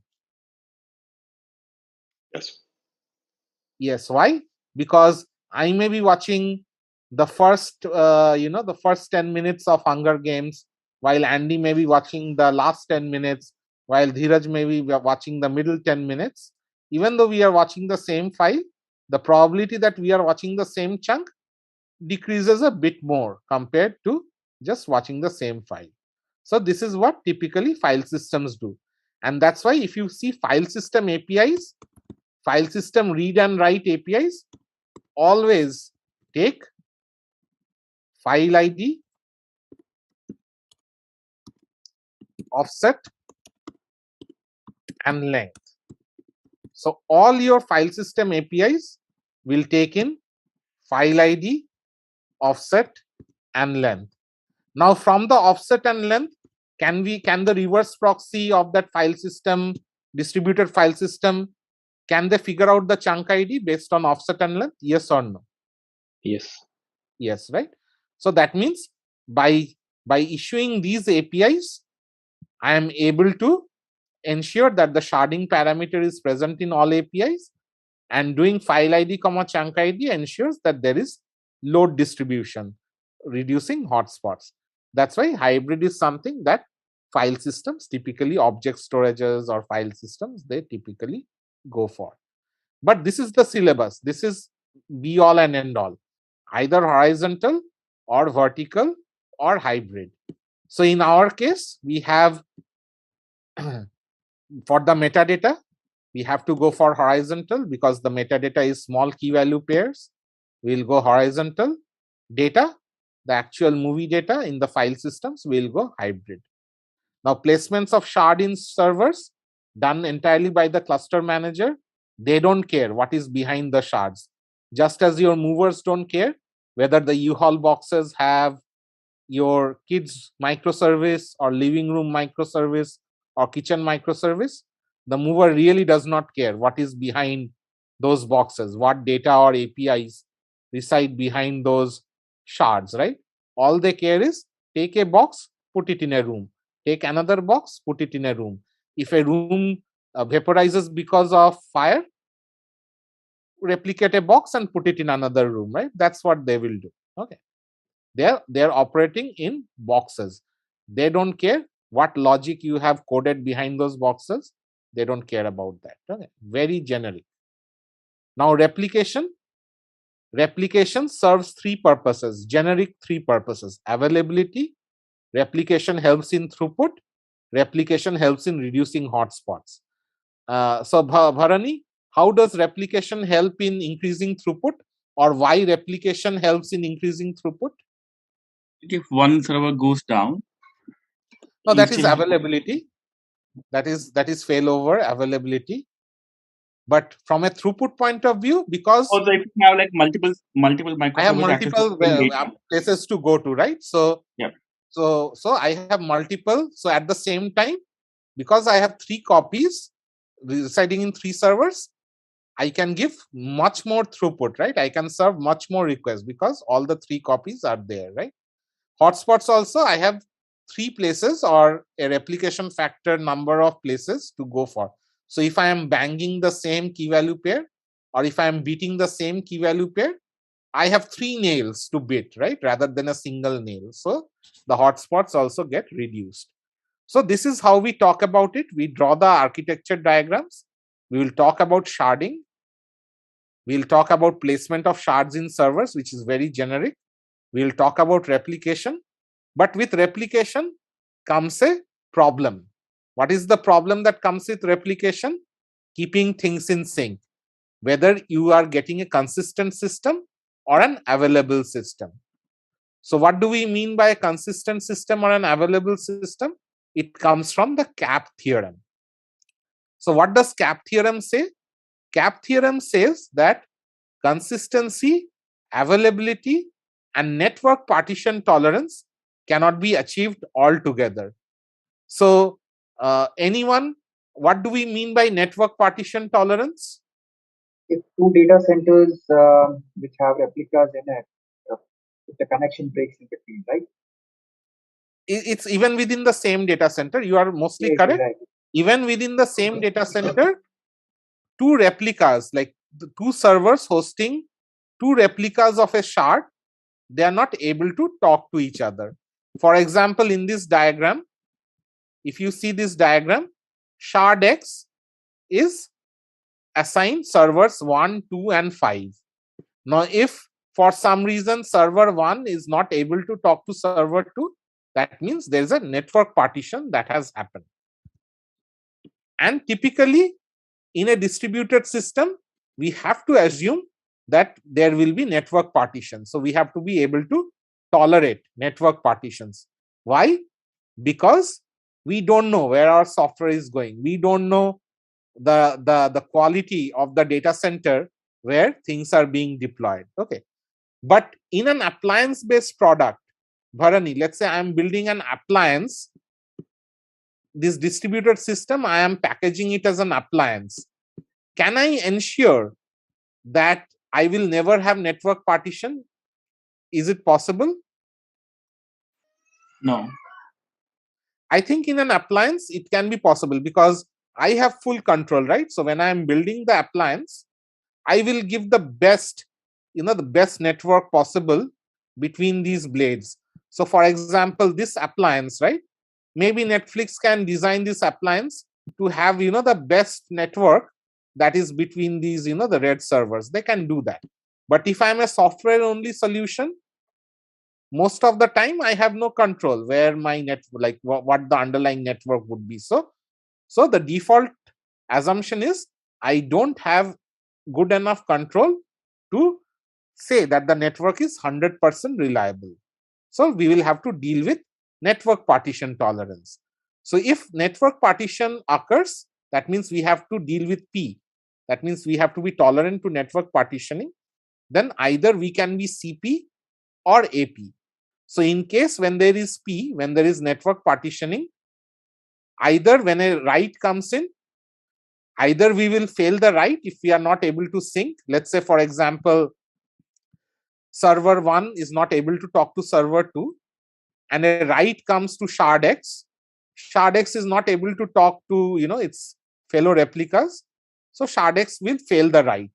So if the shard X fails the write here, all the shards are in sync, right?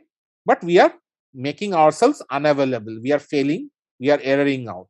So we are choosing consistency over availability.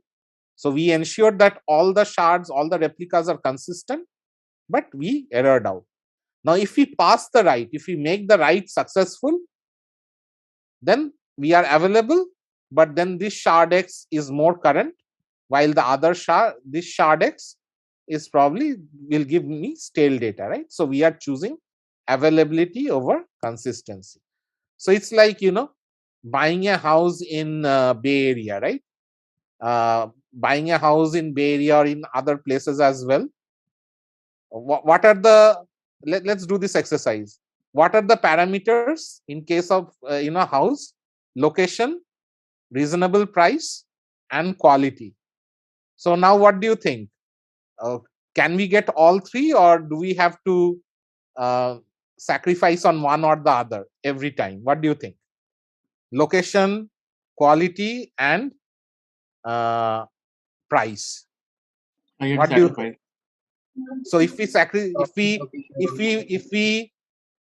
if we want good location and good quality, then we'll have to pay a higher price. If we want good quality and good price, then probably we'll have to go into the suburbs. If we want location and price, then probably we may have to sacrifice some quality, right? Very similar. Okay. So also for food, right? Tasty, healthy, and price. If I want tasty food and healthy food, I have to pay a lot of price. If I want tasty and reasonable, then definitely not healthy. If it's healthy and reasonable price, definitely not tasty, right? So life also follows cap theorem, right? So if you think that you will have to tolerate network partitioning, which is mostly the case, then you cannot get both consistency and availability. You will have to sacrifice on one or the other. So there is something called quorum reads and writes. So in case of network partitioning, how do you achieve consistency? You ensure that you don't have to write to everywhere. If you can write to a majority, that suffices for consistency. And when you read, you also read from majority. So that is what we call quorum reads and writes. That in order to keep things in sync or things consistent, don't have to write to all replicas before you call the write a success. You write into a majority of replicas and then you read into a majority, read from a majority. So again, this is a very generic concept that if I choose availability over consistency, then I can have a lot of replicas. The reverse proxy will send the write to any replica. It will read from any replica. It does not have to wait for sync to complete. It can write and get out. So from a write throughput point of view, all the shards are equally available for writes. So the best possible for write throughput. API latency, I write in one place, read from one place. Latency wise, this is the best. Availability, as long as one server is alive, I will be able to serve requests, right? Very easy to implement in the reverse proxy. Reverse proxy gets a write, gets a read, sends it to one replica, whatever, one random replica and get out, right? But what we are giving up is consistency. Now, if we want strict consistency, if the NFR is that, hey, my system has to be strictly consistent, then in a distributed system with a replication factor, either I will follow leader follower. In a leader follower, one shard is dedicated as a leader and all the writes will go through that leader. So if shard X in server 1 is the leader for this shard, then all the writes that are targeted to shard X, server 1 will take all the writes. Okay. That ensures that you have strict consistency. And if you want consistent reads, all the reads will also go to that leader. So the followers are there only to take place of the leader when the leader dies. It's like the vice president of the United States. No job until the president actually expires, right? So in case of availability, there is a bit of a problem. Why? Because if the leader dies and the replicas or the followers have not caught up with the replication, then the followers will need time to catch up before they can be promoted to a leader. So there will be some time for which the shard will be leaderless. And if the reverse proxy finds that there is no leader, the reverse proxy is going to fail the writes. So there will be unavailability. And there is another way to do consistency is through quorum, as we said. But in quorum, what happens is, from a write throughput point of view, all the replicas are available for writes, not like the leader one. But since the writes have to go through multiple servers before calling a success, the throughput is between the second and the first. But the API latency takes a bit of a hit. Why? Because I have to write into majority before calling the write a success. I have to read from majority replicas before I call the read a success. But availability wise, like if one server goes down, availability does not impact. There is no need to promote somebody or etc. So availability is still intact. It's not easy to implement, but I will get strict consistency. So the goal for key value systems or online systems is, I would do away, if possible, I will always negotiate. So Bharani, what should I always negotiate for? If allowed, what do you think from this diagram? Quorum.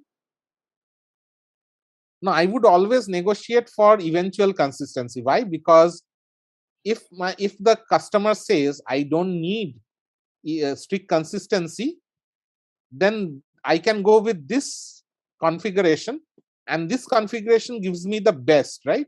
From a performance, from a throughput point of view, everything else shines here except the consistency, right? So I will, that's why the ask whether I need a strict consistent system or an eventually consistent system is an NFR that you have to negotiate with the end user. As I say, I will really feel good if the user is asking for eventual consistency, because everything else is green. But the moment user is asking for strict consistency, which is a necessary evil for mission critical applications, then I have to give up on something or the other. Now, if I use leader follower, I'm giving up on a bit on write throughput. But if I am, if write throughput is also very high and I want strict consistency, then I will probably go for quorum. So if I have to go for strict consistency, then I will see whether the write throughput requirements are high for my systems. If the write throughput requirements are high, I will go for quorum. Or if the write throughput requirements are low, I will go with leader follower. Now let's say PayPal. PayPal does 193 transactions per second and we want strict consistency. What can I go for? Leader follower or quorum? I would say quorum. I would go with leader follower. Why? Because in leader follower, write throughput is red, but I need only 193 transactions per second, right? So I will go with, yeah. I can go with leader follower as well. Make sense? Any questions about this? Yeah, Andy, go ahead. One question. No, okay, Andy, go first, then Dheeraj. Yeah. On the availability side of things, you can't really say that the quorum is as good as like an AP system, right? Because if you have less than n/2, you are have downtime versus availability. If you have one up, you're basically good. I would say between 2 and 1. Yeah. Cool. Thanks. Yeah, Dheeraj, you had a question? On the first two, Niloy, AP, right? Will it ever be consistent, even eventually consistency, right? Because here, when R plus W is definitely less than N, right?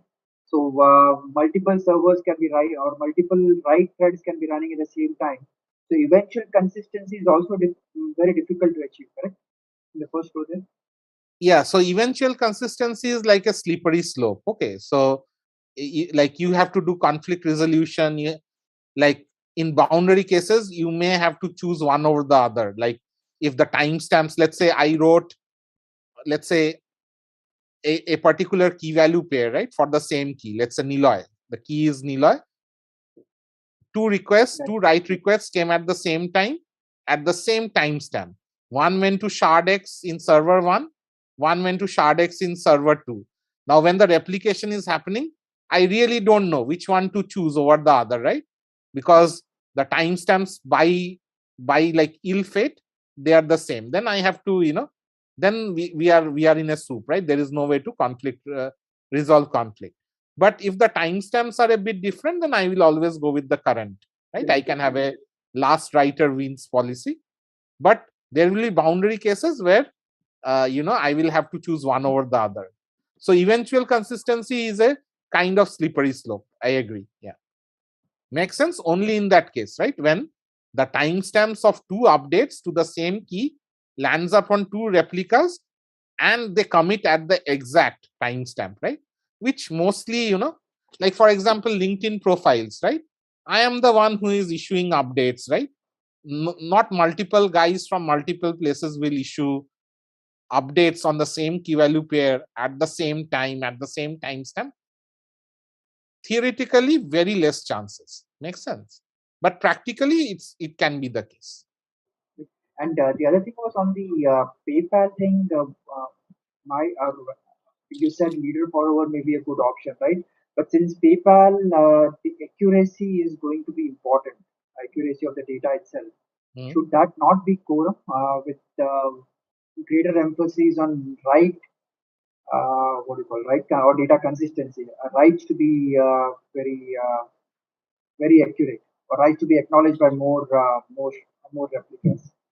So I know that PayPal used to first of all, leader follower is very easy to implement, right? You can implement it in house, right?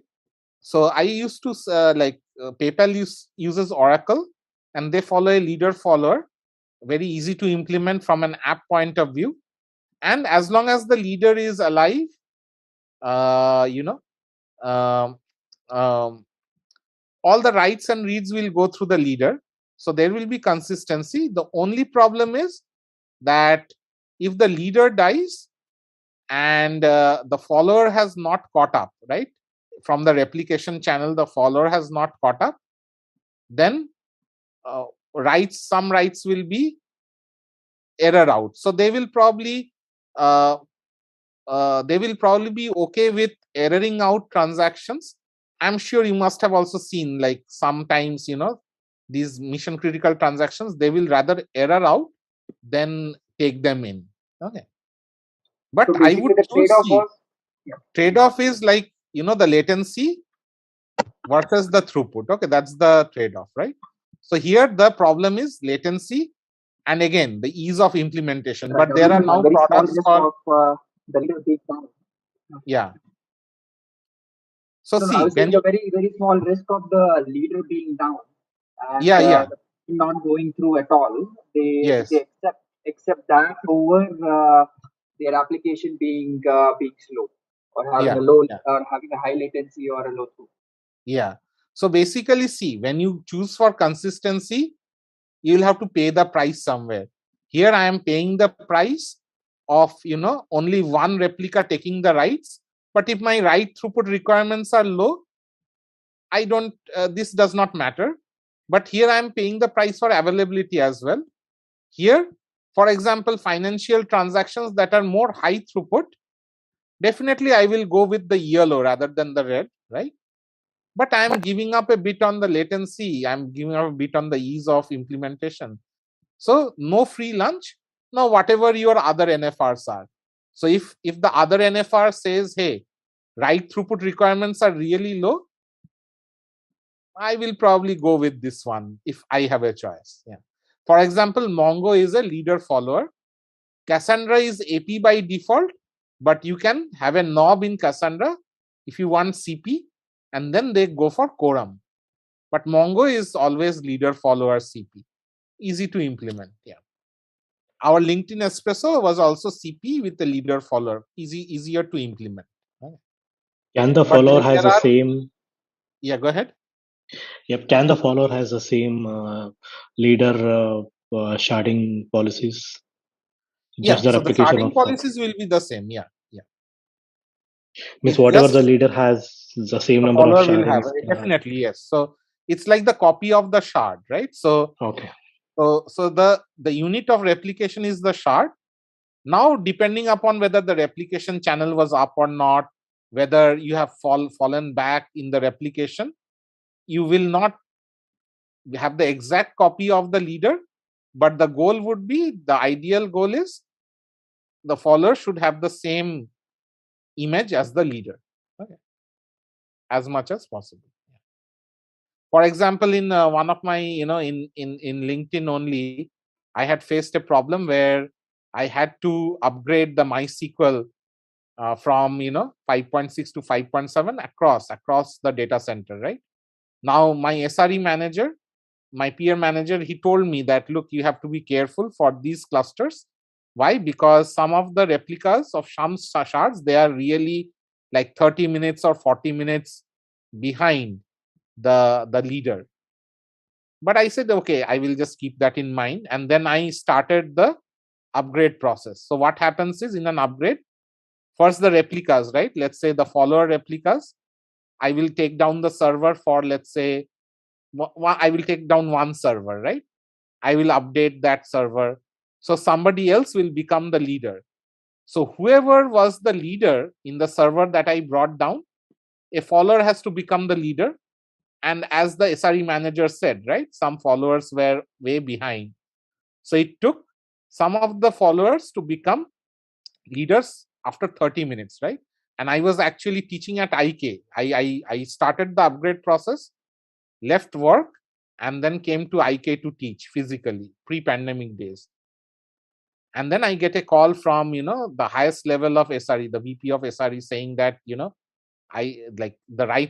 system is unavailable, right? The metrics are increasing. So they had to fail over from the US data center to the Asia data center. Why? Because they were failing the writes. Why? Because for some shards, the cluster manager was not able to promote them as leaders because they were not yet, they were not yet close to the copy of the master or the leader. They had fallen behind in the replication. So for 30 minutes, some of the shards did not have masters.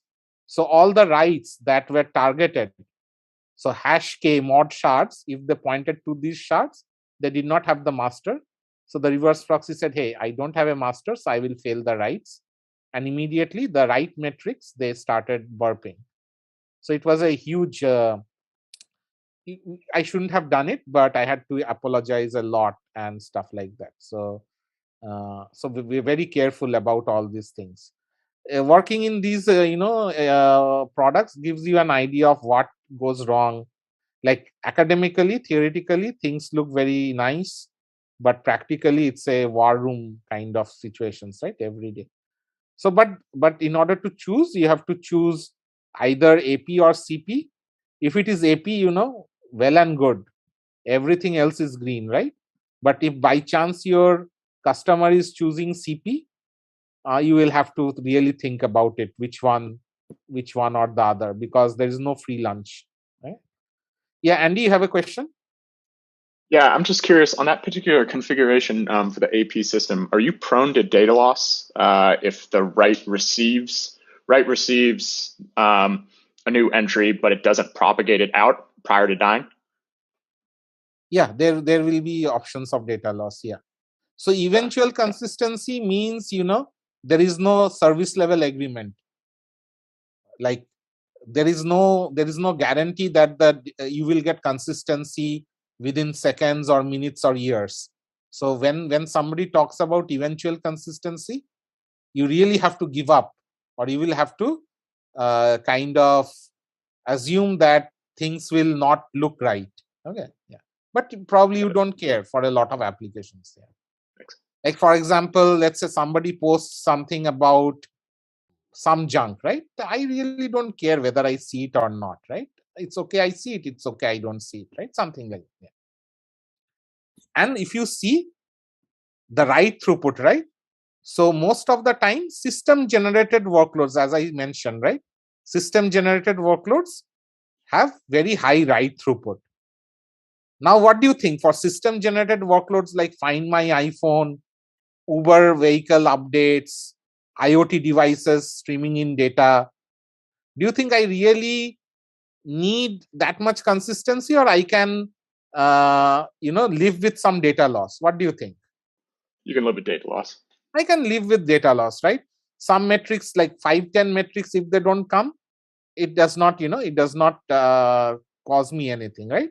So write throughput and strict consistency, as I said, system generated workloads, I really don't care about strict consistency. The moment I care about strict consistency, I find that the workloads are not very high write throughput, like Visa transactions, 1600, PayPal transactions, 200, right?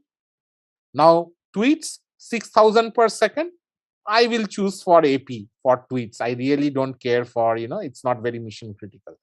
So choose for AP as much as possible. If the end user or the interviewer is strictly insisting on CP, CP is a necessary evil. But if CP is the requirement, then these are the choices. Okay. Yeah, Nitin, you have a question? So whenever there is a planned outage, is there a possibility before bringing the server down to copy all those contents into one standby server and then bring it down, and then That you can do. Yeah, that you can do. Yes. Yeah, you can do some due diligence before causing a planned outage. Typically, the planned outage, so for me, because I did a planned outage, right? Planned outage to upgrade, I should have really figured out that, whether the replication metrics are looking healthy or not. I should have waited for the replication metrics to become healthy before I started the planned, the planned upgrades. Yeah.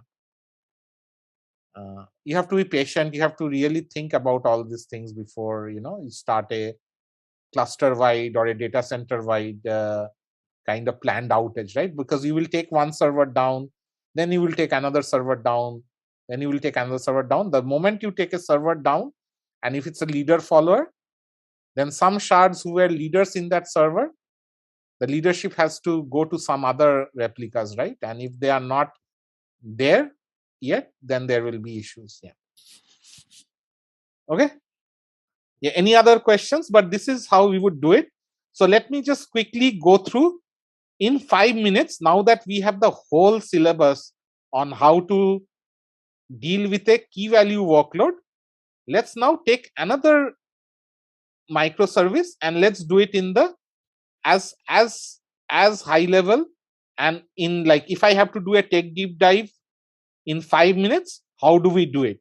Because we have all the material that we have, so we can talk about a key value microservice for hours. We have enough material for that, and if needed we can only talk about it for a few minutes as well. So let's do that for the social graph. So the social graph microservice is follow, unfollow, and give me a list of followers or followees given an user, right? These are the APIs for the social graph. And we said that it's a key value microservice. So now, Bharani, tell me the step 1, can I just copy paste this slide for social graph, or I have to think out of the box? We can copy it. We can copy paste, right? There will be no object storage. It's mostly metadata, but this is, we can just copy paste this slide. So that's what I did. I did not spend any bandwidth. I just copy pasted the slide. Now, can I copy paste the data model, or the data model and the APIs are going to change? They will change. They will change, but do I have to really be a PhD student to do that, or is it going to be simple enough? Simple enough. Yeah, so I will have a user list of followers, user list of followees, and APIs. Given an user, retrieve all followers. Given an user, retrieve all users that he or she follows. Add follower to an user, add followee to an user. So let's say in LinkedIn or Instagram or Facebook, if I invite, let's say Deepak, or if I invite Nitin to be my follower, then I will have the follower-followee relationship, and this is how I'm going to. This is my data model. These are my APIs. I will store them as hash maps in memory. I will store them as row-oriented JSON array document store, because these are like arrays. So I will probably store the value as a JSON array and store in a row-oriented system. Right? Nothing out of the ordinary, right? And there is no, the APIs, there is no algorithm on top of it, as dumb as it can be. All we had are the data models. All we had these APIs.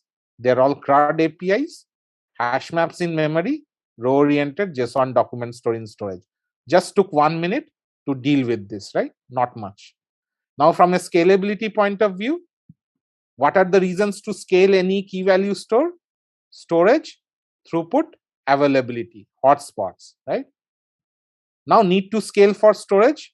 What do we need to know? How did we do that? If you remember, we went for 4 NFRs. The size of a record, number of records, by the upper bound or the rate, and TTL. For social graph, do we have TTL, Bharani, or we'll have to go by, there is no concept of TTL for social graphs? I think we will have.